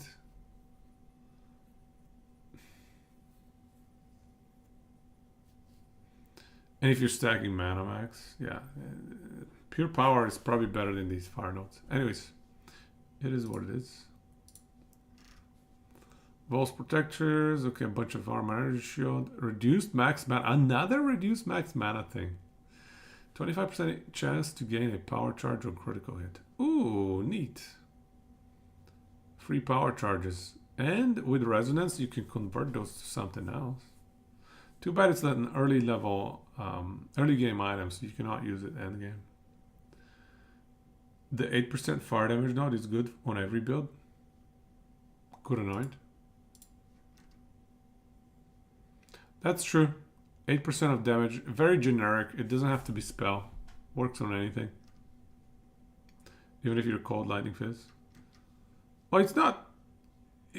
If you haven't scaled fire damage too much, though, it's not going to give you as much. You think even on Sunder? Maybe. Here's a level 18 staff. Okay. 50% of... Are you seeing this level 18 staff? This looks like an endgame staff, dude. 15% of damage as extra lightning damage. 44% increased spell damage. 64% increased lightning damage. Plus 3 levels to all lightning spell skills. 10% increased crit spell damage bonus. That's not as much early game, but 12 int as well. Oh my god, dude. That is insane. At level 18? Bro. Broken. And then we have a cultist bow. Chaos damage. Ooh, this is interesting. Chaos damage by default bow. So you can maybe convert all your damage to chaos. Oh. So maybe skills that don't define your damage type are just inheriting the damage from your weapon. So whatever damage type your weapon has. So what happens for like lightning arrow? It says convert 40% of physical damage to lightning damage. What if you don't deal physical damage because all of your damage is chaos damage? What happens? What happens to lightning arrow? That conversion is useless? How does that work?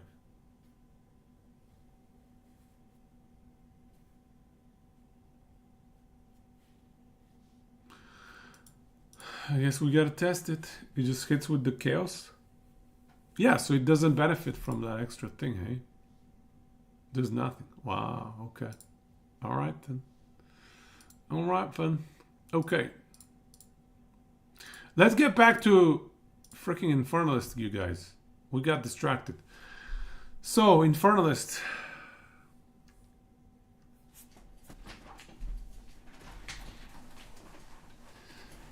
It's very unfortunate demon form is bugged. So demon form implies that we can be independent of a weapon, which can be nice early game, but definitely late game, we will be finding weapons that are just way too good. Well, somebody was saying that the stats on your weapon don't count while you're in demon form. And so because of that, they gave it +4 to all spell skills to compensate for the fact that your items don't count. So then that begs the question, well, what happens when your items start counting again, your staves? What does this +4 to all spell skills become? Because if it gets deleted, I think this is a garbage skill. If the +4 goes away, 16% increased cast speed, that's trash, man. It's not even multiplicative. 10% increased spell damage per demon flame? I mean, how many demon flames do you need to make that useful? And do you need to get Master Darkness to get 10 demon flame cap to make that usable? Because in that case, this is capped at 100%. 100% increased spell damage is not crazy. It's okay. But it's not crazy. But you know what, though? No, I don't know. Maybe you can make this combo work really early game. Like if you make your build with this in mind, with these two in mind,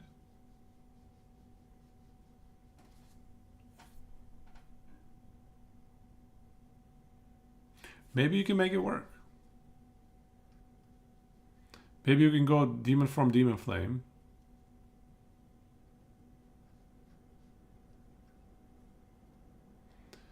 We just need enough life regen. I don't know.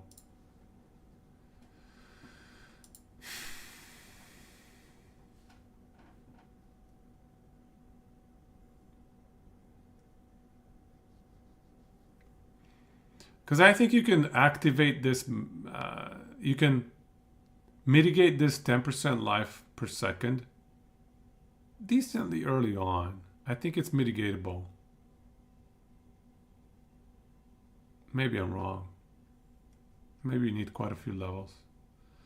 If you have enough regen, you will eventually reach equilibrium. Yeah, but is equilibrium good enough? Because it's a huge investment just to reach that equilibrium.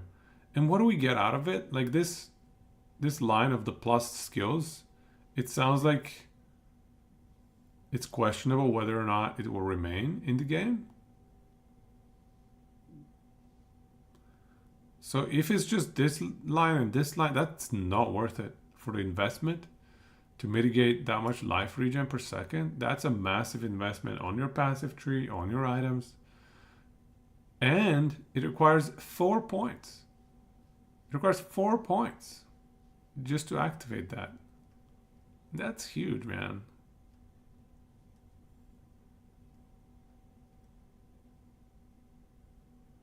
Because theoretically, you could also play Mind Over Matter. You theoretically could play Mind Over Matter. So you could go Bedad's Gaze, so reserve 25% life. And then +1 to max mana per 6 max life. So if you have like 3k max life, that's 500 max mana flat. That's pretty decent.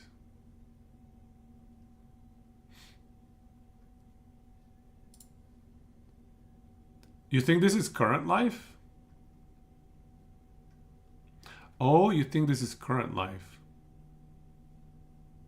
No, it can't be current life. It has to be max life. If it's current life, you're never going to reach 1 life, right?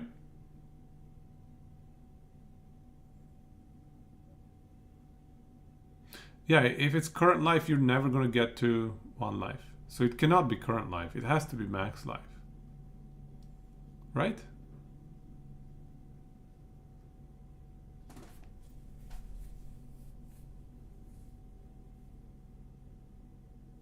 Without cap?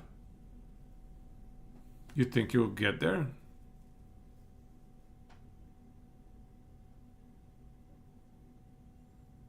Well, yeah, but with a little bit of life regen. Because life regen gives you regen as a function of your max life. Right? All of the life regen stuff is max life. All of these, yeah, it's max. Look at the wording on these.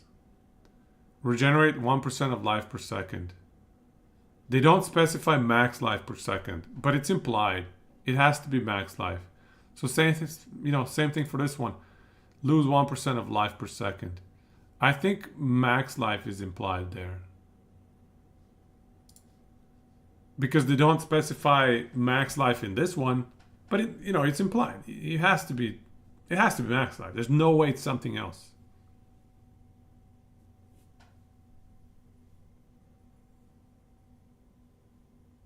I don't think so, man. I think this is max life. I don't think this is current life.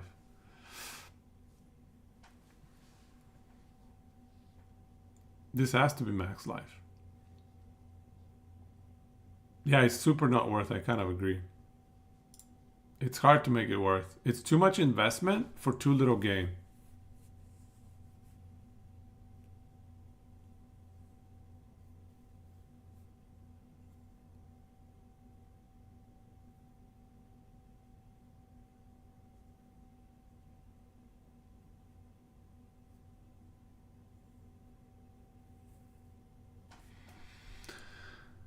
And then Pyromantic Pact.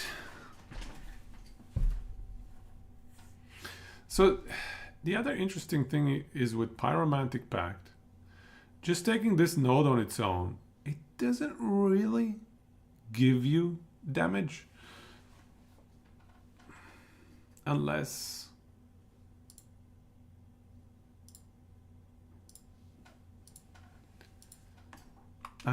you can like withstand all of the damage that you're going to take in by spamming stuff. It's too bad even things like Mana Flare are now deactivated. Consumes your mana. Consumes mana.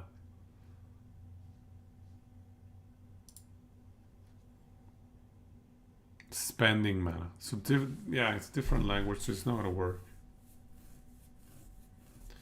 Pyromantic Pact just deletes so many skills, so many buffs, so many things from the game.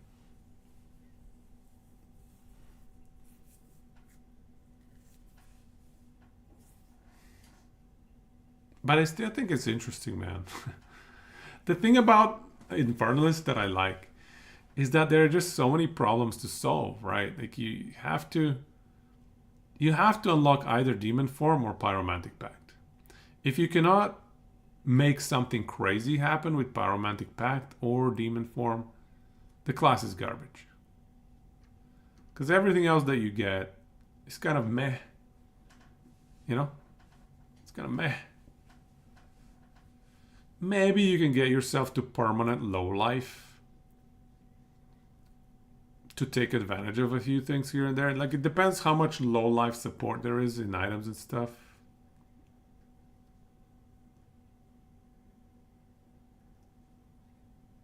Demon Form will get weapons.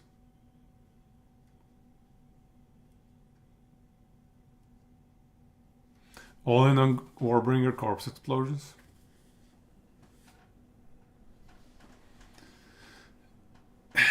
It's also hard to justify going into a class that they're specifically saying it's bugged. Like, does anybody have the quote where they said that this is bugged? I think Pact is going to be fun. Pact is going to be a really fun puzzle. I just don't know how to solve it, and I don't know if they're going to provide the solutions for it in the game. But eventually, Pact might be like a sleeper puzzle. A puzzle that you wait until one patch makes it incredibly OP or something by accident. Because it's going to be something they don't even notice. Accidentally make it OP. I like skills like that. And it's also possible that it's incredibly OP already. And it's just a matter of finding the right way to take advantage of it.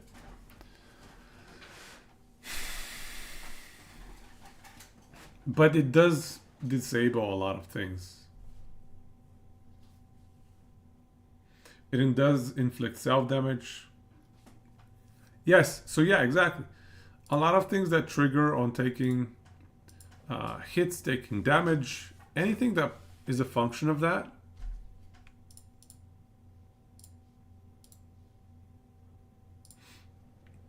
You're good to go. No.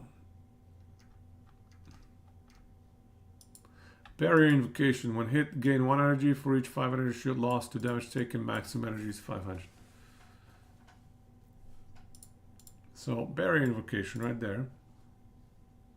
Seems like there might be something there, especially if the triggers spend mana too. Yeah, good point. So you can create a trigger loop that is very, very smooth. As long as you can negate the fire damage, which can be done with a natural resilience.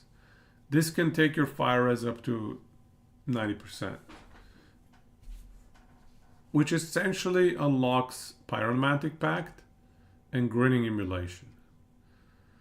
So, and also Altered Flesh, by the way. Altered Flesh becomes a lot more powerful once you max out. So this unnatural resilience is pretty much must have for a Infernalist.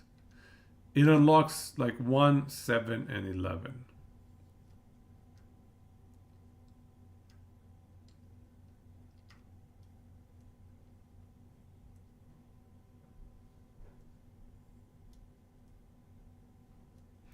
And then the question is, what do you do with your last 2 points?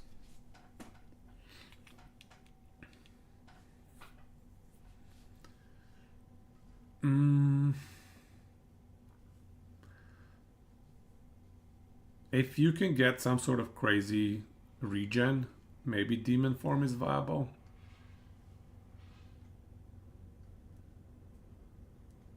Yeah, Hellheart. Oh, Hellheart. Which one is Hellheart? Might be the anoint instead. It depends how you do it. Which one is Hellheart?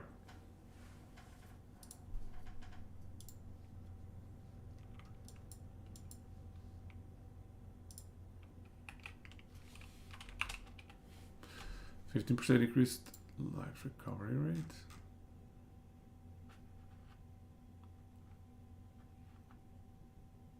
So what does that apply to? 15% increased life recovery rate. What does that apply to?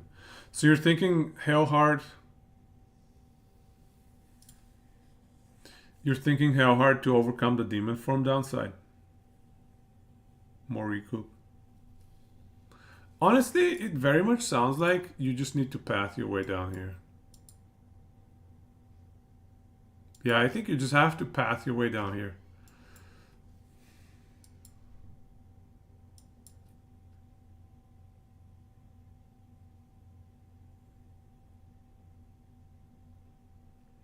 The armor mitigates fire damage.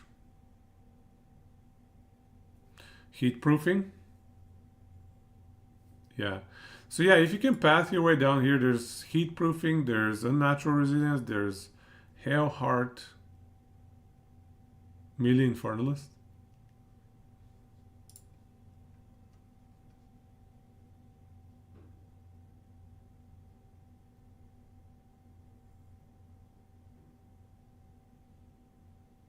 Maybe.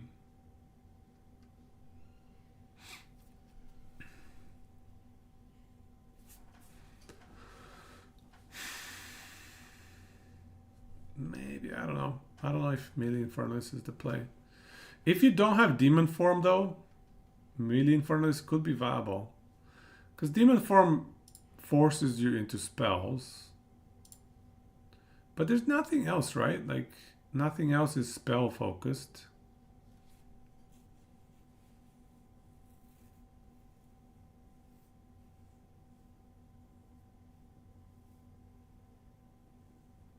Can we make CI work? If we skip demon form and we go pyromantic pact, can we make CI work?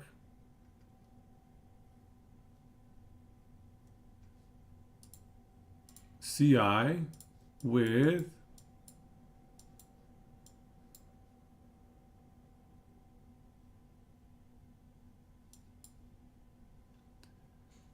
this node right here, recover energy shield equal to 1% of armor when you block.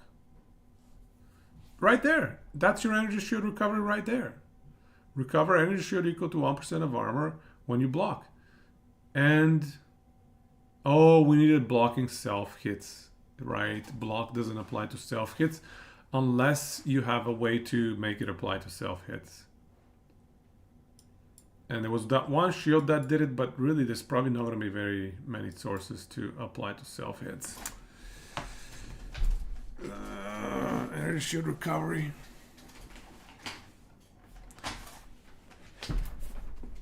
Yeah, it's gonna be a struggle.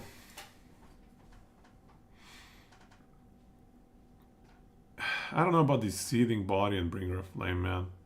Like, if there was a way to maintain high inferno flame indefinitely, this is nice, but like as it stands,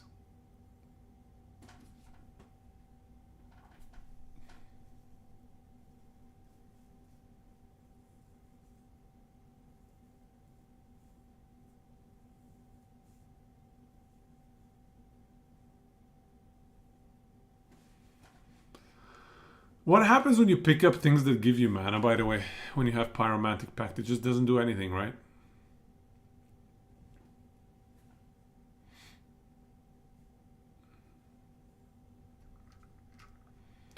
Yeah.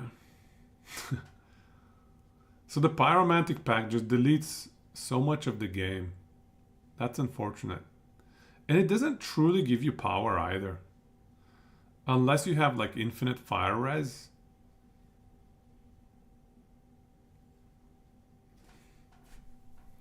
Is mana a problem in the end game? Does anybody know? Are there solutions for mana in the end game? Getting hit is the power. Self-hitting is the power. Yeah, there are things that are conditional on getting hit.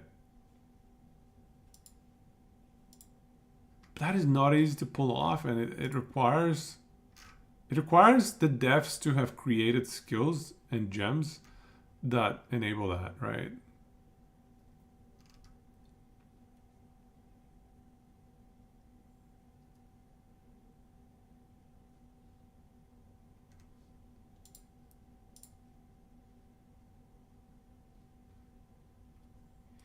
General mentioned he knew of some potentially broken mana battery setups.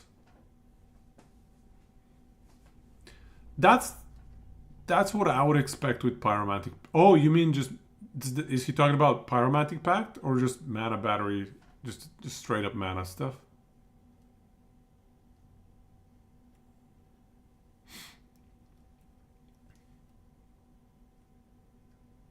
Do you know? Because that's what I want Pyromantic Pact to be. Infinite mana with a downside that we can mitigate with sufficient investment and sufficient thought.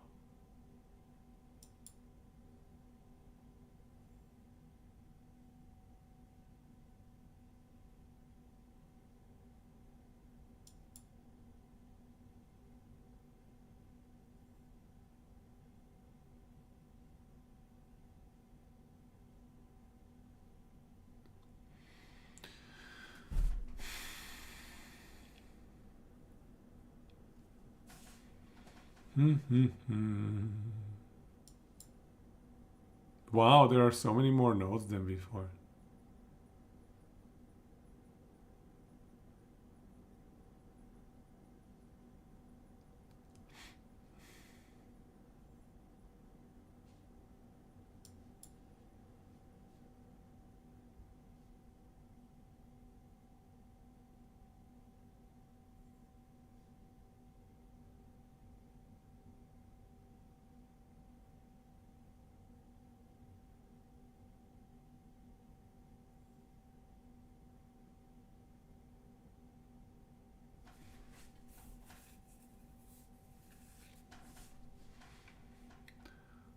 Yeah, I don't know. It's a bit YOLO. Going Infernalist seems to be quite risky. I need to see what this demon form does. Sorry, I need to see the thing where they mention that demon form is bugged. Does anybody have a screenshot? Anybody have a screening?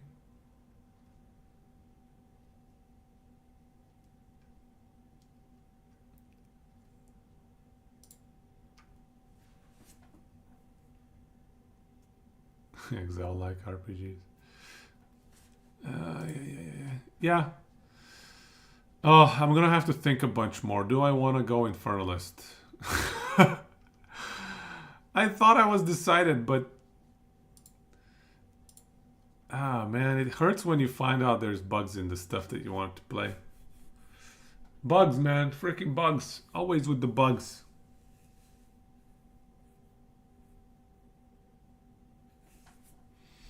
We'll have to think about it. But yeah, I think 1 is really nice. 7 if we can make it work. There's probably going to be plenty of bugs to go around, hey? But sounds like we're on the receiving end of the bugs, on the negative side of the bugs. Your impression is that it's just not finalized more than bugged. They want a different weapon set on transform, but losing things like spirit seems like an issue. If your weapon gives you spirit, what happens to your buffs and stuff? Your auras and whatever? I see.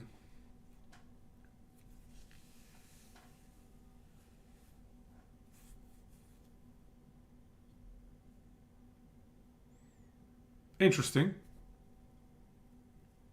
Do you have a screenshot of that? Of them mentioning that stuff? I'd love to read exactly what they said. Other than that, though, Loyal Hellhound sounds like a pretty good skill to have early on in the game. I think this is going to be a very nice, potentially first thing to pick up even. But as you get into the late game, you might want to skill away from it, especially if it's too squishy to survive stuff in the end game. So that's what I think of Loyal Hellhound. It might be great early, very bad late. Depending on the HP scaling, of course. Could be great late game as well. We don't know. 20% DR is nice. Grinning Immolation, though, sounds nice. Especially if you can take advantage of things that are conditional on you being ignited, right? I think there are some things in the passive skill tree. Can we search while ignited? While dodge rolling, while stationary, while low energy shield.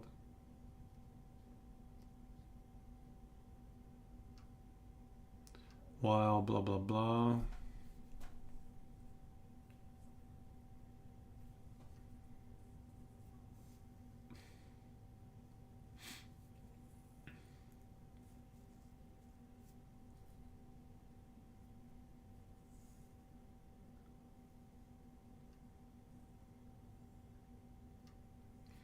Is there wild ailments or something?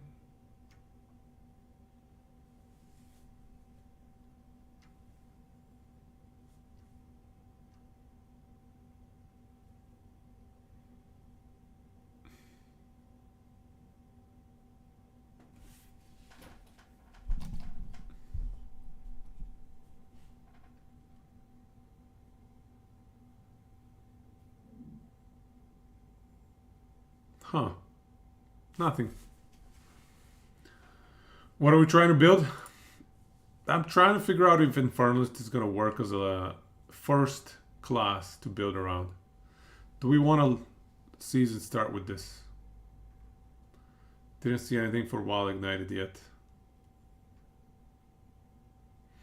So it looks like whether or not we can realize the benefits and the upsides of Infernalist, like Pyromantic Pact hitting you often, or Demon Form, a lot of the bonuses, being able to maintain health regen, stuff like that. Whether or not we can mitigate those downsides, it's just such a function, such a high risk function.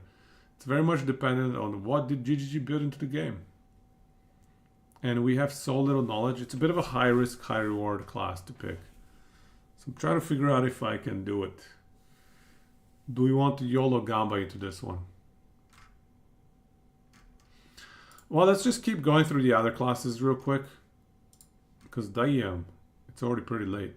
We spent a long time on Infernalist because of all the bugs that we discovered. Apparently, Demon Form, I mean, they're calling it bug. I don't know what it is exactly, but...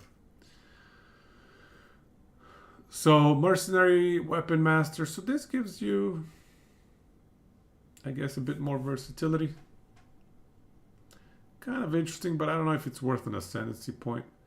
Culling Strike, Decimating Strike. This could be, these two could be a good support.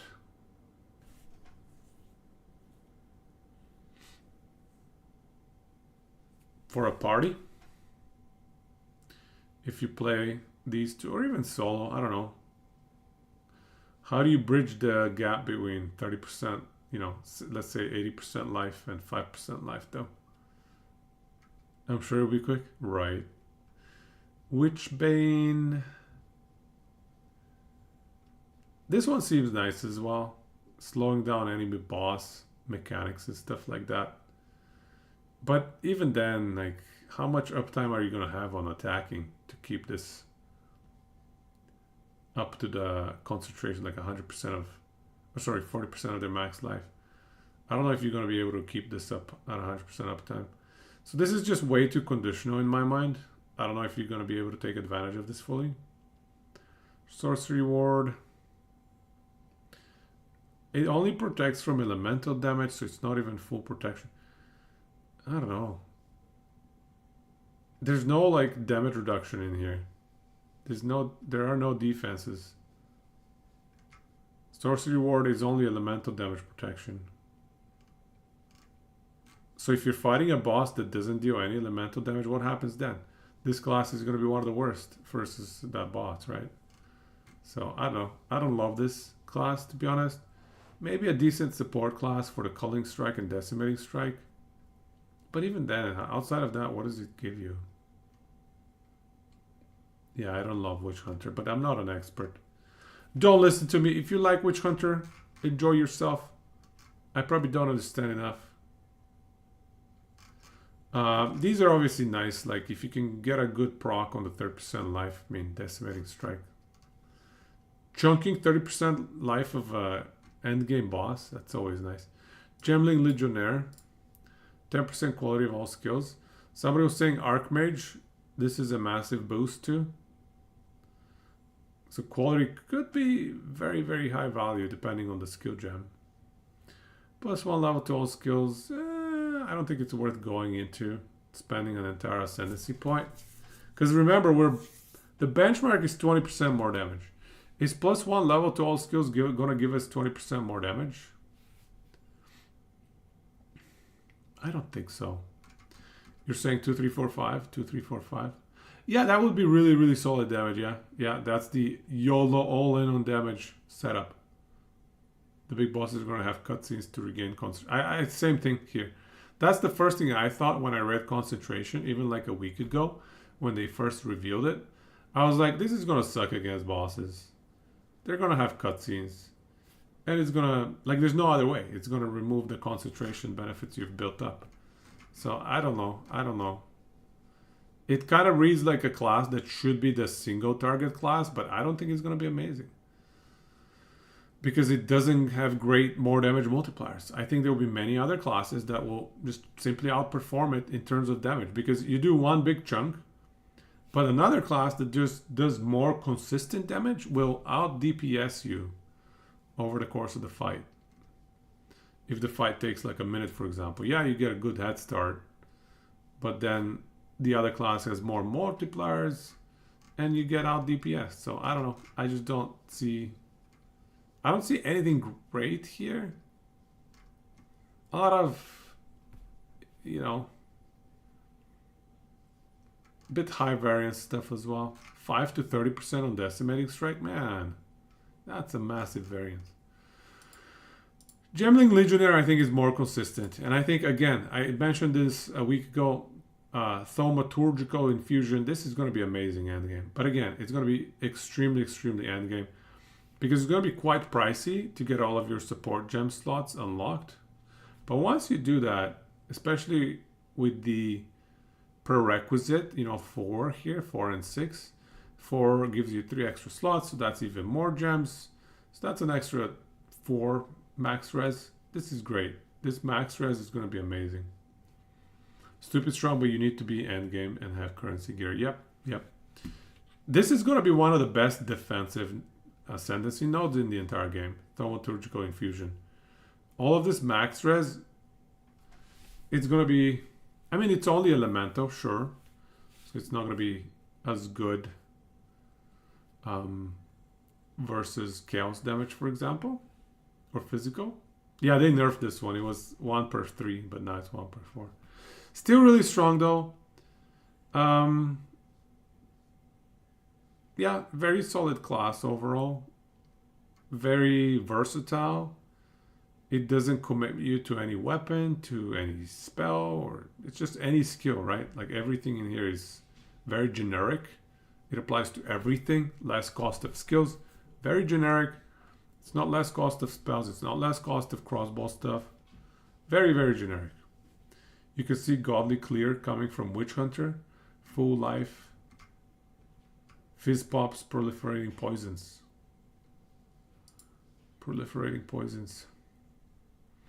Yeah, the Zealous Inquisition, 10% of damage.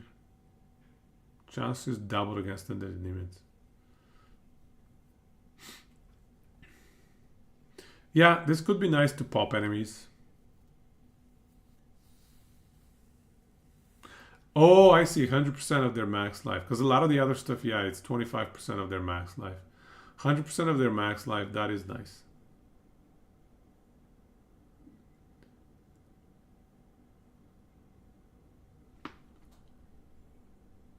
So what are you talking about in terms of poison?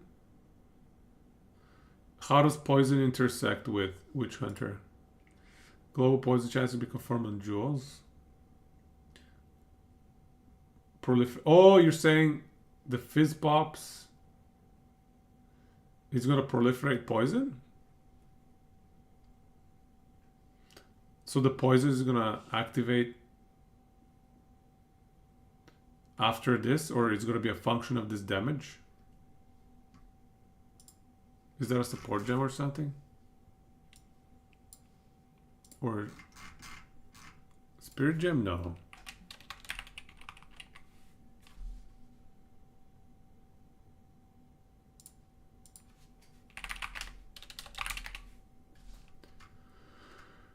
There's no proliferating global poison chance. I see what you're saying. So if you have anything that's global, it can proc off of this hit. Okay. So that could be interesting clear. Herald of Plague. Spread poisons. Yeah, there you go. Yeah, so there could be some interesting mechanics there. It's funny how you're finding good ways for it to be a clears class, but it just feels like everything that's set up for it is like a single target stuff. But the one node that everybody's looking at is the clear node. So it might not be a single target class after all. But anyways, yeah, Gemling Legionnaire. I think number 4 and 6 are pretty much mandatory in the end game at least. 2 copies of the same support gem. This probably has a use case for some sort of specific, like some particular niche build. But I don't know exactly what. This doesn't feel like something you want to invest 2 ascendancy points into. Which makes the number 8 very difficult to justify putting 4 points. Yeah, you're probably better off getting 4, 6, 1. And then it's a question mark. What is the 4th investment? Probably +1 to all, or maybe 30% less skill cost. Yeah, probably one of these two. Or gem studied if you have a use case for it. People were speculating whether this would decrease spirit cost. 30% less cost of skills. Less cost of skills.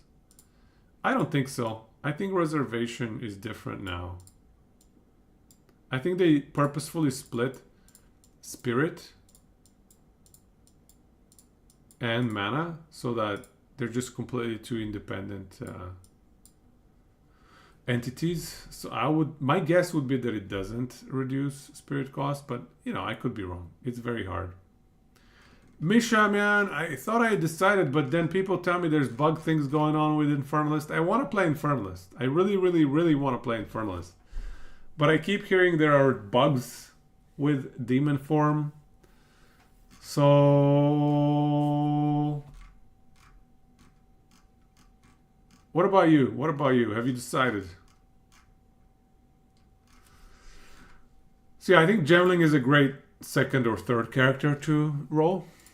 But I don't think playing it first makes sense because this is like the best endgame skill. And then we have Invoker. You need to be a month into League for number 7.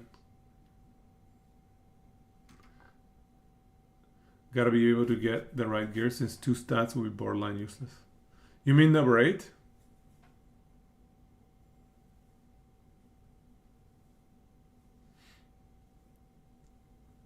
Well, it's not about the haters. It's about whether we can make it work. Number 7, 8. Yeah, I hear you. Yeah, Giga endgame. This class is gonna be like the Giga endgame class in the game. Especially maybe strength stacking. Like, I think you could reach some crazy levels of health with this class. I'll make it work. Thank you for the faith, Sovs. I really want to make it work. Honestly, though, my fallback is Titan. And I do feel very, very confident that Titan should be good because of the 50% small node effect. Right? 50% small node effect. That's gotta be good. So it's gonna be either Titan or an Infernalist. Let's see what else gets leaked over the next one day. There's no way they don't nerf that node. Fair enough. There might be a nerfage coming. Yeah, there might be a nerf. The 50% small node probably gets nerfed. I suspect it gets nerfed as well. Good point. Do we want to build around things that will get nerfed guaranteed? Well, I guess it depends how broken it is. You think a bug can stop me? The guy who made the strongest warlock in Ascendancy for this week. 10 bug talents. Well, I mean, half of the bugs were working in our favor and half of them were working against us. It kind of just balances out. It kind of just balances out in Last Epoch. I wonder how many bugs we'll find in this game. The problem with this game is it is a lot harder to test. It is a lot harder to test what is bugged and what isn't. Well, the Profane Veil bug, yeah. That was like the bug of all bugs. That one was one of those, you know, the pinnacle bug, the pinnacle boss. So let's look at Invoker here. Lead me through grace. Gain 1 spirit for every 6 energy shield on equipped body armor. I still haven't figured out how good spirit is. I have a very bad understanding, or at least estimation in my head of how good spirit is. So I can't judge how good this is. You're going to play a melee Chronomancer with mace, shield, and quarterstaff.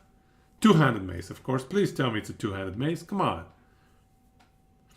If there are no bugs curses, my Necropolis character? Which one is the Necropolis character? Of course, two-handed. Yes, thank you. That's another reason I want to try Titan, is to wield two-handed maces.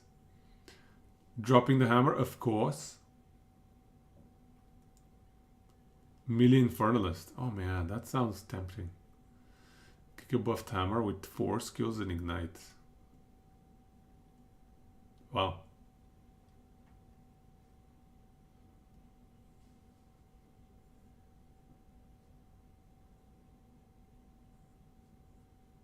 Ignite hammer. Sounds legit. Yeah, and everybody keeps talking about this protect me from harm, 40 less evasion rating. However, you get physical damage reduction. Physical damage reduction is a very rare commodity. So this should be good. Should be good. Your build has only 7 skills. Plus a roll dodge that you need to actively... Only 7. Oh my god, dude. PoE 2 gaming. No more 1 skill games, 1 button builds. I meditate is going to be garbage. Nobody's ever going to play this. I am the Blizzard.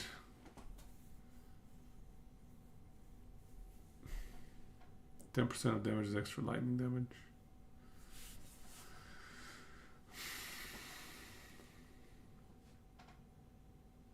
How good are these? I don't know. Just on shocked enemies to create shock ground. I don't know. Hard for me to judge how good these are. Seems like meh. Does anybody know exactly how big PoE 2 game size is going to be in gigabytes? It says 100 gigs. Oh my god, I need to clean up as well. 120. Okay, dude. How much space do I have? Okay, I have 200 gigs free. I think I need to uninstall a few things. 200 gigs free. That's just a little bit too close. A little bit too close. Delete. Delete D4. That's a great idea. Let me do that right now. Battle.net, where are you? How big is D4 anyways? D4 greater than PV2. Solves with the greatest trolls today. Solves. On full troll mode today. Diablo 4 wants to update. No, Diablo 4, I have different plans for you. Yes, uninstall. I need more disk space. Yes, thanks. Please, please. Hey, I have Hearthstone as well. Maybe I can uninstall that too. I haven't played that in a long time. I wonder how much that's going to give me. All right, let's see. What did we make? How much space did we create? 350 gigs. That was easy. Uninstall last people. Don't even say that, bro. Not even. I can't even entertain that. Bro. Delete Dota 2. I guess I might not play Dota 2 for a while. How big is Dota 2 anyway? Also, Dota 2 is like pretty dangerous game. It's very tempting. I actually have a lot of games installed, man. I am pretty bad at cleaning things up. Let's delete a few of them. Anyways, let's get back to what we were doing. I think I have enough space now. Enabling 70. Maybe. I'll think about it, okay? I want to. It's just I don't want to log into that stuff. You uninstalled 3 months ago? Well done. Have you had urges in the meantime? Have you managed? You've overcome those urges, it sounds like. Well done. 3 months of no Dota. That is brave. Unbound Avatar. Unbound Avatar. Gain Unbound Fury by inflicting elemental ailments with hits on enemies once you reach max fury. Consume it to become unbound for a duration, vastly augmenting your elemental. Can we just know what unbound means? And vastly augmenting your elemental? What the crap, dude? Give us more info. This is like a tooltip inside a tooltip inside a tooltip. People on Xbox are already sitting in queue for login. What? They installed it already? Monkey's Trash pretend doesn't exist. Hey, but what about?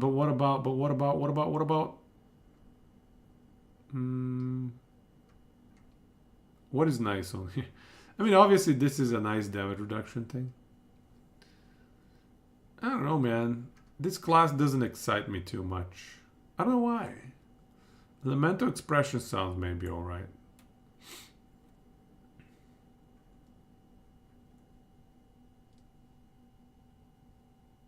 Maybe if you like triple. Oh. Or, okay, it's mutually exclusive? Are these mutually exclusive? Yeah, you can pre-download today on PC. I read that. It's like 20 hours from now or something. 2 and 8 critical hits.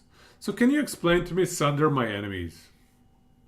Critical hits ignore non-negative enemy monster elemental resistances. So then you don't need to get like fire exposure and stuff? Or no, fire exposure is going to take it below 0, right? Okay, I see what you mean. Yeah, so 8 is probably a must-have. Number 2 requires 4 points. Okay, so there you go. So you have 3 of your ascendancy nodes, 3 out of the 4 already configured. Has to be 1 and 2 and 8. Full pen for free on crits. Yeah, so you max crit, you're good. Have I picked one yet? I want to pick Infernalist, but everybody says it's bugged. I really want to play Infernalist, but it is so conditional on being able to mitigate the downsides. Quite a few downsides with Infernalist. Have they built in sufficient unique item support to make Infernalist interesting? Have they built in even passive skill tree support to make Infernalist interesting? That's all it boils down to. Bow Monk will be very strong with investments. Number 7, number 8. Meta skills are 30% more. Yeah, so yeah, you can do a lot of proccing with this guy. Yeah. I can see it. Yeah, makes sense. 3 would be OP on pure. I don't know, man. I think 3 is trash because you have to stand in place and channel. Like,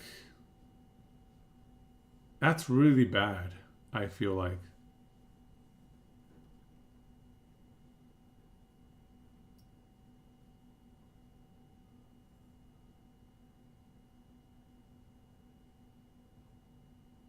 You have no maximum energy. I think 3 is very bad as well. Because it requires you to stand in one place and channel. Anytime you got a channel, it's scary, man. It's only good if we get a cutscene. You know how bosses get their own cutscene? In which they power up, they heal sometimes. We need our own cutscene, okay? This monk requires their own monk cutscenes where they can just go and meditate for a few seconds and then resume fighting the boss. It doesn't double your max? No, it doubles your max. When you take damage or your energy shield is double its normal maximum.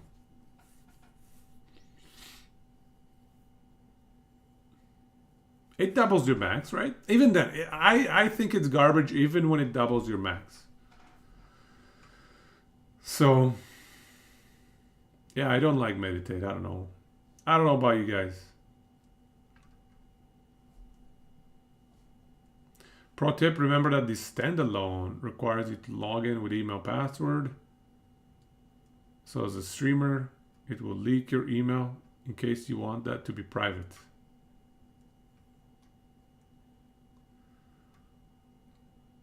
Yeah, I'm running it through Steam.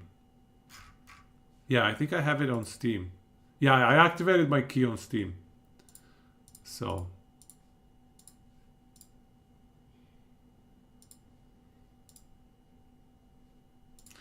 I definitely activated my key on Steam. Oh, Duang says you can hide the info inside. Yeah. I mean, I already activated my key on Steam, so I'm fine.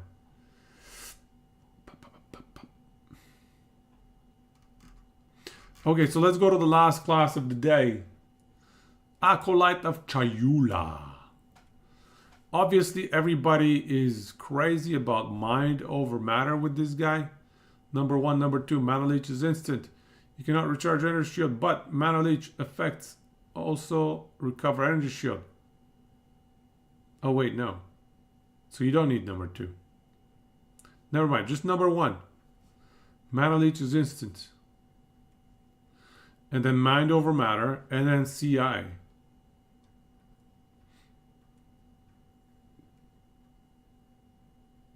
Or you could go CI and go all in on energy shield. So that's another option. And then I think mind over matter though is the play. And then you skip 2. So mind over matter, number 1. I don't know, 2 different options. I'm not good enough to know. Steam might not have pre-download. Ooh, I really hope it does. They would have thought to put pre-download on Steam. I think this is okay, but not enough of a more damage multiplier. Reality rending, it's not enough. Especially how it's standalone like that. It doesn't lead to anything more powerful. So I don't think this is worth. I did the math. It's like 19%. Right here. 19.25% expected value. So this is 19.25% expected value more damage. So I don't know. It's not enough probably. If you have CI, you don't need Giula's gift. It looks like people are hyped about Walking Dream and Lucid Dreaming because effect and duration being double, that means you get 14% of damage as chaos damage for 10 seconds from the purple flames. And that can stack 10 times. And at 10 stacks, that's granting you 140% of damage as chaos damage for 10, for whatever seconds. That is pretty good. 156, I think, are the winner nodes here. And then you're saying 2 as well? CI plus mom. Oh, I see what you're saying. So you go CI. So energy shield is going to get taken out first, right? Mana is secondary after energy shield. So you have 2 layers of defense. The energy shield and then your mana. Plus Ghost Dance. What is Ghost Dance? What is Ghost Dance? Titan Summoner? Yagan. Hey, Yagan, welcome, man. What is Ghost Dance? You drop it in Discord, thank you. Chiyula's looks most weak for standard quarterstaff monk gameplay. The only issue I have is the lack of damage reduction. So it has really good sustain and probably good... Yeah, great sustain, but I don't know about the damage reduction. There'll definitely be an assassin class later on. Monk attacks have 3 converts. Most attacks from 60 to 80%. To color lightning and some not convert attacks, but simple fizz attacks not so cool. Ghost Dance, 3%. Periodically gain Ghost Shrouds. If you're hit while you have a Ghost Shroud, it is immediately consumed to recover energy based on your evasion. 3.6 second duration between gaining Ghost Shrouds. When hit, consume a Ghost Shroud to recover energy equal to 5% of your... Okay, that is a good regen, yeah. That is a good energy shield regen. Nice. I see. Heavy Devi.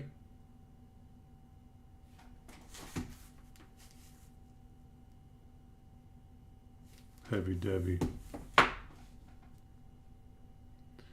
If Hawking form goes live at 50% Titan, everything is probably very good.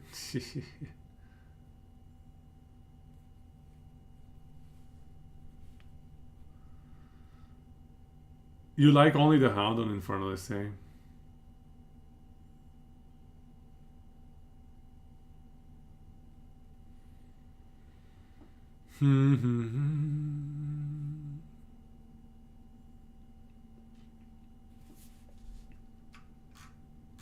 Yeah, okay, well, there you go.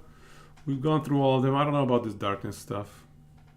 I think these two look too good to ignore. And obviously the Mana Leech energy shield stuff.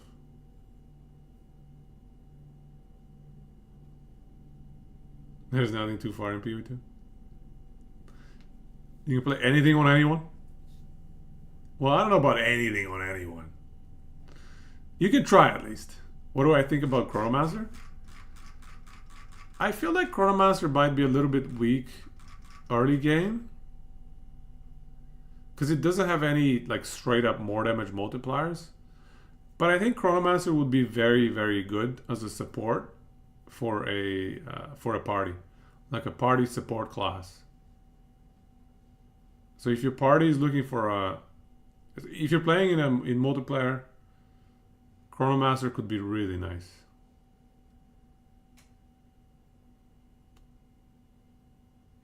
Embrace Darkness seems kind of niche.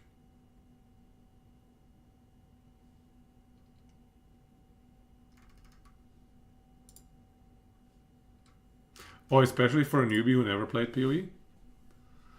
Chronomancer.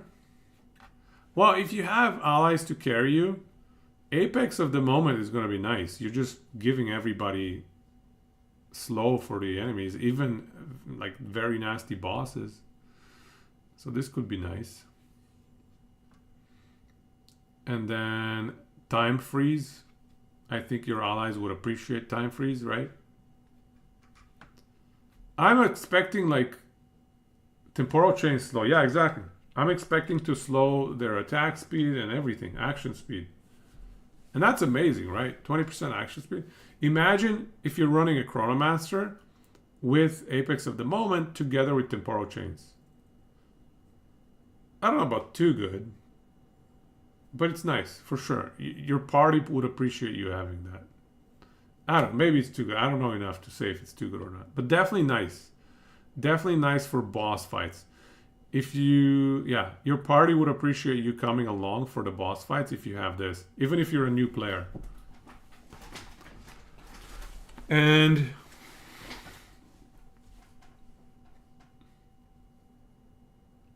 time freeze can be nice. How is time freeze gonna work against bosses that are doing a wind-up attack? Is it going to interrupt? Or is it going to just let them resume their wind-up attack? Default recope duration is 8 seconds. Oh, that's good to know. Thank you. You just go for it. Nice. Yeah. I think it's going to be fun, though. I think this is a class that it will be fun. Time freeze looks incredibly fun, right? Getting to freeze all the enemies. That's like a crazy cool mechanic, man. I like that part. You like... reversal, volatile reversal.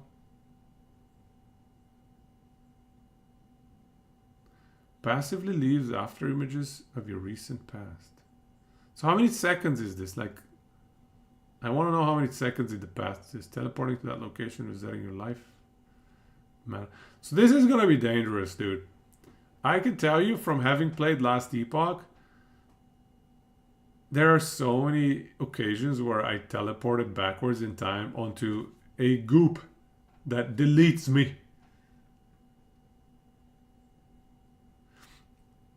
Has anybody used Temporal Rift in PoE 1? I don't know what that is. Is there such a skill in PoE 1?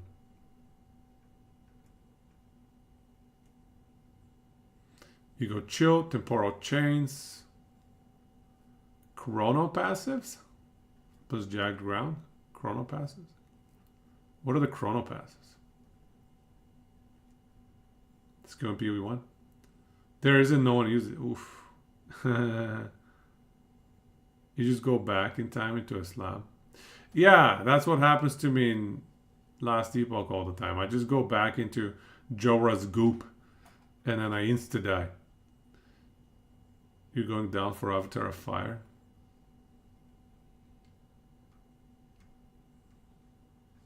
What are you guys even talking about?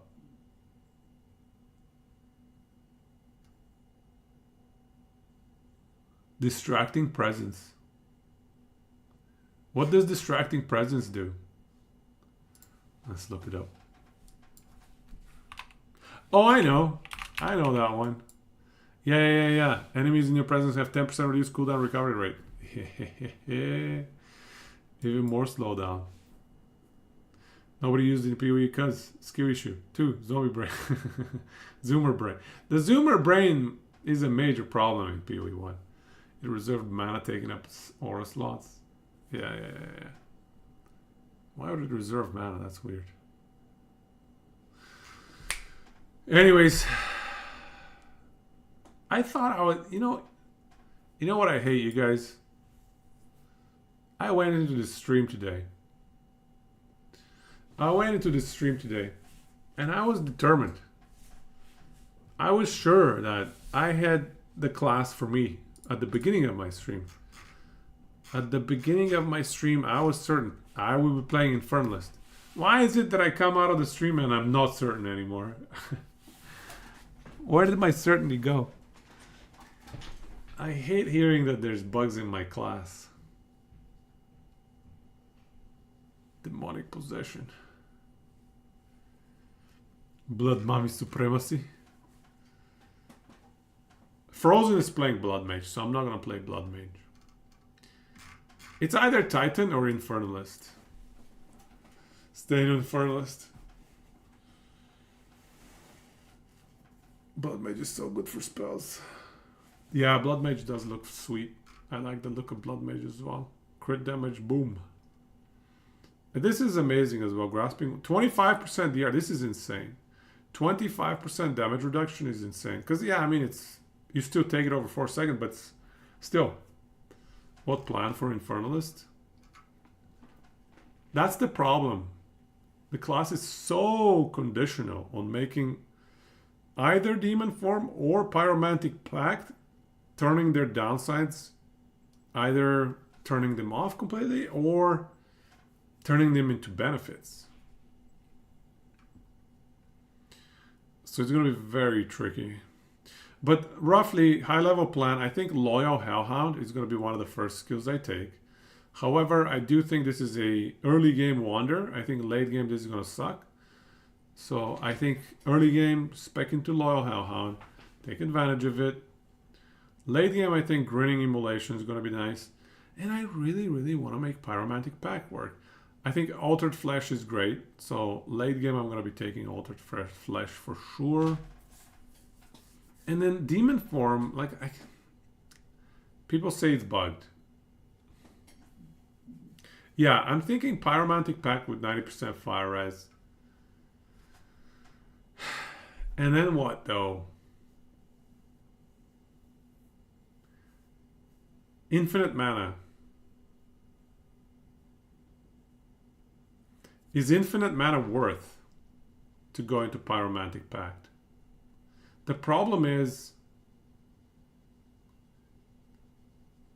you can no longer go anything that takes advantage of mana like Archmage, Mind Over Matter, all that stuff, gone. Def set getting 100% crit in PoE2 is going to be 2 times harder than PoE1. Okay.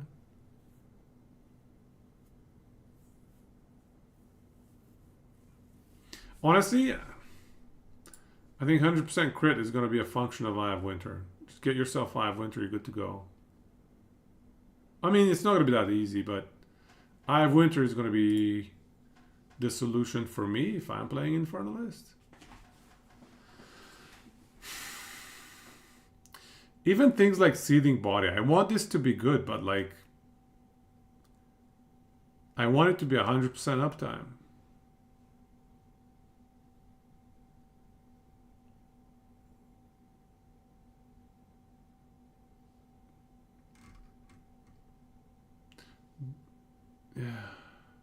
Yeah, this guy, or, Blood Mage, the only downside is mana management. And when you get Blood Mage or Blood Magic, mana management maybe is no longer even a problem. As long as you can sustain life sufficiently.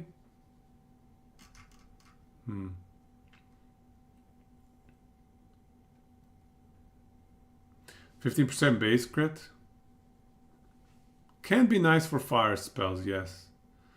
For like cold spells and physical spells, I think this is unnecessary. For Titan, you would go Blood Magic, same. If I were to play Titan, I would go Blood Magic as well.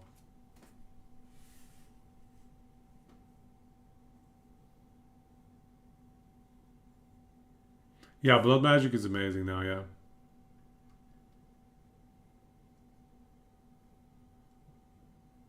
You don't think there is a world where Gemling number 3 exists? And mana isn't very, very valuable? I agree, Blood Mage should be legit, so I'm very happy that we have one on our team. Frozen is going to be playing this one. Very happy. It's going to be legit, I think. Remember Nightwish song? In some epic WoW movie with 3 parts about Archbringer. Shit, nice.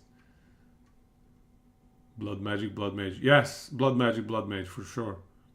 Because then this second line becomes irrelevant.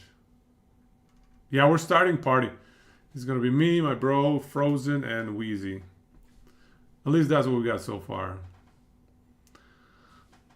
It's going to be a grind, 4-man grind for the first like 18 hours or so. I think second day my bro might drop.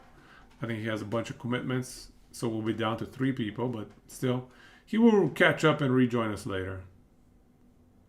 Tales of the Past. Nice. How do you sustain mana for spells? I think the game is going to give you a lot of uniques and passive nodes to help you sustain mana.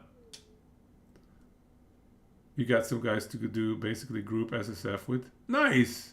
I think group SSF should be pretty fun in this game as well. Maybe we should try and implement that. But nah, I don't know, man. It's hard to keep everybody honest. And also, hard to convince everybody. Some people like playing trade. I think Wheezy probably likes playing trade. Especially on the first time go around. Hey, WG Lost. Welcome, welcome. What is everybody playing? Custom leagues? Yes! The paid custom leagues. Maybe we'll do that one day. Once full release is out. I don't think they'll be offering that in early access. Hopefully PoE 2 will have private leagues sooner than later. It has to be after it's live, right? After it's full release. There's no way it's going to be available in early access.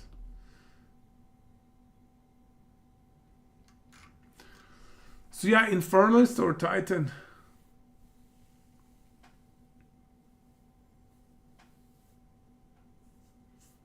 I think... Yeah. I don't know. I'll have to think some more. Titan is the safe bet, indeed. Infernalist is very, very gamba. Infernalist is YOLO. High risk, high reward. You go for Gemling Legionnaire instead of Crossbow. I would say Titan is like medium risk, high reward. Maybe even low risk. Low risk, medium reward. No, low risk, high reward. I don't even know. I think it's low risk. Rucksack? That's true. I am a hoarder. Just go Infernalist. If you're in the party, even if you suck, you'll get carried. To be fair, early game, we're probably fine. Hear me out. Here's the worst case scenario, alright? Worst case scenario, what I can do is go number 7, go number 9, Seething Body. While on High Infernal Flame, you and allies in your presence gain 20% of damage as fire damage. This is applicable to all of my party members. So if I have enough party members, I can just sit AFK on High Infernal Flame. Just make sure I stay on High Infernal Flame, and I've done my job. I just like double the party's damage. Worst case scenario, alright? We could just be an aura bot. A 20% fire damage aura bot. I hope it doesn't come to that.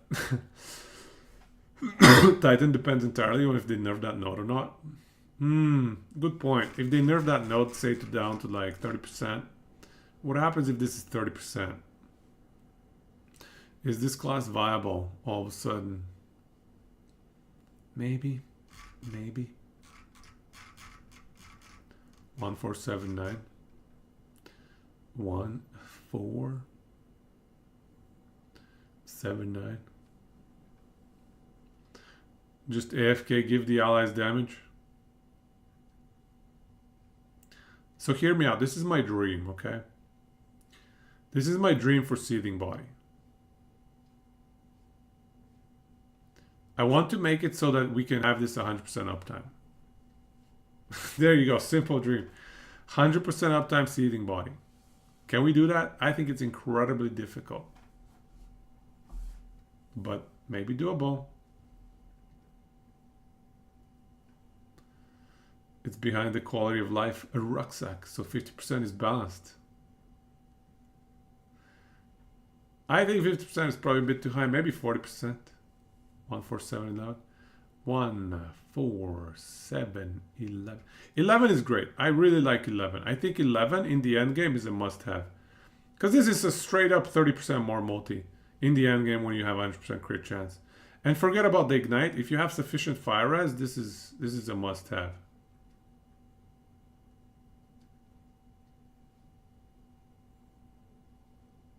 I think at least. Well, yeah, you have to guarantee max crit. I mean, you're gonna have to play Eye of Winter, likely, if you're using fire spells. But you don't have to play fire spells. Like, if you're not running Seething Body, you don't need to run fire spells. Nothing synergizes with fire damage, right? If you're not running Seething Body, you don't need to worry about the damage type. You can pick any spell that you want. 50 extra passive points. It's not just about the 50 extra passive points though. It's the passive points that you've collected already, amping them up. So presumably you've already chosen some of the high value passive points for your build. Ignite Proliferation. What does Ignite Proliferation do? Can you explain that to me? There's gems for spreading ignites. Like an Infernalist, Ignite Prolif. I'm not good enough at ailments. I want to make a crit-based build first. Path to Avatar of Fire. And use Eye of Winter and need max res. Of course, max res passive, yeah. Plus that path has 5 fire clusters on the way. I do think that's the path to go, honestly. I honestly do believe that you want to be pathing. Yeah, you pick up maybe this fire and then start pathing down your way.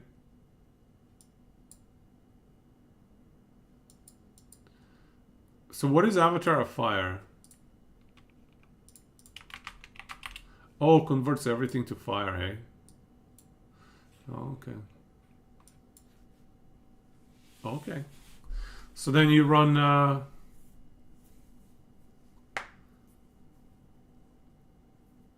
and you run the eye, one skill playstyle.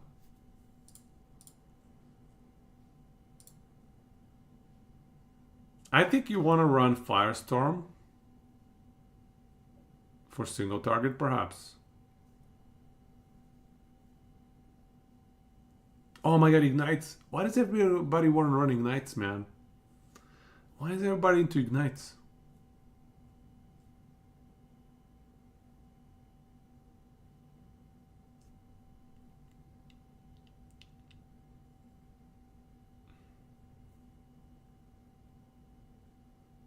Because you can scale crit. How do Ignites work on bosses? Apply insane ignited crit. Detonated zombies. Is that good? Detonate deadened zombies. It's not specifically for Infernus, but you have a lot of Ignite jazz for Union Minutes.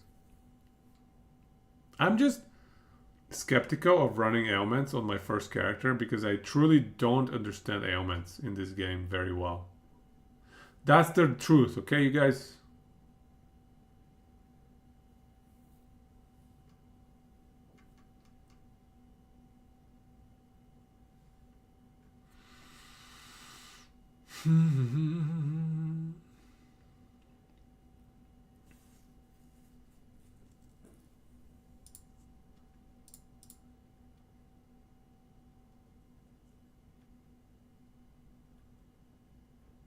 Elden Ring builds will look kind of sick. What does that mean? First time PoE player coming from last epoch. Do you think Merc will be good? I think Merc might be good late game.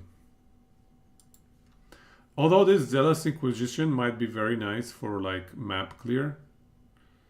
Outside of that, I don't know, man. I think Gemling is going to be very, very strong for end game. But I don't think this is a good starting class. The Dionysus is saying the grenades are strong early game.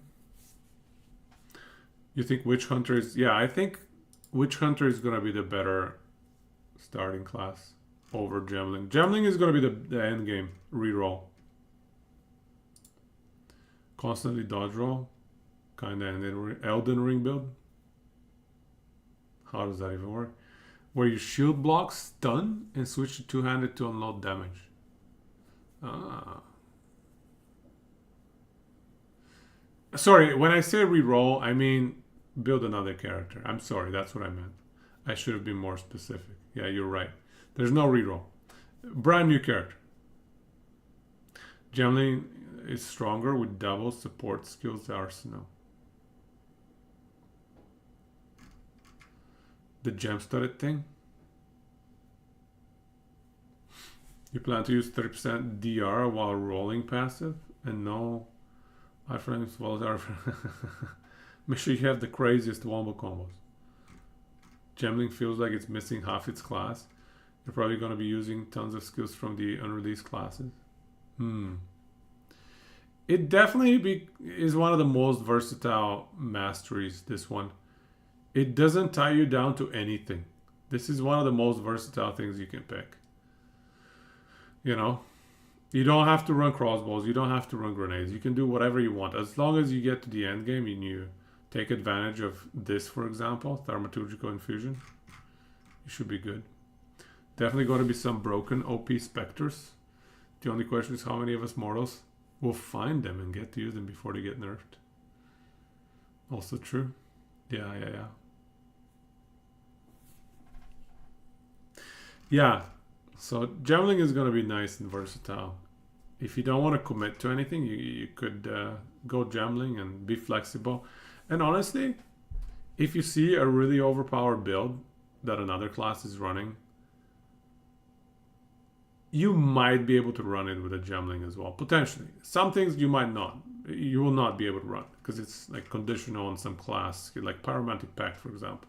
You cannot replicate that, but is the new sign. Gemling is the new sign. There you go.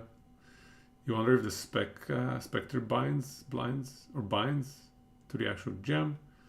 Like, can you get rich selling? Yeah, that's a good point. Because you used to be able to sell those specter bodies. Yeah, good times. Can you sell gems in PoE too? Good question. Good question.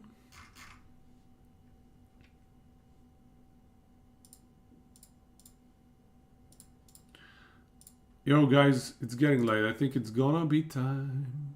Time soon.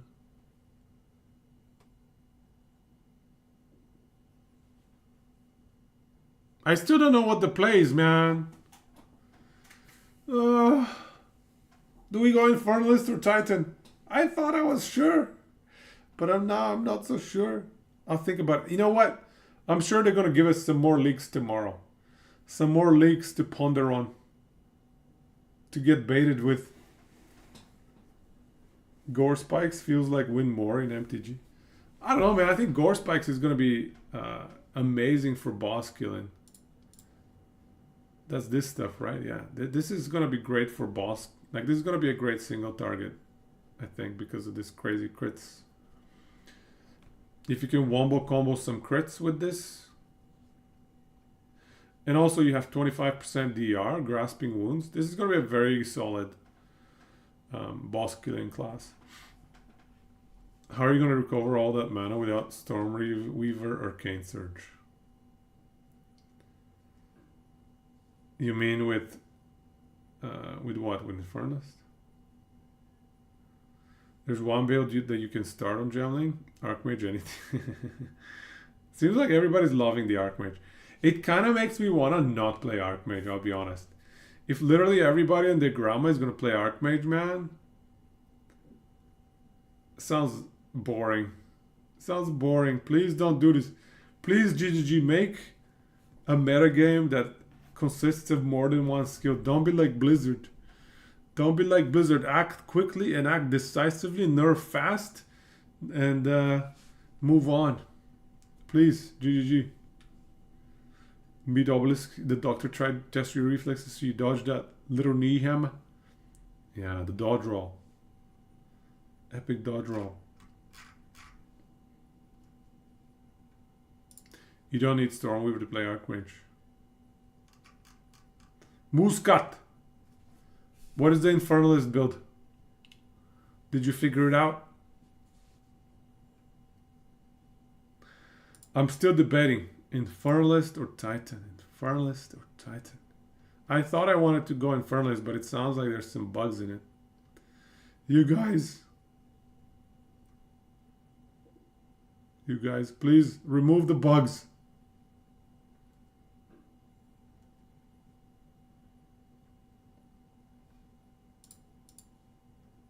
Go Titan. Yeah. Solve says Infernalist. Yagan says Titan.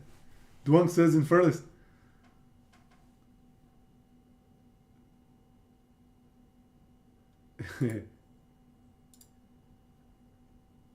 Make a poll. Oh, I don't know if I can leave my fate to a poll, man. I feel like I want to make my own choices in life, bro. Why Infernalist?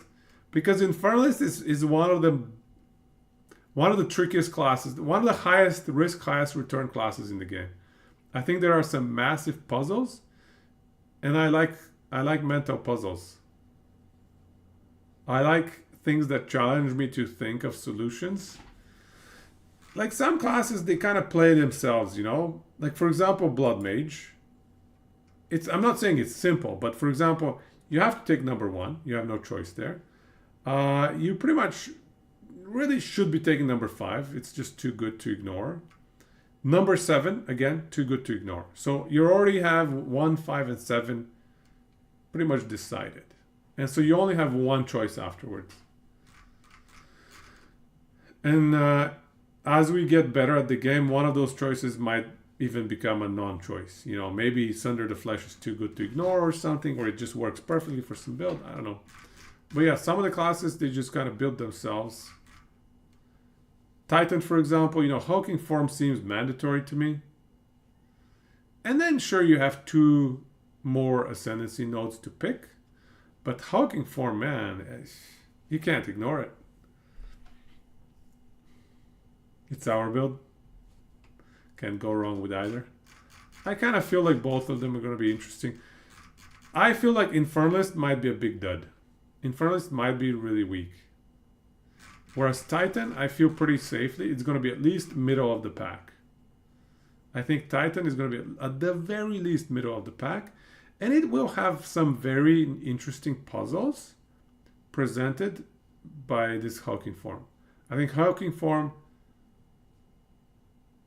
could create or enable certain builds that are just extremely, extremely niche and difficult to spot. I like playing things that are going to be very, very difficult to for most players to come up with and to solve. I like solving difficult problems. So Infernalist, I think it fits that description with Pyromantic Pact and Demon Form. Very difficult problems to solve potentially. Once you solve them, it looks easy, but to solve them, it looks tricky at the beginning. And then this one, same thing, Hulking Form. I think this is like an interesting puzzle to solve. Yeah, Anish, I thought I decided 4 hours ago, but apparently there's a bug inside Infernalist Demon Form, so... Moosecat, I'm sure we'll find some Spell Leech and Fire Rest to offset a majority of the negative effects. However, sacrificing mana seems a bit off. Yes. The other condition that we need to happen for this to be good is GGG have to make mana stacking and Archmage not be like the only playstyle in the game. Rip bugs as always, I know, right? Game solve, time to install.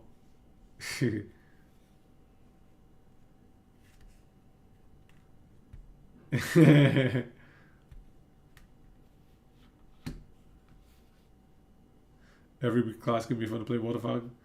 Titan is boring. I don't know, man. I think Titan can open up a lot of creativity too. I think that 50% small node effect, that can open up a lot of different builds. Spellcaster Titan incoming. Play both classes. I think I'll play both classes one at a time. I think you're right. So sad we don't have insane 30-second cooldown spell nuke. I know, right? That's what I thought too. I was like, where's our Hammer of the Gods nuke with like bajillion damage on a 30-second cooldown that we can hourglass and make even better damage. Come on. Where is it? Where is it? Speaking of,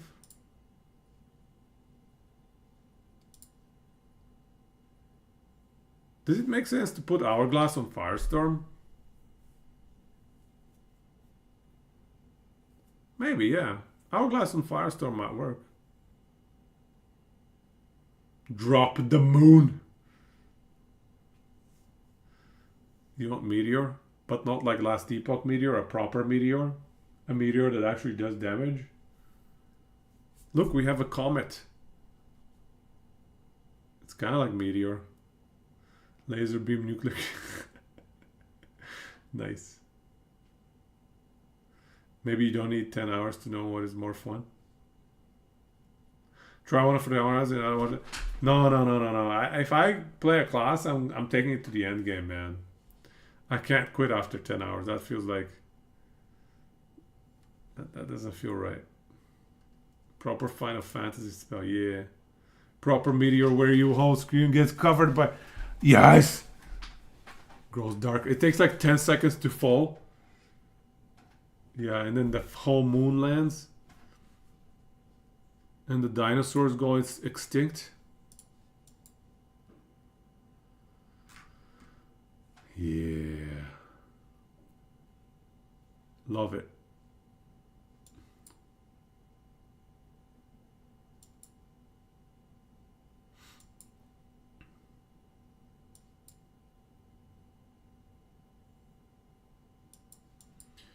Man, oh man.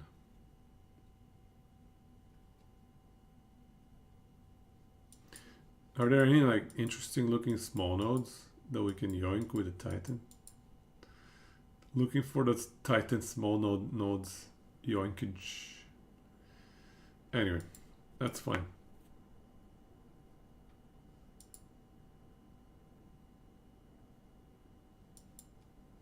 Flip a coin, I would decide what you play first. Let RNGesus decide. That's not a bad idea. I think I'll sleep on it, you guys.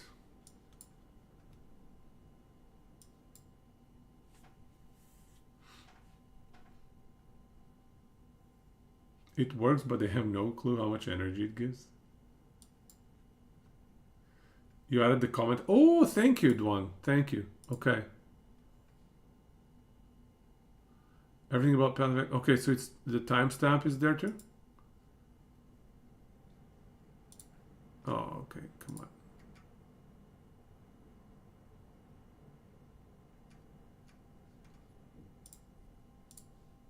Earlier from content creators had the demon form from the Infernalist.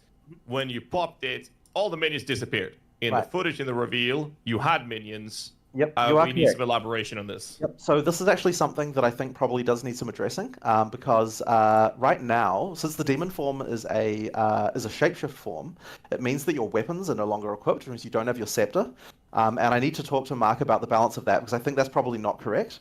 This is just one of those things that like needs probably some specific stuff. So I'll talk to him about that, and we'll make sure that we sort something out. Because that demon form is obviously intended to be used with minions. It has like it's got specific stuff. So like I'll talk to him and we'll see about that. Yeah, that was happening there for sure. But yeah, as I said, I think it needs to be addressed. The next question is, I know you love this. A lot of people don't, but I know you love it, and it is the Animate Guardian. Mm-hmm. Will we see it? Will it work? Okay, so he didn't outright say that it's bugged. Apparently, demon form is supposed to be used with minions. How does that make sense? Yeah.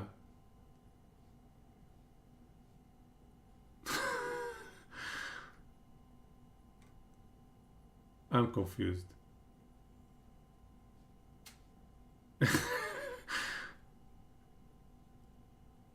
I think he's thinking about Pyromantic Pact with this stuff here, maybe? Because this is you and allies in your presence. You and your allies in your presence. Both of these things. But like, demon form? What?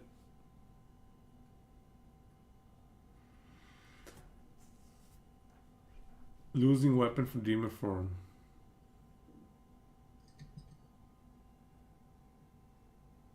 Right.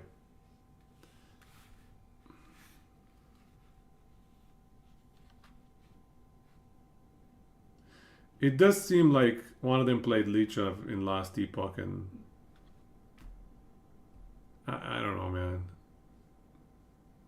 I'm more excited about Pyromantic Pact, to be honest with you. But Pyromantic Pact is such a YOLO kind of all-in, can we figure this out kind of gamba. A lot of Last Epoch influence in PoE too. Yeah, there is some here and there, yeah, I agree. He just meant that you lose the aura as if the weapon is unequipped. Right. No, I get that. So he didn't mention anything about the +4 skills though.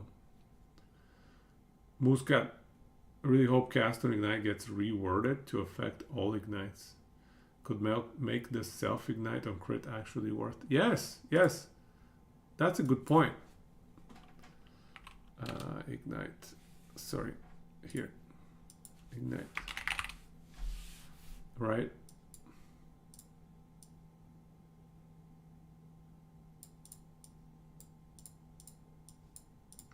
Yeah.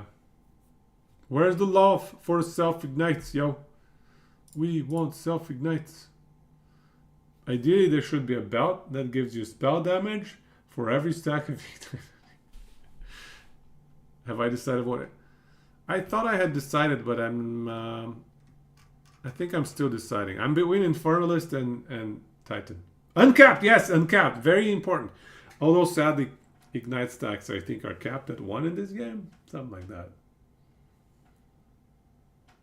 So, that's not a cap on the belt, though. So, it's not the belt's fault, okay? It's a game system limitations. The belt is not at fault. That would be a nice belt, though. I think they should hire me to make unique belts for them. And they shouldn't make mistakes like nerfing those belts too much. Yeah, we're playing with Frozen. Frozen is gonna be... So we have a party of 4, okay? Frozen is gonna be a Blood Mage. My bro is gonna be a Stormweaver. Wheezy is gonna be a Warbringer. And I'm gonna be... I don't know what I'm gonna be, man.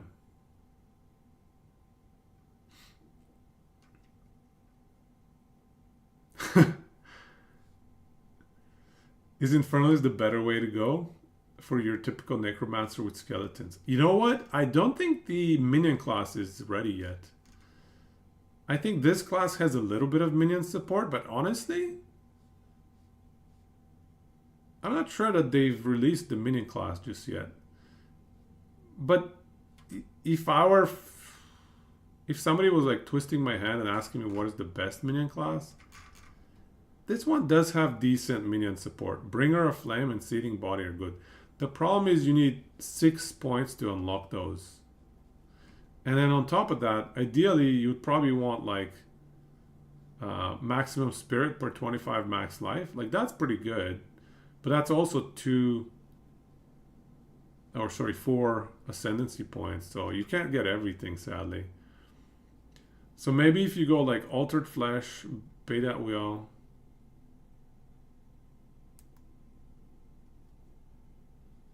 and then these, I don't know, man. It's hard to say. I think there's going to be another class. I think we're missing a minion class. Titan the minion class? Probably. They took away your mage blood, so you're going to play a blood mage. Damn right. Flip a coin.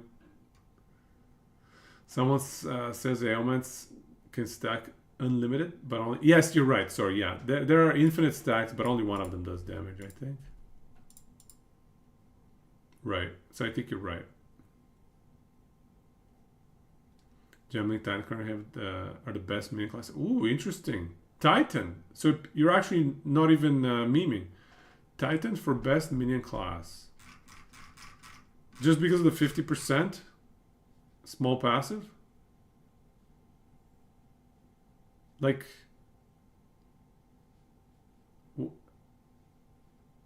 things like this, does that benefit minions? Warbringer is a minion class. 50% in defenses. Interesting. Okay. Interesting. God convert after the rest to build freeze. Nobody gets to play the game.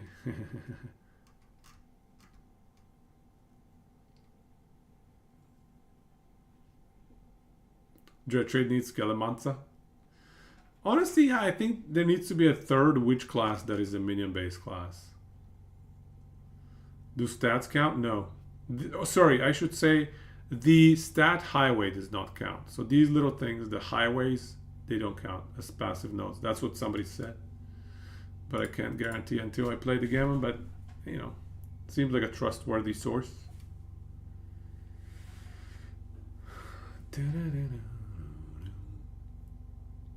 Crip talked about best ascendancy for minions on YouTube. He thinks it's Gemling.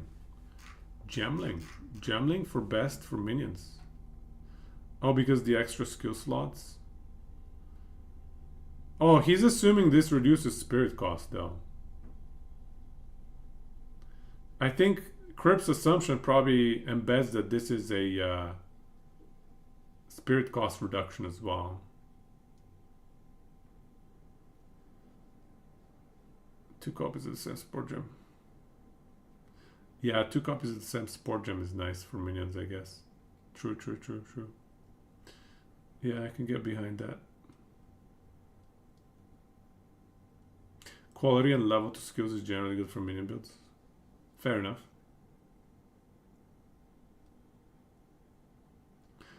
I kind of get the feeling that they've added a lot more plus to all skill levels to the game though. Maybe I'm wrong. Minion class is bad. It means minions have to be bad outside of that class or OP with that class. That's a good point. Better if everyone can do a little bit of minioning. I see what you mean. Yeah, that's a good game design. Yeah, because otherwise it's going to be only the minion classes and nobody else gets to do minions. Yeah, I see what you mean. Yeah, you guys probably have a point. I don't know if Seething Body is enough to make a minion class out of this one. But the extra spirit per max life could be valuable. I just don't know what spirit does in terms of minion counts and such. Should be interesting to see. Especially when you start talking about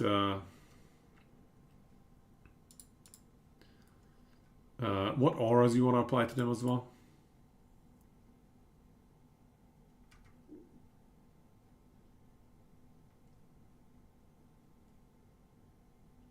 All right, anyways, it's late. Yo, it is late. I think we should call it a night, no?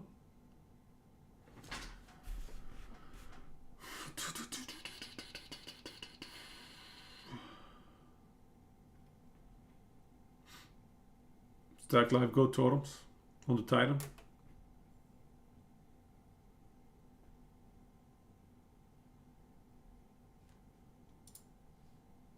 Well, I think this is our probably the last. Yeah, no, definitely the last stream before Friday. So I've got some real thinking to do. Some major thinking to do before I commit on Friday. I will try. I don't know, man. I have so many things to do tomorrow night, sadly. Ideally, I would really, really love to make a short YouTube video about what my plan is for launch, but I just have some IRL stuff to take care of tomorrow night, so I might not be able to. We'll see. We'll see how efficient I can be tomorrow night. But I also need to get a lot of sleep because we all know Friday is going to be a busy day. So Thursday night, get your sleep, get your liquids, make sure you're well hydrated, prepared. You got your food lined up, you got your snacks lined up, you got your sources of water lined up, everything. Make sure you're ready for Friday, you guys. Because it's going to be what? A 14-hour sit session at least. It also depends on how long the servers keep us waiting. So, oh, and make sure to pre-install, you guys. Pre-install. Be ready for Friday. Make sure everything's lined up. Who do we raid? Who do we raid? Any raid recommendations? 30 to 40 hours. Dionos. Can you, is that possible, bro? Is that physically? I don't think I can do it. I got like, I'm too old for that, bro. I got 2 little kids at home. I don't think I can do it. Let's raid Slage. What do I remember him? He played Last Epoch. What did he do in Last Epoch? I can't remember. Was he like #1 on hardcore? Slage? Yeah, he was playing like a shaman. Avalanche shaman on hardcore and he was #1, no?